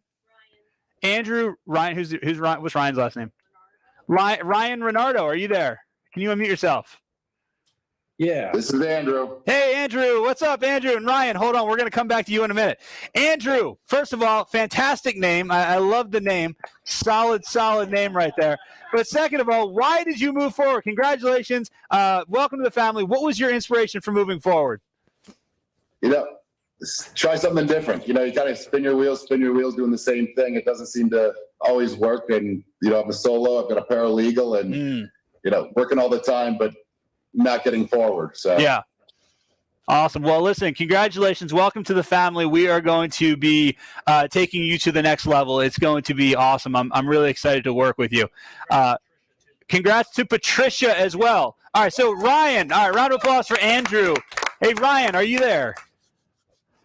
Yeah. Hey, Ryan, congratulations. Welcome to the family. So what was your big reason for moving forward? I've stalked you guys on these events for a while, and I always get a lot of good things out of it. And I think the last one that I really was able to commit to watching was in December. So maybe October, I don't know. But I started doing the LSAs, and they've been doing really well for me, for someone who doesn't know what I'm really doing. I'm just kind of trying it. Yeah. If I can maximize those, I really think this is going to be a great option. Yeah, absolutely. Fantastic. Now, I want to tell you something really quick, and I want to point out something as well. You said you didn't really know what you were doing, but you kind of got started, right? So that is really like the history of my entire career. My motto is done is better than perfect. Just move forward. As long as you're taking steps in the right direction, you're going to be making progress. And even if you make mistakes, you're at least learning what not to do. But like you said, you took some positive action and you got some positive outcomes, and that is now propelling you forward into this program. So listen, I'm so excited to work with you. Can't wait to see you on the coaching calls. Welcome to the family and congratulations. Thanks. Round of applause. How about Patricia? It's Patricia. Patricia, are you there? I am here. Hey, Patricia. How you doing? Welcome to the family. Good. How are you? I am fantastic, and I'm better now that I'm talking to you. What was your reason for moving forward? So I did work with you back in COVID. Okay. On my videos, and you helped me get my YouTube app, and then after that, I've totally changed my practice. I stopped litigating. I do just mediation, just collaborative family law. So I was super hesitant, but had great responses in the chat. Yeah. That's actually better. That I could do, my niche area. I don't have to litigate if I don't want to, and I can still not do it all myself. Collaborative family law, you said? I do collaborative family law and family law mediation, and I do a lot of like business to business. Like I like to target family law attorneys for mediation for their clients. Yeah, you know what? We target family law attorneys as well, so we can tell you exactly how to do it. Exactly. That was my thought. Well, so B2B is like a huge thing too, right? So like it's not just business. Like this works for B2C business. Whether you're going to consumers or businesses. And let me tell you why. Because all businesses are run by people. Right. So like AI is pretty advanced, but it's not there yet that they're making the decisions yet. Right. So businesses are run by people. So if you use these strategies, it will work. And again, like you said, you do collaborative divorce, which is a very specific niche inside of divorce. That's very, very easy to get clients because then you can just call out what are the things that people that are looking for a collaborative divorce, which they probably don't know the word collaborative divorce, but they know that they want to have a divorce where it's not an all-out slugfest, right? So you can create content that talks to people that want to have a divorce without having, what's it called, a scorched earth? Is that what you call it? Without the scorched earth effect. You know what I mean? So confidential. Exactly. So I can show you exactly how to do that, and we'll work on that on the coaching call. So I'm really excited. Congratulations, Patricia. Hey, Patricia, I saw you're in Southern California. I am. I'm in Orange County. Awesome. We have an office in Irvine, and I'll tell you this: from our marketing, we probably get 2 to 3 dozen leads of people who know they don't want to litigate their family law cases. So it's definitely something through LSA, PPC that can be done. Awesome. And Diane, actually almost. I before attending this, I actually saw an ad you're hiring. I was attending this and gonna make my practice go. I was going to actually apply, but your ad said litigation attorney. I was like, God, I don't want to litigate again. But so here I see you here. So that's inspirational. Thank you. Well, and you know what's cool? Like Diane Bass is also one of our clients. She's in Irvine. And we have clients all over the country. And what's awesome is that our clients all collaborate with one another. So it's not. There's not this like holding your secrets to the chest, even for competing attorneys in similar markets. Like, believe it or not, Bill and I were competitors for a long time, and we actually would get together once a week and we would share our secrets, and Bill would say, here's what I'm doing, and I would say, Bill, here's what I'm doing, and together we got together and we actually made more money by helping each other out. And that's what's really cool about this entire team, is that it's really collaborative. This entire family, everybody gets together, you can learn from everybody, which is awesome. All right, we have 2 minutes left. 2 minutes. How many spots do we have left? 3 spots left and 2 minutes left. All right, cool. So who else do we have? Have we had any? We have so many names over there. Who has anyone signed up that has not yet that has not unmuted themselves yet? Or that's a current client. Is there any current clients that want to come on here and say anything with the last 1 minute and 51 seconds left? All right, Josh, go ahead and unmute yourself, Josh. Hey, good afternoon. I signed up actually about a week ago, so still in the very early stages. Awesome. But very happy so far. For my firm, I practice family law, estate planning, and civil litigation in Arizona. Yeah. Hoping to make it over to San Diego soon for some cooler weather, at least for a vacation. Yeah. But I started my firm 3 years ago. No advertising, and built it to about $500,000 a year in revenue. Yep. And just word of mouth, and now looking to take that next step in marketing. Did a lot of research. A good friend of mine at another firm uses you guys and highly recommended you. So awesome. I decided to take the plunge. It's a little nerve-wracking being a small firm. I'm the only attorney with 3 other employees. Yep. Actually 4 now, as we brought on another person, anticipating the need for another paralegal, and going from there. Yeah, no, you are gonna have the need for many more employees as you continue working with us. But listen, congratulations on taking that jump, because it's not an easy jump to take. So many people have done it as well, but that is a big step. Like you said, you're a smaller law firm. Who was your client? Who was your friend that referred you?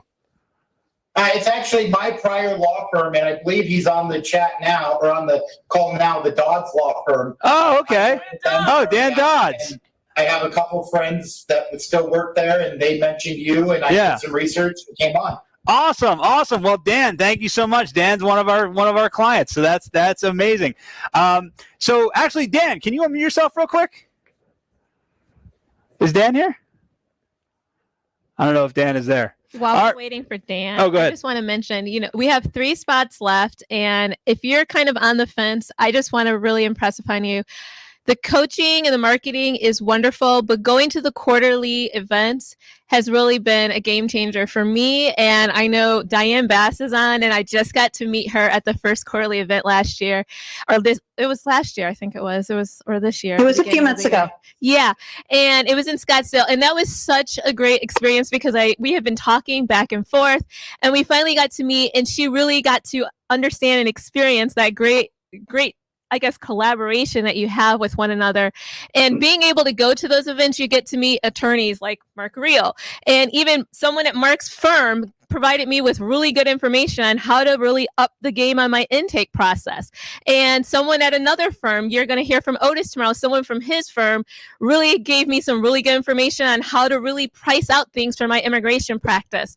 And so when you talk about the collaboration, it's really priceless, because I wouldn't have an opportunity to speak to anyone else if I was just working on my own by myself, going in and day out.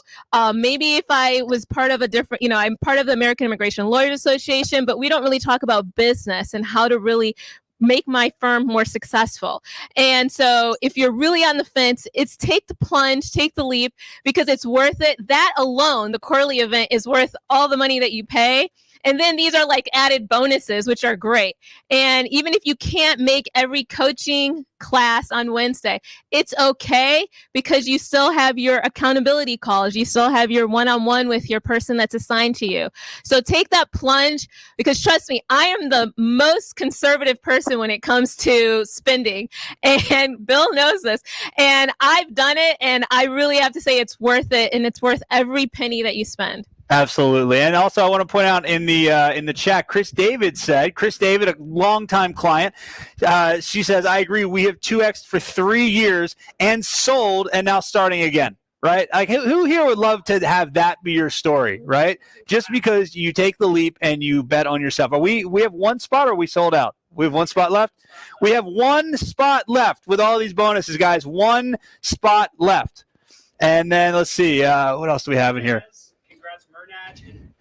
Congrats, Murnaz and VJ. Can somebody from Murnaz and VJ unmute yourself? Are you there? Anybody? All right, fantastic. How much time do we have left? As long as you want. All right, well, let's see. All right, we have one spot left. And then what's going to happen is then we're going to have Kamala and we're going to have we're going to have Katie. They both have amazing things to share with you guys. So if anybody still wants to be a member of this community, and by the way, who here is still thinking about it? Who here wants to join? Leave me in the chat if you're kind of on the fence right now, where you're kind of like, I really want to join, but I'm just not sure if I should pull the trigger or not. Go, let me see in the chat. Somebody type me if that's kind of you. Or is everybody already in who knows they're going to be in? All right, we got a few me's here. Okay, yeah. All right. So we got a couple people. So, all right, cool. So anyone else that's on there that's a client of ours, maybe if you want to talk some sense into some of the me's that are coming into the chat right now. We got Dan, we got Ted, we got Danielle, we got Aaron, we got Darlene. Is there anyone on there that's a current client that wants to speak to them and maybe see if you can convince them to come over and come over to the light. Come to the light. Come to the. We got that one spot left, guys. All right, cool. Well, let's go ahead and let's transition into the next part here. We still have one spot left. Wait, so it says what's up? Oh, we do it. So who signed up for platinum? Oh, VJ signed up for platinum. Is VJ available? Are they available? I want to hear the mindset of someone who agreed to $20,000 a month. Yeah, is VJ? What was the name of that law firm again? Mark and I need to go. He was spending more than us. VJ, are you there? VJ, I lost it. There's too much stuff. Oh, VJ and Murnaz. Okay, cool. All right, fantastic. All right, well, let's transition. Let's kick it back to Devon and continue moving this day along, because we still have two more attorneys that have amazing stories to share with you guys about how they have transformed their lives and their law firms. And I want to make sure that you guys hear exactly what they had to say. So, Devon, let's bring it on back out here, and we'll thank you guys, and we'll see you guys soon.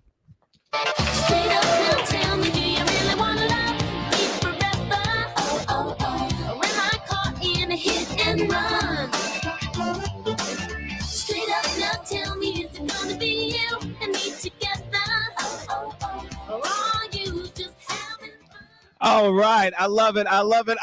Hey, everybody, let's make sure those cameras are on. Yes, me again. I'm so excited and so happy Can we just give a congrats either by typing congrats or by showing us putting your hands together for all the new SMB team family members? If you can, go ahead and just put congrats or give it a clap in the videos. I want to see you guys.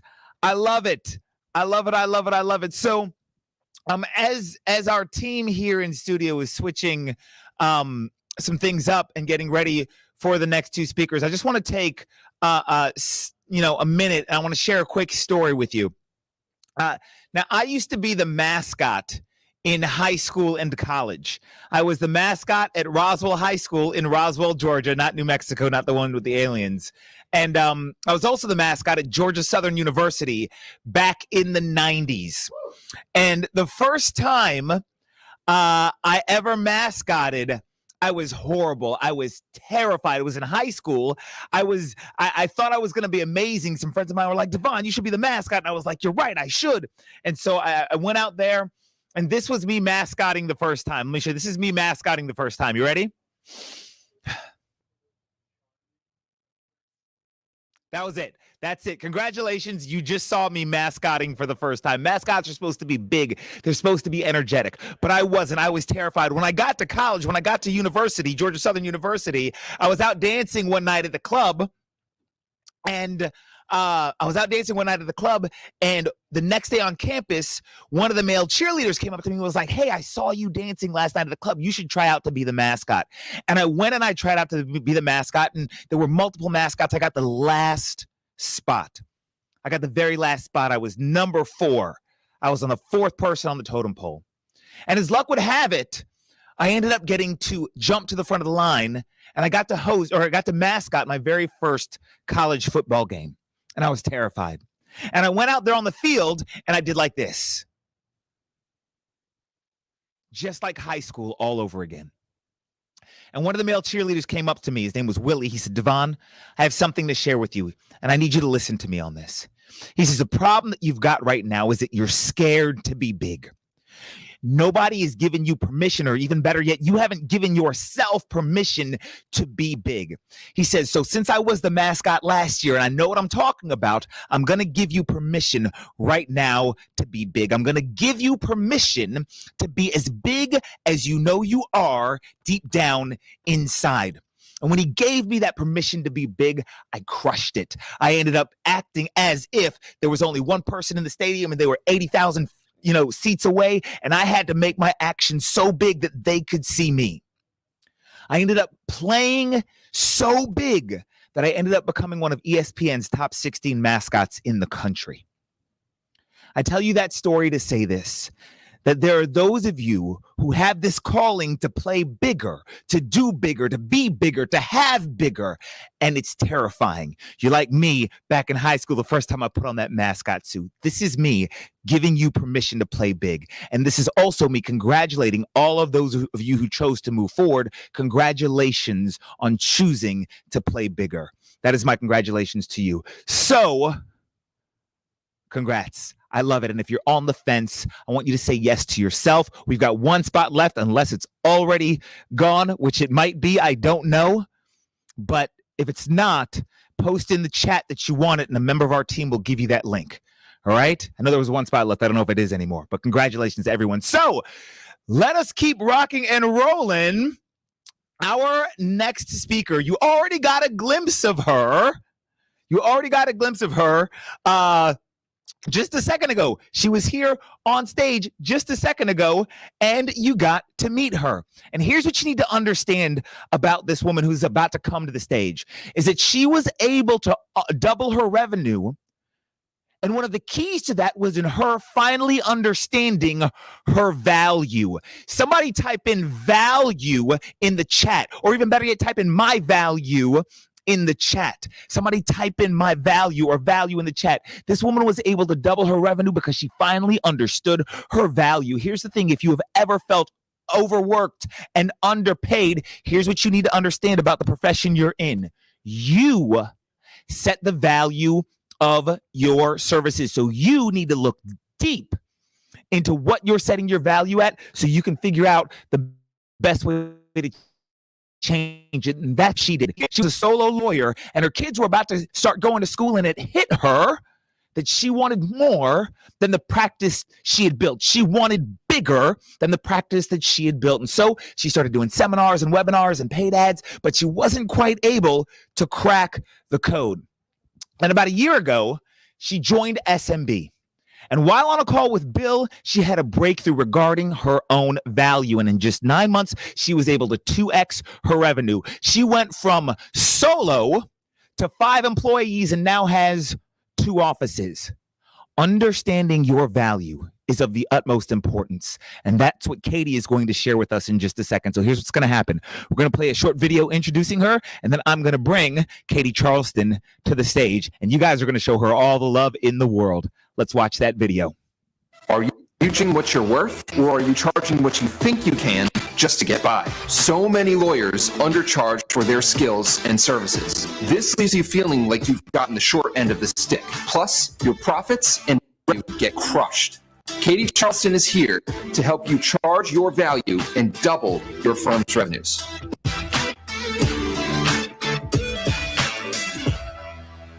Relentless lawyers, make sure those cameras are on. Put your hands together. Help me welcome to the stage Katie Charleston.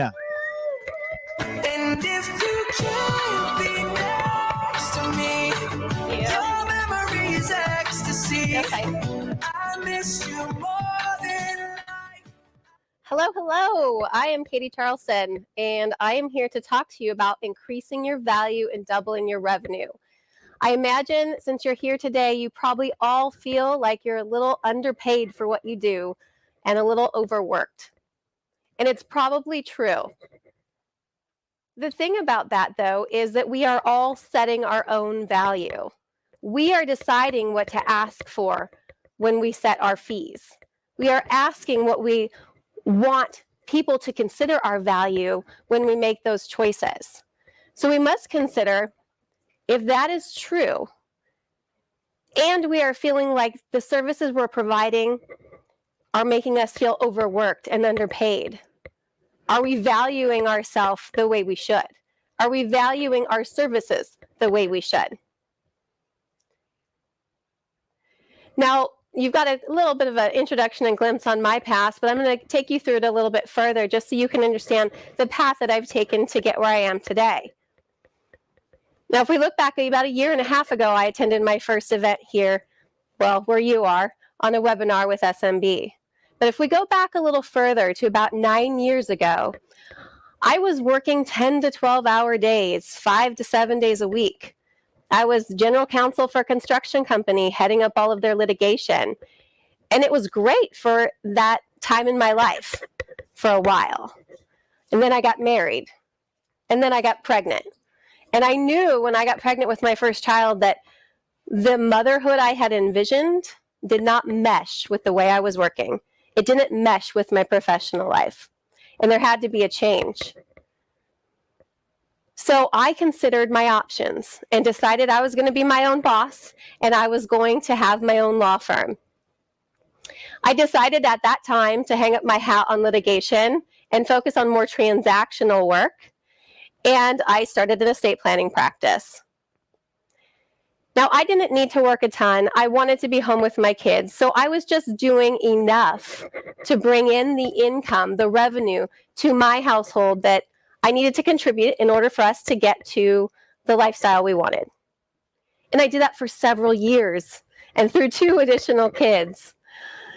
And it was working. I operated mostly through referral partners and word of mouth. I didn't do any advertising.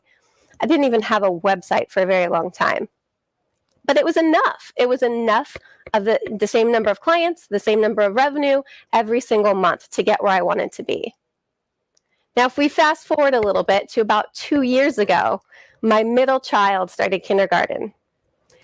And you know, as a teary-eyed parent sending their kid off to kindergarten on the first day of school, I had another epiphany, if you will, that my life was about to change again. I envisioned a lifestyle once my kids were in school that was different than when they were, you know, from babies, infanthood to school age. And I knew that I had to make an additional change in order to get to the lifestyle I wanted. And so I started doing additional things with my practice to try and ramp up business. I put on webinars. I put on live seminars. I did some paid mailers. I did paid advertisement on Google. And then I gave up because it didn't work, like we all do at some point before we realize that that's not what we're trained to do. We're trained in the legal field. But I knew that my family, were in a sort of a juxtaposition where changes had to be made for me to grow the firm I wanted, for me to develop a firm that would be long lasting, that would create a legacy for my family, that would allow me to provide the best education for my children, travel, experiences, all the things I wanted. And so I kept pushing away, trying to figure out how to gain the momentum to build my practice. And I just couldn't get there. And I realized that I needed to reach out. I needed some support. And so this law firm owner, this solo law firm owner who was wearing all the hats, right? Like we do as solo practitioners. We're doing the lawyering, yes, but we're also doing the accounting. We're doing the calls. We're doing the consults. We're doing the contracts. We're doing everything there is related to our business. And then we're lawyering. So I attended my first SMB event. And it was very informative. I wasn't sold, honestly, on my first event. And I came back for more, though, because SMB is great at advertising, and they followed me. They followed me around. And I joined a second event. And during that event, I was sold. I was sold on the fact that I needed to do something. I was hitting a wall trying to build my firm. I wasn't gaining any momentum. I was still just doing enough to get the same leads, the same clients, the same revenue that I had been for the last 7 years. And then one day while I was on a coaching call with Bill, he was talking about mindset around money and people's relationship with money. And he had mentioned a story where he and his wife, Emily, had gone shopping, and she was a little disappointed after making a purchase because she had a coupon she didn't use. And he had made a comment about paying full value for something when you know what its value is. And after that call, I did a little digging myself to understand what my relationship was with money. Because what he was teaching is that your relationship with money in your personal life, it reflects back on you in your professional life. So if you're the kind of person that is always seeking a discount, who never wants to pay full value or appreciate the value of things, well then in your practice, when you're asking for someone to pay you what you consider your value, you're going to have a little difficulty actually obtaining that. And so I looked at the way I was dealing with money, and I'm not someone who walks around and asks for discounts left and right, but I am a money hoarder. I have been for a very long time. I come from an entrepreneurial family, and for years... This is amazing. Your earrings are touching. Clicking? Yeah, they're clicking. Can anyone hear that, by the way? Her earrings? Give me a 1 in the chat if you can hear the earrings. How about now? Yes, but the earrings look great. They look amazing. I just want to make sure that your amazing Thank you. lessons aren't distracted by the I earrings. took that one off. Is that better? That is, I think Is just that everyone one? is now Perfect. going to give you an even bigger roaring applause afterwards. Thank you. All right. And now I'm giving a fashion statement, one ear during a speech, one earring.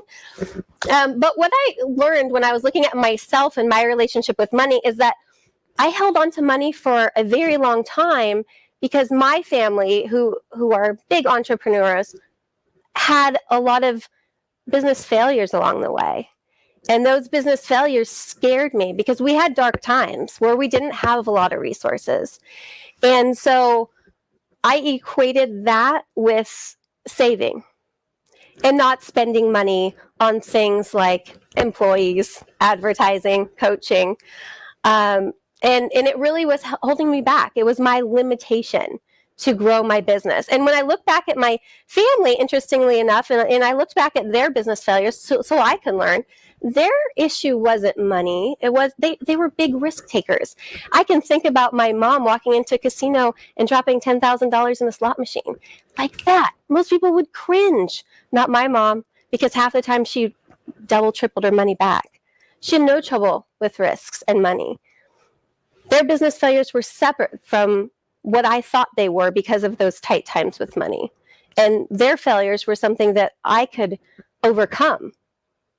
And one of the things I was doing was limiting myself because of that. And once I recognized that and got over that hurdle of saving money, I realized that spending money is what's creating value. It is a tool. Once your minimum needs are met, it doesn't matter how much you have, it matters how you use it. And so using that money to benefit your own business is a way to overcome that limitation and increase value in spending money. Now, some might fear this, and I'm looking at the comments about the expense of this program. And I'll tell you, about a year ago, when I was asked to spend $3,000 on ads, I nearly had a heart attack. But today I'm spending 3-4 times that a month, and I don't flinch because I know the return is going to bring me, and I recognize that value. So I challenge you all, whether you're just starting out in your business or you are, later on in your career but still looking to grow, wherever you are, what is your relationship with money? How are you using it? How do you see it? Is it a tool? Is it a resource? Are you just keeping it in that account for safety? Because there's no better place to put it than to invest it in yourself. And you can do this in a myriad of ways. I took my firm where I was a solo, wearing all the hats, doing everything, to a place where I have now 5 employees. I'm sitting here watching the speakers without worrying about what's going on in my practice because I have people handling everything. And it's amazing to have that kind of freedom. And I do because I've spent the money. Because I've developed a good relationship with money. I no longer want to hoard it. I want to use it to create more. And that's something we can all do. And we can all stand behind. So think about your relationship with money and then how you can add value to your services. Now, wherever you are right now, you might be thinking you may just want to stay with the same practice area and continue to grow, and you just need some support with advertising or a little coaching. And that might be true. But what if what you want isn't going to actually pan out with the practice area you're in? So consider whether or not changing that practice area is going to benefit you to get you where you want. The idea is to think about the vision. Think about the end game and then build out how you're going to get there, right? So for me, I was doing estate planning. It was transactional work. I was primarily doing it because I had altered my life, my professional life, to have the personal life I wanted. Now that I have school-aged children, it's different. Now I think about what I want as the end game. What kind of firm do I want? What kind of practice areas do I enjoy? What kind of cases do I enjoy? And then around that, I think about how I could add the most value. Could I add another service, right, within the practice area? So if you're a business transaction attorney and you're handling contracts or mergers and acquisitions, can you also monitor their corporate filings? Can you also take care of their minutes? If you're an estate planning attorney, can you offer complimentary reviews? If you're a trademark attorney, can you monitor trademarks in addition to registering them or litigating them? There's a myriad of ways you could build on services into your firm to increase not just the value that you're providing to your clients, but also to increase the fees that you're charging. And by increasing those fees, you're going to get additional revenue into your firm that you can then use to create additional leads. And then it becomes a cycle where you're bringing in more and more money, you're spending more and more, but you're increasing the revenue and thereby increasing your firm and growing your firm. So that is one way. There's a myriad of ways you could do it, though. You could change your practice area. You could add additional services. You could just increase your fees. For so many of us, we've stayed with the same hourly rate or flat fee rate for years. And consider inflation. A lot of attorneys haven't even increased their fees over the last 3 years. We've seen inflation skyrocket. You better believe your fees should be increasing with that.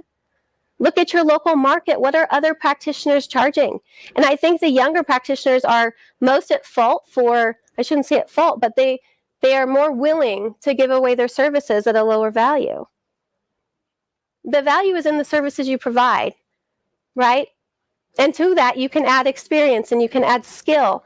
But look at your market and see where you are in the market and whether you can increase your fee. And then consider changing your practice area and adding additional services. All of these things can bring value to your firm to increase your ability to grow.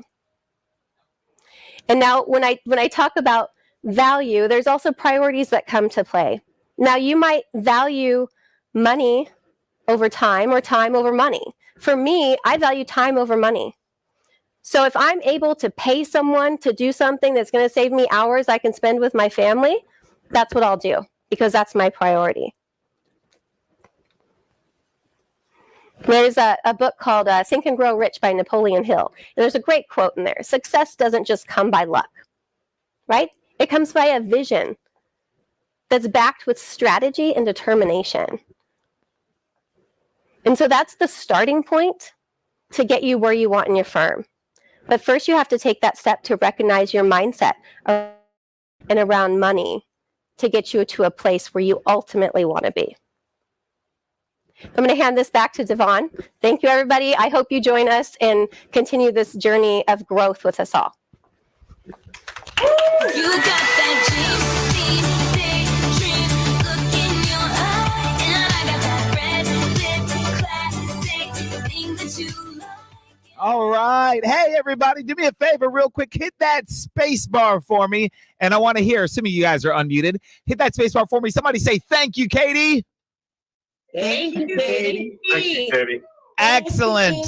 I love it. I love it. I love it. I love it. I love it. And I'm going to have my team. Hey, Sebastian, can you do me a favor? Can you refresh everything on the front, what I'm looking at in front here real quick?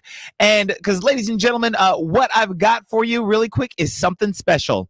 And my guess is that you thought that I forgot, but here's the thing. I didn't forget because you guys know that I absolutely love giving away free stuff. Do I not? I do. I'm like, Captain, let's give away free stuff. So earlier, I told you guys that one of the giveaways that we're going to be doing today is we're going to be giving away a lawyer video marketing kit, camera, tripod, light, the whole 9 yards. And you guys were like, oh my gosh, yes. And the way to get it, there's two steps in order to get it. The first step is that I'm going to give you a secret code word, and you're going to have to enter that secret code word in on a special. You're going to have to click a link and go to that page and enter in a secret code word. And then once you've entered in that secret code word, that registers you to win because you have to be present for both things. So the first thing is, you have to be present for entering the code word and for when I actually pick the winner later today. So if you guys are ready for me to give you the secret link and to give you the code word, give me a 1 in the chat and turn on your camera. Give me a 1 in the chat and turn on the camera. Okay, so excellent. You're ready. All right, make sure your cameras are on as well. All right, cool. So no more typing in the chat because I don't want it to disappear. No more typing in the chat because I don't want it to disappear. Team, can you go ahead and put the link in the chat right now? And when you guys click on it, don't type anything in the chat unless you're part of the team. I want you to go and type the word commit, COMMIT. Click on that link, smbteam.com/gift, GIFT. Type in the word commit, COMMIT. Go ahead, do that now. That's going to enter you to win the video kit that we're going to be giving away before the end of the day today. Again, smbteam.com/gift. Enter code commit, COMMIT. I'm going to give you guys 10 more seconds to do that while I sit here and dance for 10 seconds.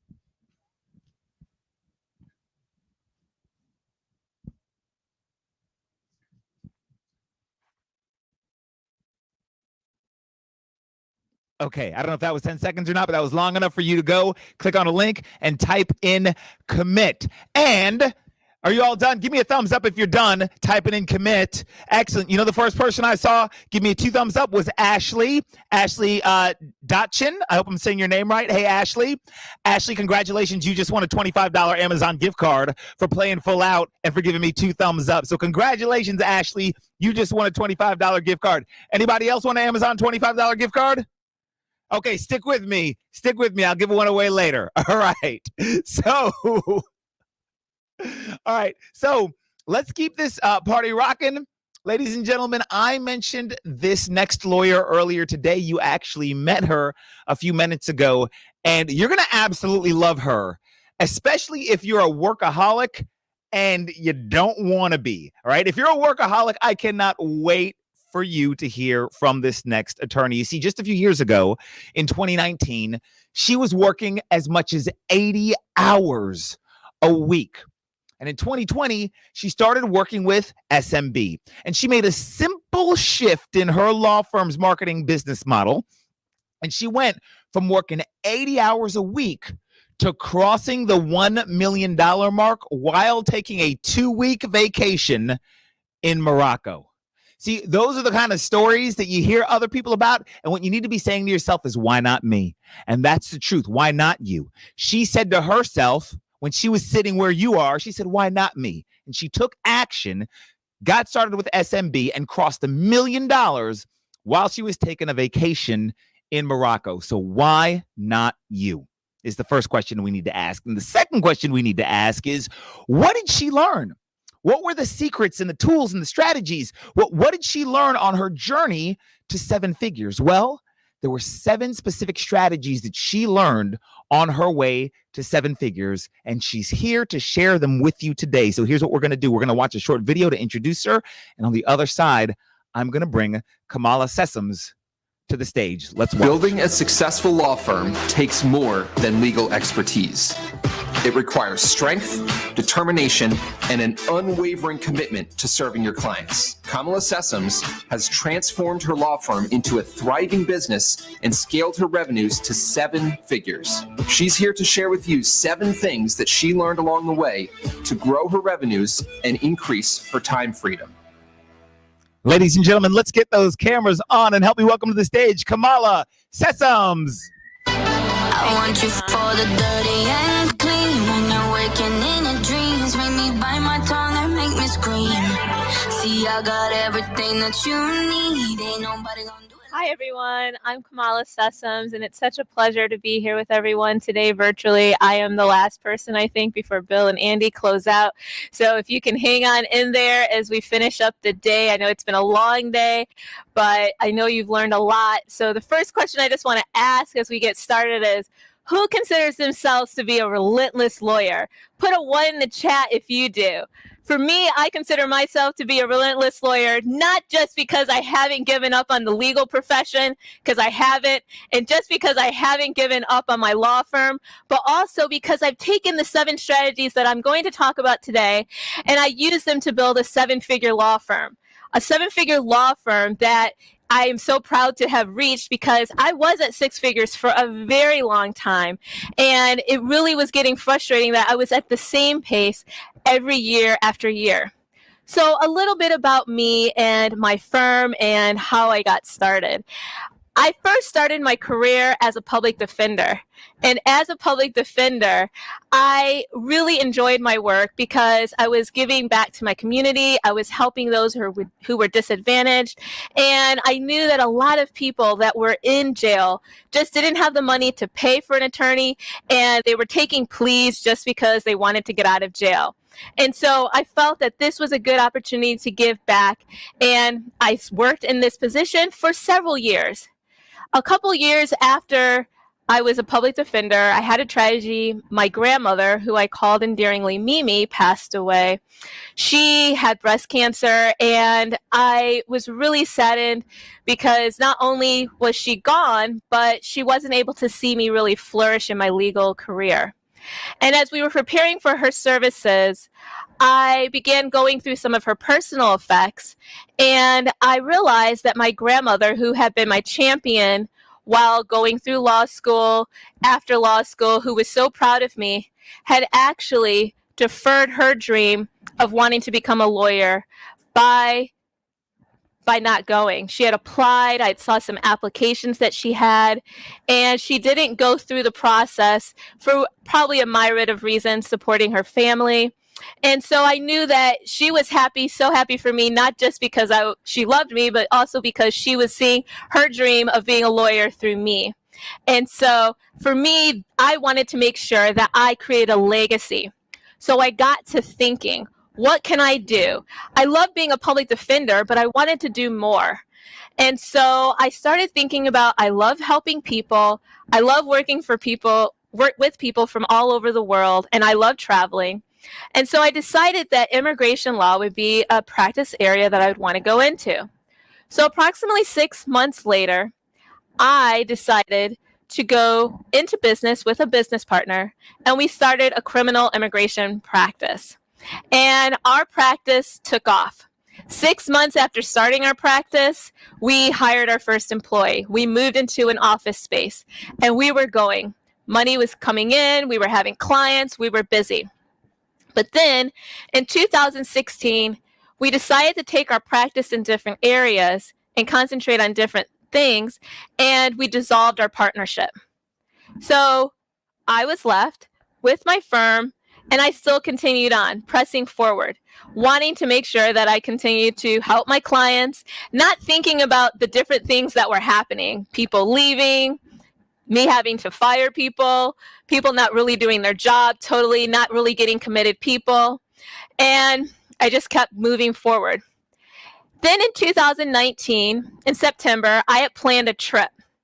And I planned the trip with my mom and my sister to go to South Africa.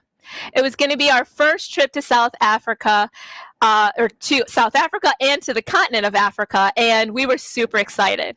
I had everything in place. I had all of the employees I thought that were going to be able to make sure that I didn't have to really worry. I knew that I was going to be able to pass, and I've never heard of the vacation test before, but I was like, I'm going to be able to really enjoy this trip. Because I had taken trips before, but I was still taking my laptop, working no matter what, and my mom and sister would always roll their eyes at me. But I was like, no, I'm going to really enjoy this trip, and I knew that it was going to probably be more difficult anyways to get online because I was going to be doing a safari, etc. Well, I got to my trip, got there on a Friday, and on Monday I just called to check in with my office, and my ad hoc administrator at the time, and I say ad hoc because I hadn't really solidified that role yet in my firm, told me that my key paralegal legal assistant had not come in. And I was like, what do you mean he hasn't come in? Like, we have things that we need to get out. He had come highly recommended. I had checked his background, his references. And I said, okay, well, let's see. Maybe something happened. We'll give him till next day. Nothing. Third day, nothing. He ghosted us. And I just said, okay, well, I guess I'm going to have to make this trip, do some work while I'm here. So I still was able to enjoy my trip, but I realized that this is not really working. But when I got back to Atlanta, Georgia, I had to keep going because I didn't have time. I didn't really want to put the time and focus on it. So I just moved forward and went forward with my business as usual. But then in 2020, the pandemic hit. And that's when I really, really, really started to think, okay, there are some things that are not really going well with my business. I am having stagnant revenue. I'm having employee morale that I can feel is not very high, employee turnover, and I really need to address it. And so just like all of you, I got an email from SMB, and I started listening to some of their talks during the pandemic. And I was like, this is something I really need to consider. Actually, it was interesting. Right when I got back from my trip from South Africa, I actually started looking into coaching, and I had kind of participated in another coaching program and hired another coach. But I was still not feeling satisfied, so I kept looking. And so I desired something that was going to help me transform my firm from the revenues that I was getting, the stagnant revenues, the low employee morale, the unstable employee environment, to something that was going to really be a game changer. And so these things that I learned as being a member of SMB, I'm going to talk about today, and I hope that they're valuable to me as they valuable to you as they are valuable to me, and like to get right into it. So And these are the 7 things that I've learned. So let's get with the first one. So I first think that this quote from Helen Keller is just so key. It says, the only thing worse than being blind is having sight but no vision. The first thing that I know that I really needed to change, and I have actually taken very seriously, and all of the things I take seriously, but this is the number one, is having a vision. So let me ask everyone, if you can put a 1 in the chat, who has written down their vision on paper? Put a 1 in the chat if you have. Oh, we've got a lot of 1s. That's great. That's good. So the next question is, who out of RPLL Law 1111, who has taken their vision and actually shared it with their office? Put a 1 in the chat if you've done that.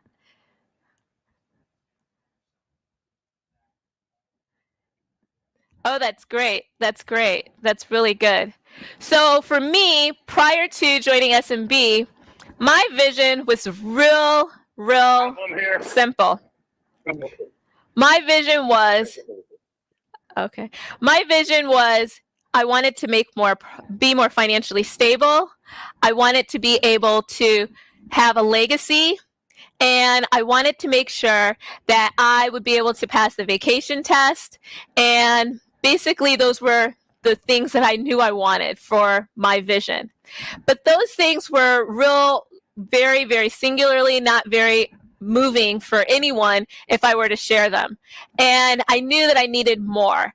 And so when I created my vision and I sat down, I really got granular with it. I really broke down every single factor of what I wanted my vision to be. And that was a game changer. It was a game changer for not only me, because I figured out why I do what I do every day. And that really was important for me to understand fully. I knew that I was going to work. I knew I was, running my firm, but I didn't want to feel like a hamster in the wheel, going to work, going to court, handling fires, doing all of that. And I knew I wanted to make sure I had something to show 10, 15 years down the line. But the pivotal moment for me also was when I took my vision and I shared it with my staff. I felt like that was the pivoting moment for me, because my staff actually understood, 1, why I was doing what I was doing, but 2, why they were there. Why are they spending half of their lives with my firm? Why are they spending time helping me to make sure clients are happy?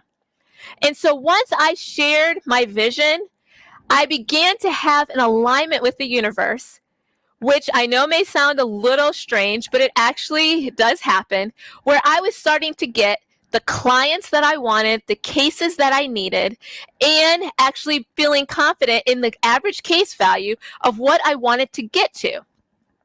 My employees knew what kind of clients to look for now, what type of clients to look for in types of occupations they have. And they knew, okay, these are the things that we want to move forward to in the next 3 years. I'm sure you've already heard Bill talk about Cameron Herold in the book Vivid Vision. I definitely recommend you take the time to read that book and actually follow through with it if you have not done so yet. So having a vision is key. But tied into having your vision is also another thing, which is mindset. I found for me, when I first started doing my vision, I was having difficulty really seeing exactly where I was going to be in 3 years. I was like, that's not my reality. So how am I going to write that down? How is that actually going to happen? And so I had to really put some time into and visualize and spend some time meditating to really get into an abundance mindset, because I needed to figure out, why was my revenue plateauing? I was making around $600,000, $700,000 every year, year in, year out. And I was like, okay, that's decent money, but it's not 7 figures. So how do I get to that next phase? And really, it was my mindset. Because if you think about it, your mindset, do you have a scarcity mindset? Do you feel like, oh, there's too many competitors out there. There's too many people that are trying to do the same type of case. Put a 1 in the chat if anybody has ever thought those questions, that they've thought that there's too many competitors or there's too many people out there doing the same type of cases you are, and you just don't think you're going to be able to get enough cases. Or nobody's going to pay that amount of money for that kind of case, even though I know it takes that amount of time to do. Thank you, everyone, for responding to that. Because I know for me, I really, really had a difficult time at first thinking, will anybody pay, especially with immigration, with cases taking a very long time? Will someone really pay this much for an immigration case that takes, yes, 10 years? And yes, it takes 10 years for an immigration case. So really understanding how to put yourself forward and really be able to know, okay, these clients are going to come to me for this specific case type, and I will get these clients no matter what. But once you have your abundance mindset, the next thing you need to really think out is, and I have this in my vivid vision, is my culture. Now, you heard from me before that were ghosting me, that were quitting, that I had to fire, and that were just not loyal to my firm. And I really wanted to redo that, because your firm is only as successful as the people that are there to support you. And so I knew building a culture was going to take some time, and it's going to take some effort. I would like to ask everyone, if you do not have a core values for your firm, put a 1 in the chat for me if you do not have core values. Okay, thank you so much for that honesty, because that's so important. Core values for me was probably the number one thing that really helped to put my firm into alignment so that everyone knew, A, what we were working towards, and B, what we all believed in. I got feedback from all of my employees about the core values that we discussed and decided on.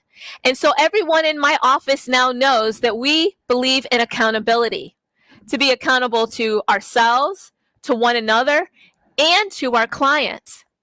Our core values are so key because that's my basis point whenever an issue comes up. No longer am I talking to an employee and saying, well, you did this and you did this. I'm actually having a conversation with, how does this fall short of the core values that we have? How can you make this fall more in line with the core values the next time? And I think that is a game changer, no matter what. And then once you get your core values, you begin to see the things that I have listed here. You begin to see increased loyalty from the staff. And you begin to create an environment where your employees feel like they're thriving, and it's a hard place to repeat anywhere else. My employees love coming to work, and I've asked them, and I'm not just saying it, they actually love coming to work. They love the things that we do. We promote teamwork, we promote collaboration with one another, and we know that it's helped each and every one of the employees that I have. I have 9, 8 in-house and 3 virtually, that it's really helped them to feel inclusive. And we have come up with activities that help not just the people that are in office, but also for everyone. So we have done a podcast review for different cases, and we do book clubs. And so before I started all of this, I would do the occasional office lunch. I would do the occasional, birthday celebration whenever someone's birthday came up. But now, we do not just do that. We do other things as well. And it's really made a difference in how my employees feel about coming into work every day. Because as I stated before, they are spending a lot of time. And so at the end of every quarter, we take time to go celebrate how we ended the quarter. And we also do a quarterly review just to celebrate our wins and what the things we need to do to improve. And so I have taken that time for everyone to know we are here to celebrate you as an employee, but also to know, what are you wanting for your personal life? What do you want for your financial goals? And I learned about doing and creating a culture from SMB. And then the other thing I do in creating a culture is I actually take, and I learned this from one of the SMB classes, one of the engagements such as this, from Craig Goldenfarb that it's important to take time out of your schedule as a busy attorney and go and take your employees on a one-on-one. Not a one-on-one about business, but actually a one-on-one to have coffee, tea. I just finished 3 coffee teas last week with my employees, just finding out what do they like, what do they enjoy doing, how are they maximizing on their time when they're off of work. And I'm going to tell you, I hadn't talked to any of them since the beginning of the year, like in a one-on-one, and I could see the shift in them. They felt more connected, and it's just microscopic, but it's really worth it.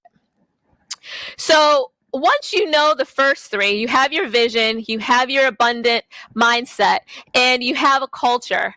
The next thing you really need to know, and this is something that I didn't know, and so I'm going to ask everyone here, and I'm sure all the SMB people already do, but how many people, put a 1 in the chat, how many of you keep track of your company scorecard on a weekly basis? Put a 1 in the chat if you do. Okay, I have 2 people. Okay, I have 3. Okay, I have a couple more. Good, good. So what about the 2 people? What about a 2 for the people who don't keep a company scorecard and they don't keep track of their data and their numbers? Okay, that sounds more like it. So let me tell you, for me, before I became part of SMB, company scorecard didn't exist. Numbers was vague. Okay, I knew about, well, how many new clients I started per month. I would look at my P&L at the end of each month. I would look at my end of the year statement, and I would reward my employees based on the profits at the end of the year. And I would have a guesstimate of the top producing cases. And so I really needed to figure out and learn, and I figured out this is really what helped me to drive my company to the next level, is to really know my numbers. I learned what were my 3 top producing cases for my firm. What are and not just the 3 top producing cases, what if you have multiple practice areas, what are the top producing practice areas for your firm? Because if you're focusing your time and your energy on a practice area that's not bringing you that much money, you may need to switch. I remember Bill saying, some of you are in a practice area that is not going to get you to your revenue goals that you want to have. And that, for me, was a game changer, because I realized I really needed to start focusing my practice and figuring out how I was going to make the area that I am in more profitable. The second question I definitely recommend is, what is my average cost per case versus average case value? That was really, really a big question, because some cases cost a lot, and in terms of work that you have to put into it, and you're only quoting a very low amount. So taking that number and comparing it really helps you when you're talking to your client, when you are talking to a prospective client about this is how much it's going to cost for a case. You can outline for them, this is the reason why. Because I would tell people, okay, this is how much it costs. They'd be like, why is it so much? And now I could actually produce the things outlined for them. This is what we have to do, and this is how much time it usually spends for each of these. And then also the third question is, how many cases do I need per month to stay profitable? That is a question you really need to get down, because you want to be able to go past just breaking even and get to a profitable point. So knowing your numbers is very, very important. Now, quarterly goals. For me, setting quarterly goals, I really think it has helped my firm to not be just in a base of looking at end of the year and maybe in the middle of the year and saying, okay, that's where we're at and that's it. How many of you who are on today do not run your firm on quarterly goals or quarterly at all? Put a 1 in the chat if that applies to you. Okay. Yes, thanks for responding. Yes, I'm going to tell you, running quarterly is really, really exciting. Actually, for me, I love it because I can see in 90-day increments how we are moving forward. In every quarter, we have a theme, and I got this directly from Bill Hauser. What is my theme this quarter? Sales.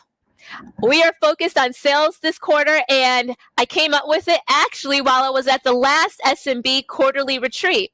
And that's why those quarterly retreats are just game changers. Having a quarterly theme and doing a quarterly presentation with your team helps your team, A, to stay focused, 2, to get remotivated for the next quarter, and 3, to know where they're going to go. So we have quarterly bowlers, not just for the team, for the whole office, but each individual has their own goals for that quarter. And it's definitely a winner. And then we also have team training during that quarter. So if you do not have quarterly goals, I recommend you start for this next quarter. That's going to be starting at the end of June. So you have 4 weeks to get it planned out. But I have found this to help me to be able to make redirections and pivots based on the numbers that I get for that quarter.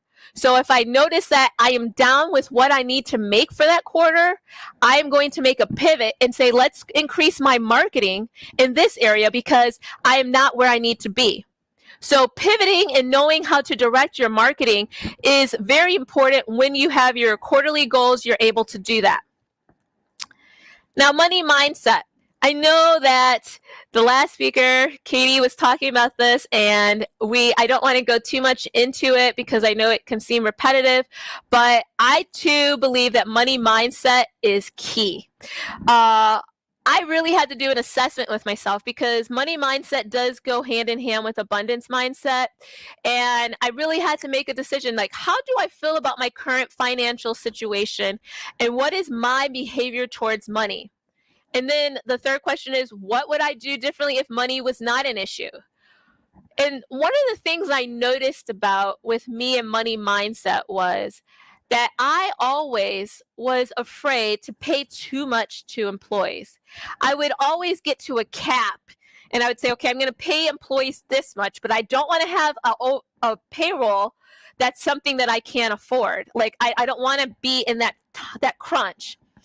And I'm going to tell you that I took the leap last year at fourth quarter, and I actually gave every person that we went through and we did quarterly reviews, and I gave 3 very big bonus, I guess, increases in payroll hourly rates to my employees. And I have not looked back. I realized we are making payroll. I'm actually quoting appropriately, so I'm able to make payroll. But I shifted my mindset to think not scarcity, but that my employees deserve to feel secure. I don't want to lose these employees because they do an excellent job. And I want them to not feel like they have to go get a second job or a third job or do something else. And so I really had to take that leap. And when you're increasing your payroll, it's serious. And then when you're increasing it by giving increase in pay and also hiring new people, it can get you have to really have a lot of faith.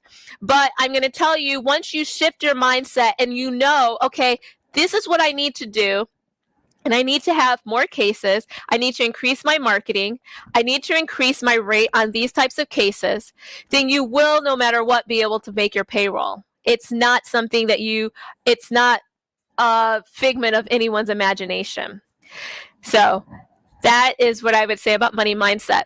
Now, this last thing, so we have the 6 so far, but this last one, learning how to delegate, I think is something that I'm still kind of challenged with. And I think it's definitely not the easiest, but it's something that's necessary that has to be done. Bill talks about learning how to, as an attorney, to concentrate on the $1,000 and $10,000 task. And for me, before I joined SMB, I was doing a lot of the $10 tasks, probably, maybe not all the time, but I was doing them. My phone would still ring whenever someone would call, a potential client would call the office. I would answer the phone if no one would pick it up.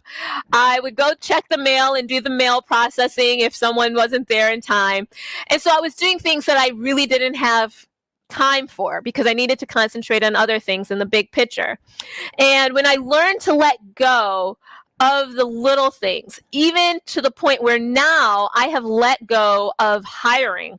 I have my firm administrator handling that. I learned that I was able to be more efficient, more productive, and I learned, and it took some time, I recognized what to delegate and to who to delegate it to. Now, I've heard one of the speakers during one of these presentations say, not today, but previous, that delegation is about delegating to someone. They don't have to get it 100% right, just 80% right. And then you can make tweaks along the way until they get it about 90 to 95% right. For me, I am a perfectionist and I like to have things done quick, 100% right all the time. But that's not possible. I can't always do all of the cases. So I had to learn to delegate these things over, and it has improved my life. So now, where am I at? Well, yes, I was able to go to Morocco with my mom for her 75th birthday. And there was a fire in my office with something, a deadline was missed, but it was fixed. But I didn't learn about it until I got back. And I was able to really enjoy going to the Sahara Desert, staying in the desert with my mom. And so I think I've passed the vacation test now that Andy has said, because I've taken these 7 principles and I have used them throughout my practice, and I've implemented them, because you can know these things, but if you don't implement them, they really don't mean anything. So you have to take them, and it takes time, but it's worth the time you put in. So to finish off, I just have a quote from Napoleon Hill, and it says, "Before success comes in any man's life, he is sure to meet with much temporary defeat and perhaps some failure. When defeat overtakes a man, the easiest and most logical thing to do is to quit." That is exactly what the majority of men or people do. More than 500 of the most successful men this country has ever known told the author their greatest success came just one step beyond the point at which defeat had overtaken them. And I impart to all of you, you do not need to quit. Don't give up. If I can do it, you all can. And I hope that you all join, because I would love to see you at the next quarterly event, either in Chicago or in San Diego. And I hope this information was helpful to all of you. Have a great day.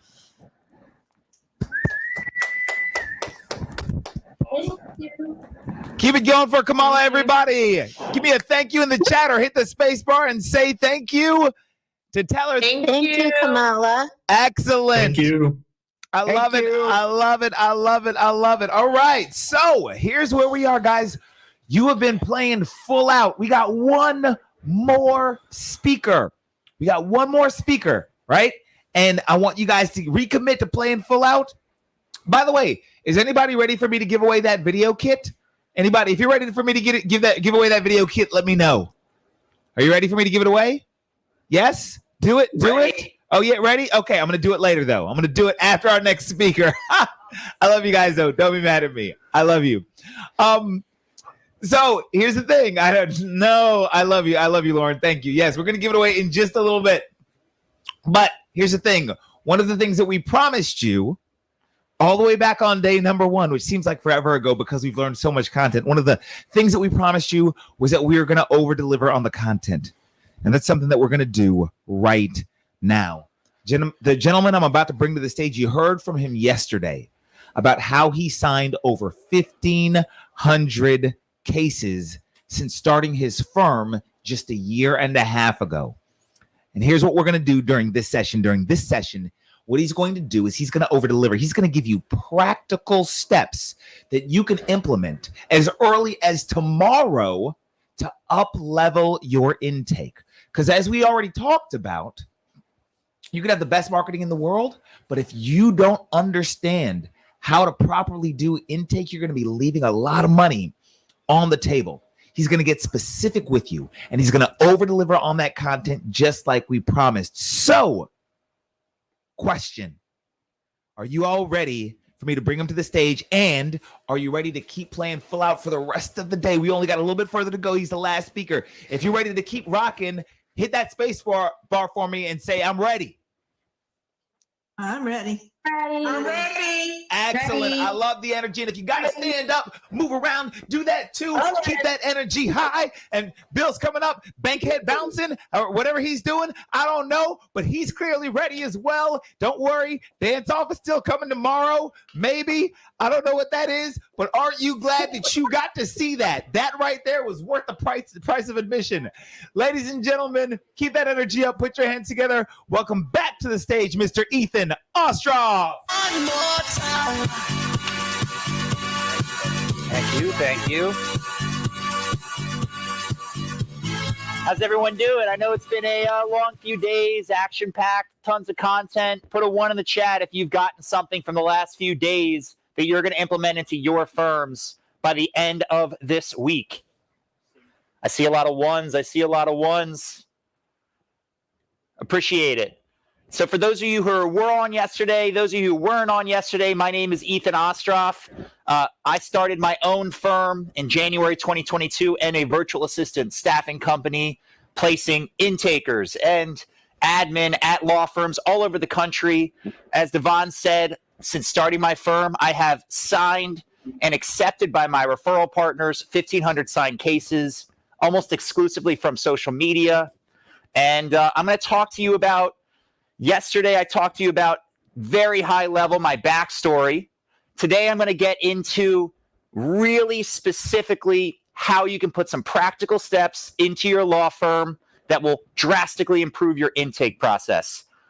Who wants that information? Put a 1 in the chat if you want that information from me. Awesome. Awesome. Appreciate it. So tomorrow, just to give you a sneak peek, tomorrow I'm going to be talking about how to maximize the value of your cases through improved client communication so that you can double down on your reception and intake. Today, I'm going to get into this stuff. So I'm going to be just clearing off this board. I'm going to be doing a lot of whiteboarding through my talks.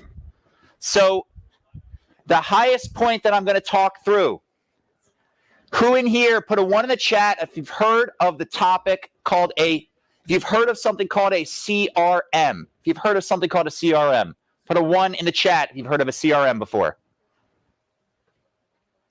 Lots of 1s in the chat.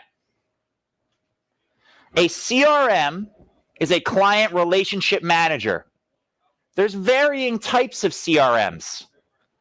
Salesforce, Clio, Lead Docket, Filevine, Zoho, HubSpot. These are all versions of CRMs. I'm sure you've heard of some of these. Now, I'm going to make really clear, having a CRM or a client relationship management tool, a case management system, a system is not enough. Who in here has a system like that and probably doesn't enforce your entire staff to use it right? Put a 1 in the chat. Come on, I've been in firms where people are guilty of it. Enforcement of the system is how you get the benefit of the system. Junk in, junk out. If you want to be able to run a report showing you all of your intakes that didn't get a call today, could you do it? If the answer is no, you're probably not maximizing your system the right way. A good CRM is the starting point of a great system. But if you do not use it, you are not going to see the benefit of it. I know this is basic stuff, but I'm going to give you guys a piece of advice that I strongly suggest. Put a 1 in the chat if you know that there's someone at your firm. Maybe they're a long tenured paralegal. Maybe they've been there for a long time. Maybe they're the associate who settles big cases and they say, well, I like to do it my way. Who here knows that person at their firm right now? Me. I like to label things my way. I like to save documents my way. I like to do tasks my way. Who has to deal with that? If you have that person, they're holding you back. So I got into this yesterday.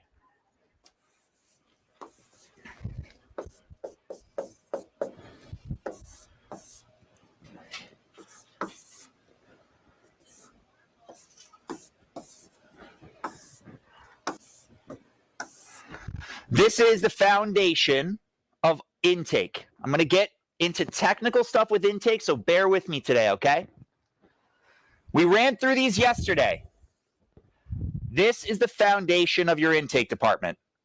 These are the different lead types that come into your office. Any kind of practice of law, any area of law. These kinds of leads come in, and what they are. Anybody remember from yesterday? Want to throw them in the chat? Anyone remember what these 4 things are? I'll give it a sec. Not seeing anyone quite yet. I see live leads. Live leads. What else we got? What's next? There they are. Thank you, Lydia. Appreciate it. We got live leads. They're on the phone right now. Form fills. They just filled out a form on your site, Facebook, wherever. Schedule callbacks. Hey, let's talk tomorrow at 2. Follow-ups. Leads that have been touched at least one time. This is the basis of your KPI structure for your intake department. This is the basis for your jobs in your intake department. This is the basis for how you track your leads coming into your system and how you build out reporting. They need to be clearly built out for each of these purposes. If not, you are losing leads. It's that simple. If you don't have a very seamless way for someone to call your office right now and not go to voicemail, ever, and get to someone who, before that call ends, gets them to sign your contract, regardless of case type. It could be family law. It could be wills, trusts, and estates. It could be criminal. It could be personal injury. When a live lead comes in, these are the highest intent leads. You must close them. You must. If you do not, you are losing and burning cash that you're spending in marketing. Now, live leads, I'm going to describe something before. Yesterday, I talked about my bonus structure, which I'm going to put right here.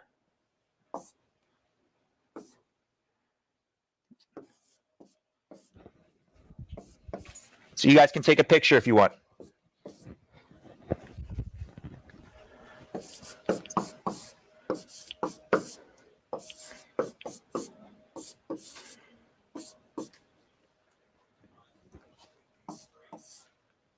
The numbers sometimes change. If I'm incorrect on it, I might have put them $1 higher yesterday. The structure is the same though.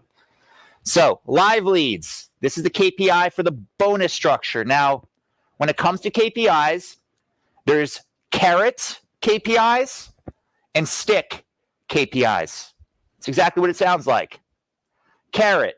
Make sure that when a live lead comes in, the highest likelihood to convert opportunity. Now, these dollars are different, practice area by practice area. Don't get me wrong. If a live lead comes in, this is what you get if you close them. Now, on a form fill, we incentivize speed. If you close it within 30 minutes, it's an additional $1. Schedule callbacks. Again, as we're going down this list, the conversion percentage goes down. Schedule callbacks, $4 individual bonus, $1 team bonus. Follow-up. Now, let me ask you guys a question. I'm going to go into the chat. Put in the chat if you see your intake team, if you have one, pay more attention to here than over there. Put a 1 in the chat if you see that happening.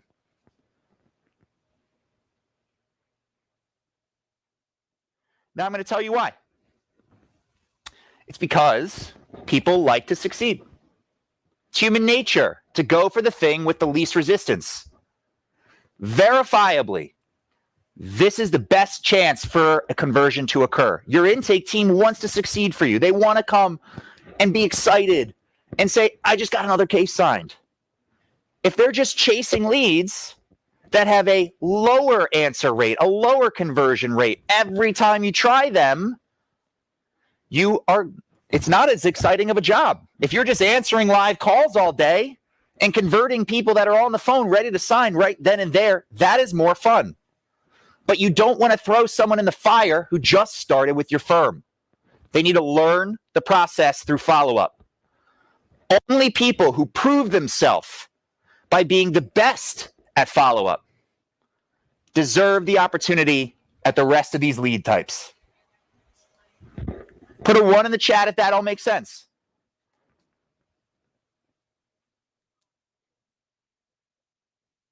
At my firm, I do not allow basically a new hire or a rookie to touch any of these. This is the mistake I see other virtual assistant companies telling clients to do, other intake companies. Oh yeah, we can staff you with somebody who can jump right in. It's just not true. It's just not true. Every single virtual assistant that I see succeed on projects, they started as a follow-up specialist and graduated to these other roles. Because I don't want to lose a big case, just like I don't want you to lose a big case. Start your people in a low-risk role, then they can graduate to these other roles.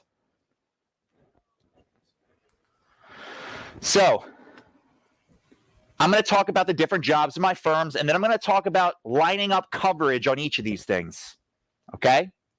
I talked about this a little yesterday. I have 3 primary jobs in my firm. Okay? 3. 1, reception. Throw in the chat what a receptionist job is to do. Anybody?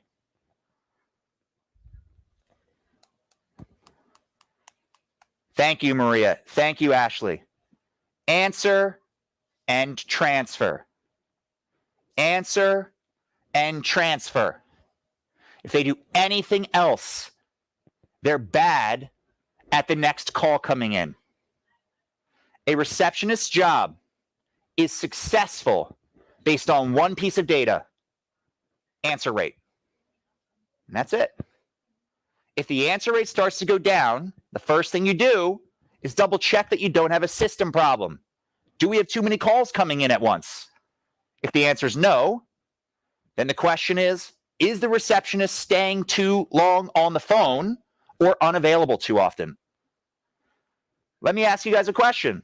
Throw in the chat if you've ever experienced between 12 and 1 when your receptionist takes lunch that you lose cases, that you have people go to voicemail. Throw 1 in the chat or tell me in chat if that actually happens at your firm. Oh, Sherry, she's just at lunch. We'll let that one go to voicemail. Say goodbye to the next catastrophic injury case you want. It's that simple. On live leads, not only do you need coverage on both lanes of the highway, inbound calls and outbound calls, 8 a.m. to 9 p.m., 7 days a week. I'm going to repeat that. You need coverage on both lanes of the highway, inbound calls and outbound calls, 8 a.m. to 9 p.m., 7 days a week. Can someone from SMB throw those numbers in the chat for me, please? Live leads in particular, you need to build lines of coverage. Build lines of coverage. If the first person's unavailable to answer the next call, who's next? If the second person's unavailable, who's next? If the third person's unavailable, who's next?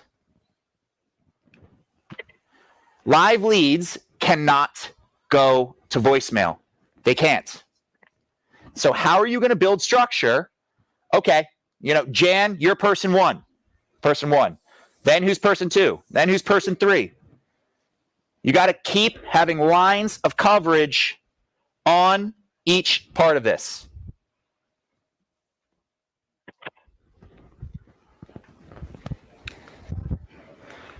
All right. I'm going to give you guys some practical steps that you can put into your intake. Has this been helpful so far? Has anybody been learning anything? Throw something in the chat. This has been helpful so far. Thank you. Appreciate it. This is called status tracking.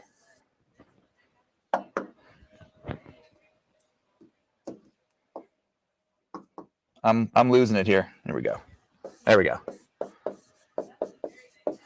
All right, I have terrible handwriting. Last time I had to have Emmy come up here, but I don't see her, so I can't embarrass her.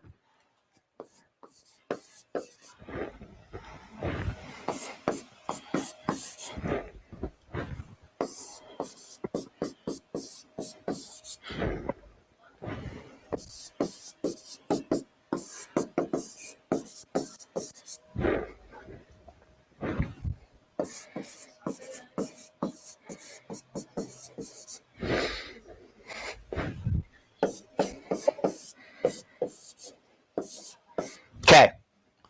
I'm going to run through each of these, and then I'm going to give some practical tips that you can train your intake team on. When an intake comes into your office, they must always have a status. You can track these statuses on a spreadsheet if you have to. I don't recommend it. I do recommend having not just a case management system, but also something to manage your intakes. But these are the statuses you must have. New lead, just came in, hasn't been called. Follow-up, once it's been called and not reached, how do you know that it's one that you still want to keep attempting? They're in the follow-up status. On hold, let's say that they asked for a call back tomorrow at 3 o'clock. You don't want your team calling that person again the same day.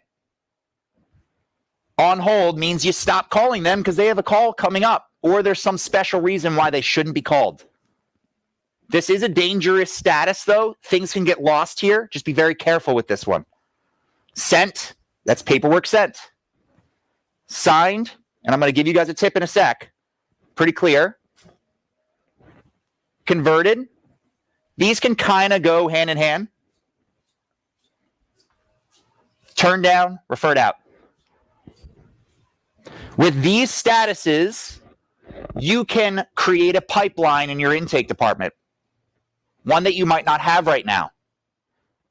Put a 1 in the chat if you could tell me every single lead that is in the follow-up status that has contacted your firm over the last 3 months. That's great. Put a 2 in the chat if you can't.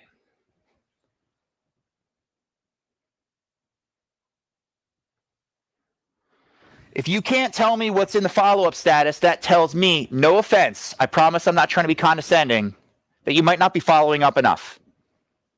If you don't know what's in follow-up, how do you know to follow up?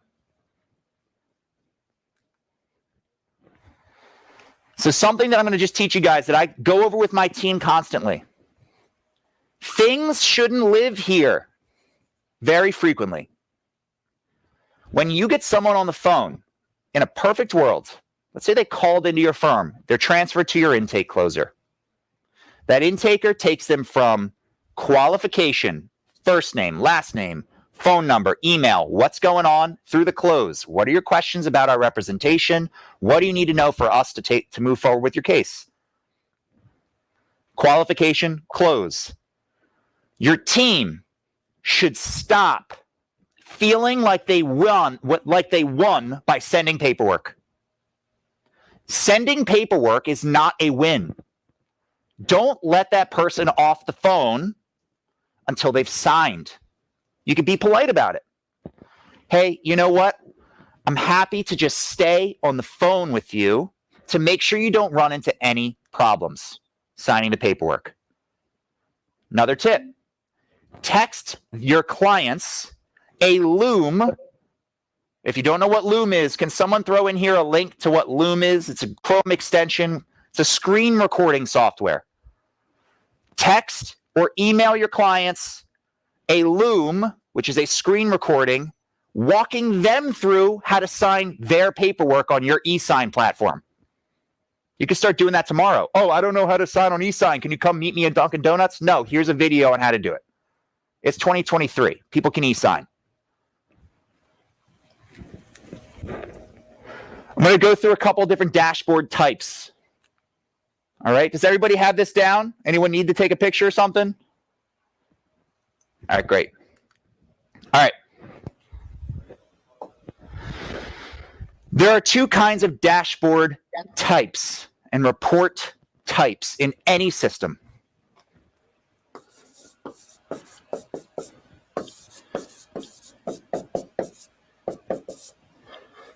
Please ignore my handwriting. Try my best. Okay.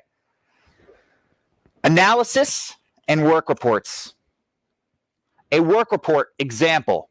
Show me all the leads that haven't been called today or yesterday.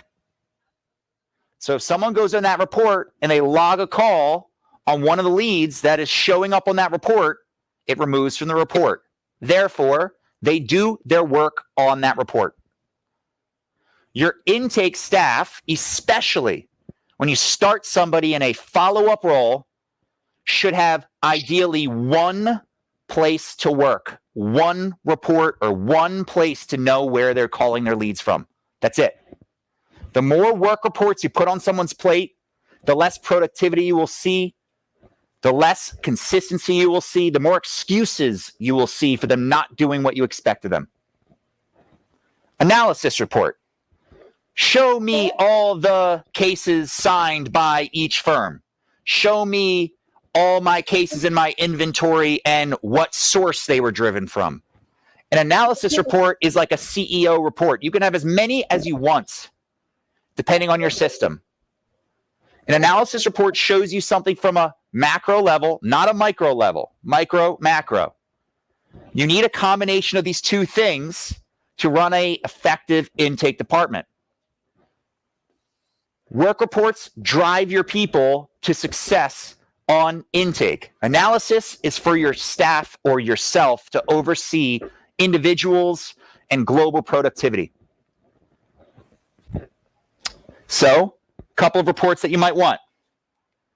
All cases, or leads, sorry, without a call today. That's an example of one. Again, my handwriting's terrible. In terms of amount of call, text, email, at my firm, we have 15 call, text, email at least every 3 days. Right now, we're chasing around 1,700 open leads. It's just too much to do it 22 times. Something really to think about. Making sure that you hit your leads enough over a period of time. So mine takes about 45 days, then I'll close that lead down for non-contact at the 15th call.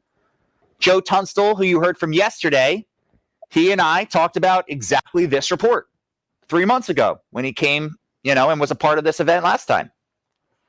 And Joe implemented this report, and he is seeing cases get signed on the 15th call. Yesterday, he told me he got a case signed on the 15th call. Just yesterday.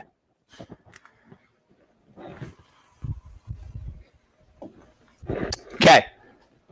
Things that cannot happen in your intake department. Cannot happen.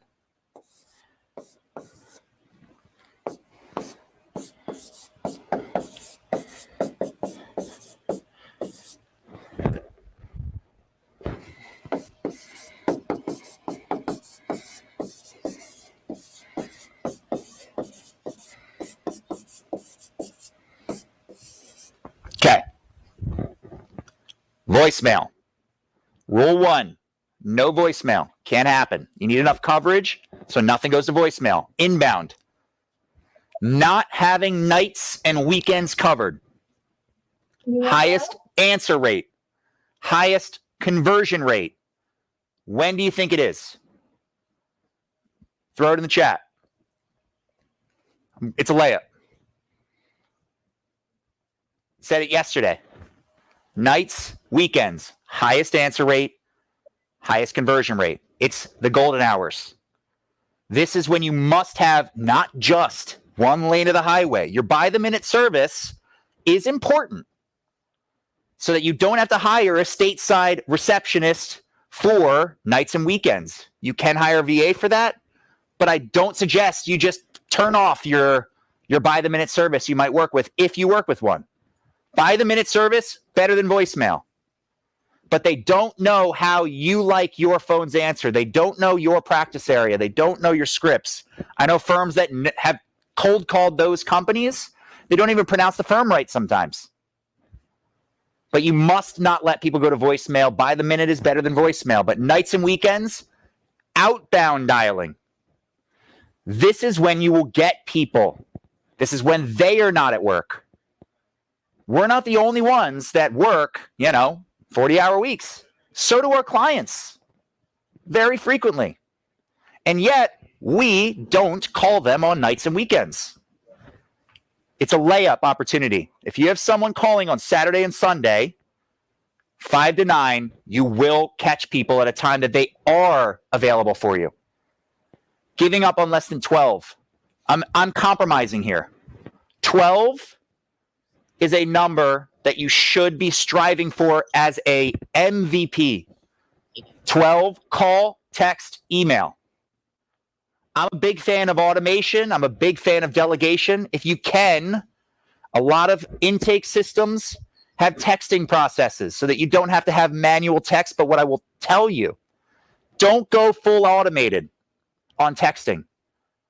If you see clients responding to your automated text, I just ran into this problem within the last couple months where I had members of my team sending template texts because they're just trying to get to the next task. Because kind of going back in time, I told you about my carrot KPIs with those dollar amounts. I have a stick KPI that every intaker must touch 55 cases a day. That's a number that I've seen people exceed. But it's an amount that, for me, quality is more important than quantity. So I have a 55 case touch minimum. So if they're sending and rattling off random template texts, clients are going to be annoyed. They're going to feel like a number. You need to read the text, read the file, make sure you respond if they're asking questions. If you're just sending something to them, they're going to be offended. So just a couple more things. Here are some tools that you might want to write down. Can someone in the chat write these in there for me? All right, so intake system is easy. I'm going to go into each of these. I only have a couple minutes left.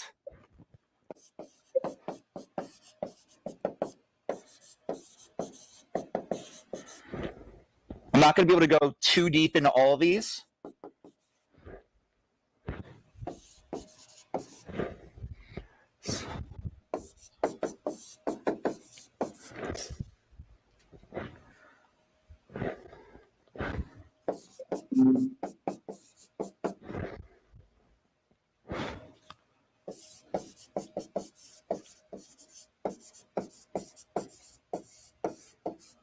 Okay. Intake system, we went deep into that. Jot form, I can't go too deep into this, but jot form, again, I'm getting a little technical here. You can build for certain case types full qualification intakes.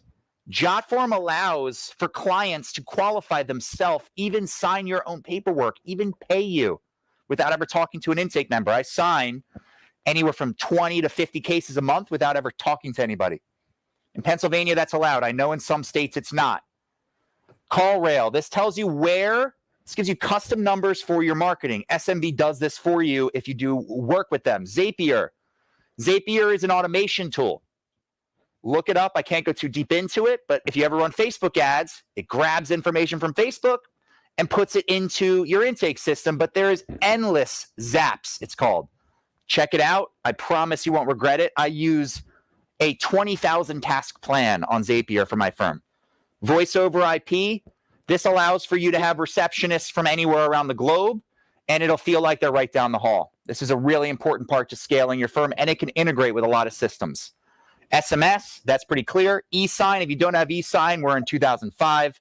eFax, need eFax in some circumstances, not in all, but this is just another tool that I recommend. And then outbound dialing support, which is not something people typically have a dedicated person for. So, I guess I got to stay over here. Okay, great. So, just wanted to say thank you for taking the time today. Tomorrow, I'm going to go deeper into this stuff on how to maximize your value of your case with effective client contact. Yesterday, I talked about this. Can someone put in the chat auditmyintake.com? If you go to auditmyintake.com, my company wants to do a completely free audit of your intake department. We want to tell you where you can improve. Still not there. It is. Thanks, Emily. And we want to help your firm grow your intake department so that when you sign up with SMB and they flood you with leads, you are not just pouring gasoline on the top of the car. You must be prepared, not after you bring in leads, but before. We want to show you where your holes are and help prepare you for the onslaught of business that's coming and show you how we can improve it. So on Audit My Intake, fill out your basic information, then it'll take you to a booking link. If you don't actually book a call, we're never actually going to do the audit for you. So as soon as you book your call, we will start the audit and meet with you and go over the results completely for free. You keep the report. If you never hire a VA through us, no big deal. Of course, we'd love to work with all of you, but the audit is so critical because it aligns with my mission, which is representing or co-counseling over 1 million people and placing 1 million jobs. And by helping you improve your intake department aligns with my vision for my future as well. So thank you for the time today. I'll see you guys tomorrow. So baby, pull me closer in the backseat of your Rover that I know you can afford. Bite that tattoo on your shoulder, pull the sheets right off the corner of the mattress that you stole from your roommate back in Boulder. We ain't never getting older. All right, everybody. All right. Hey, do me a favor. Type thank you to Ethan in the chat. Type thank you to Ethan in the chat. Or just hit that space bar and say thank you if you want him to hear it. He's still in studio. That was helpful. Thank you. I love it. Excellent. Props to Ethan. Hey, question before we wrap up for the day. If you have learned something and you've gotten value out of being here, can you do me a quick favor? Can you just hit that space bar and give a big thank you to all the speakers? Can you do that now? Thank you, everybody. I'm listening. I'm listening. Thank you. Thank you, everybody. Excellent. I love it. That's why. Thank you. No, excellent. And you know what? Thank you for being here. Thank you for being here all day, for playing full out, for being willing to actually listen and learn what these speakers are telling you and to be willing to implement it. And thank those of you who decided to join SMB, to take that step. Even if you're a little bit scared, all good. You took that step and moved forward. And I want to give you props on that. So I hope you are as excited for tomorrow as I am. You all have done a wonderful job of playing full out and being dedicated to your own success. You showed up on day one, you stayed the whole way through. You showed up here on day two, you stayed the whole way through. And I'm going to reward you for that in just a second. Tomorrow, we got one more day. One more day. Tomorrow is all about creating a firm that manages itself, right? How do you attract the right people and set up your firm in such a way that you can take 120 days a year off and still make a boatload of money? That's what tomorrow is all about. So if you are excited for tomorrow, and if you are all in on playing full out, do me a favor, type all in the chat for me right now and let me know that you're all in for tomorrow. Excellent. All in. Love it. Yes, if the content for the past 2 days for tomorrow is like it is, if the content for tomorrow is like it's been the past 2 days, you're going to absolutely love it. So a few things before we give away the video kit. Matter of fact, can I have my team throw up the video kit behind me real quick? All right. And we're just going to put that in as a tease. I'm going to be announcing the winner of that in just a little bit, in just a second. Okay. So tomorrow morning, giving this video kit away. Where is it? Which side is it on? I can't see myself on the screen right now. So whichever side it's on, I can't see. I think it's that side. Andy is going to be doing a very special how to use AI session tomorrow. He's going to be specifically talking about how to use AI to respond to Google reviews. That happens tomorrow at 10 a.m. Eastern time, right? That's a VIP session tomorrow, 10 a.m. Eastern time. So make sure you are here on time for that to learn how to use AI to respond to Google reviews. That's 10 a.m. Doors for the general session open at 11 a.m. Eastern time. By the way, very important, before we give this away, one quick call to action that I'm going to ask for you. If you are on the fence about joining SMB, then it likely means one thing. And I don't know who I'm talking to, but I'm talking to 2 or 3 people right now. And I know I'm talking to you because I do events for a living. I MC events for a living. I know I'm talking to 1 or 2 people right now. There's 1 or 2 of you right now who in here, you want to move forward. And up here, you're being talked out of it. Up here, your brain's job is to keep you safe. It's to do risk management, and that's okay. It's just doing its job, but it's also holding you back. My suggestion and what I'm going to urge you to do is if in here is telling you to move forward, but up here is scared, tell up here, thank you. I know your job is to try to protect me, but you're holding me back. In here has infinitely more wisdom than up here. In here is what all of the speakers that you've heard from today, all of the people who you've heard from today, they listened to in here and told up here, thank you, but I'm going to listen to what's in here. I'm going to move forward. If you have any questions, here's what I suggest you do. Look, just leave your deposit, right? Leave your deposit and talk to a member of our team, right? Leave your deposit, talk to a member of our team. Go to relentlesslawyer.com/commit. Emily just dropped the link in the chat. Go to bootcamp.com/commit. Claim your spot. Leave your deposit.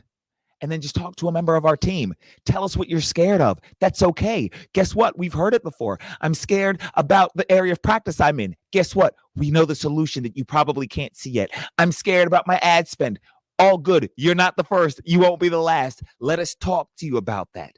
Leave your deposit, all right, and talk to a member of our team, all right? So, with that, I'm going to give you guys a second to leave that in the chat. So, with that, are you guys ready for me to give away? Don't type in the chat. We're going to leave that thing in the chat. Just do me a favor. Hit spacebar and tell me yes if you're ready for me to give away the video filming kit. If you're ready for me to give away the... Yes? You guys ready? Yes, indeed. Yes. Yes. Excellent. Yes. So, yes. Remember, you got to be present to win. The winner of the video filming kit today is, and if I mispronounced your name, I apologize, Anthony Dube or Doobie. Anthony, are you there? Anthony, are you there? And to my AV team, can we throw the people back on the back screen for me? Anthony, are you there? Anthony going once. You got to unmute Anthony. Anthony going twice. Anthony gone. Oh, my goodness. This is what I said. You got to be present to win. Okay. All right. Let's see. Next name. When I call your name, you got to hit the space bar and let us know you're here. I'm going to move to the next person. The new winner of the video kit is Laura Hurd. Laura, are you here? Laura, I see you. I see you, Laura. You are making noise. You are waving in the things. All right, Laura, you just moved on me. There you are. Laura, congratulations. You are the winner of the video kit. Can you guys give it up for Laura? Oh, I love so it. cool. So cool. Thank you for being here. Thank you for playing full out, Laura. Love the background. Awesome. Great setup. Oh, that's just my desk. That's just your desk. Well, you're doing a great job with the setup, Laura. Congratulations on the video kit. Our team is going to be reaching out to you. That is yours for you playing full out. Awesome. You guys, you're getting mad. You can't, I don't know if you can see it or not, Laura, but you're getting mad props in the chat. So congratulations. I love it. So ladies and gentlemen, we got one more day. One more day. We got more prizes coming tomorrow. We've got more great content. We've got everything that you need to learn how to create a law firm that works without you, that can make money while you are doing other things. That's what happens tomorrow, 10 a.m. Eastern time with Andy, VIP session. General session doors open 11 a.m. Eastern time. And last but not least, I'm going to say it one more time. I'm going to have my team drop the link in the chat. Relentlesslawyer.bootcamp.com/commit. If you're nervous, hey, we get it. But leave your deposit, talk to a member of our team, and take a step in faith over fear. We'll see you tomorrow. Turn your back and they're gone so fast. Oh yeah, and they're gone so fast. Yeah, yeah. Oh, so hold on to the words that really care. In the tell me who will still care? Can you tell me who will still care? Oh, hey, yeah.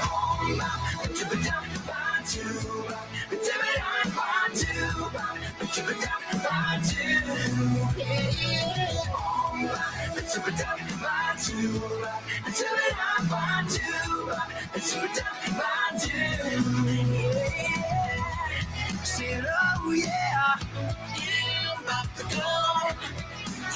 Yeah, yeah. Plant a seed, plant a flower, plant a rose. You can plant any one of those. Keep planting to find out which one grows. It's a secret no one knows. It's a secret no one knows. Oh, no.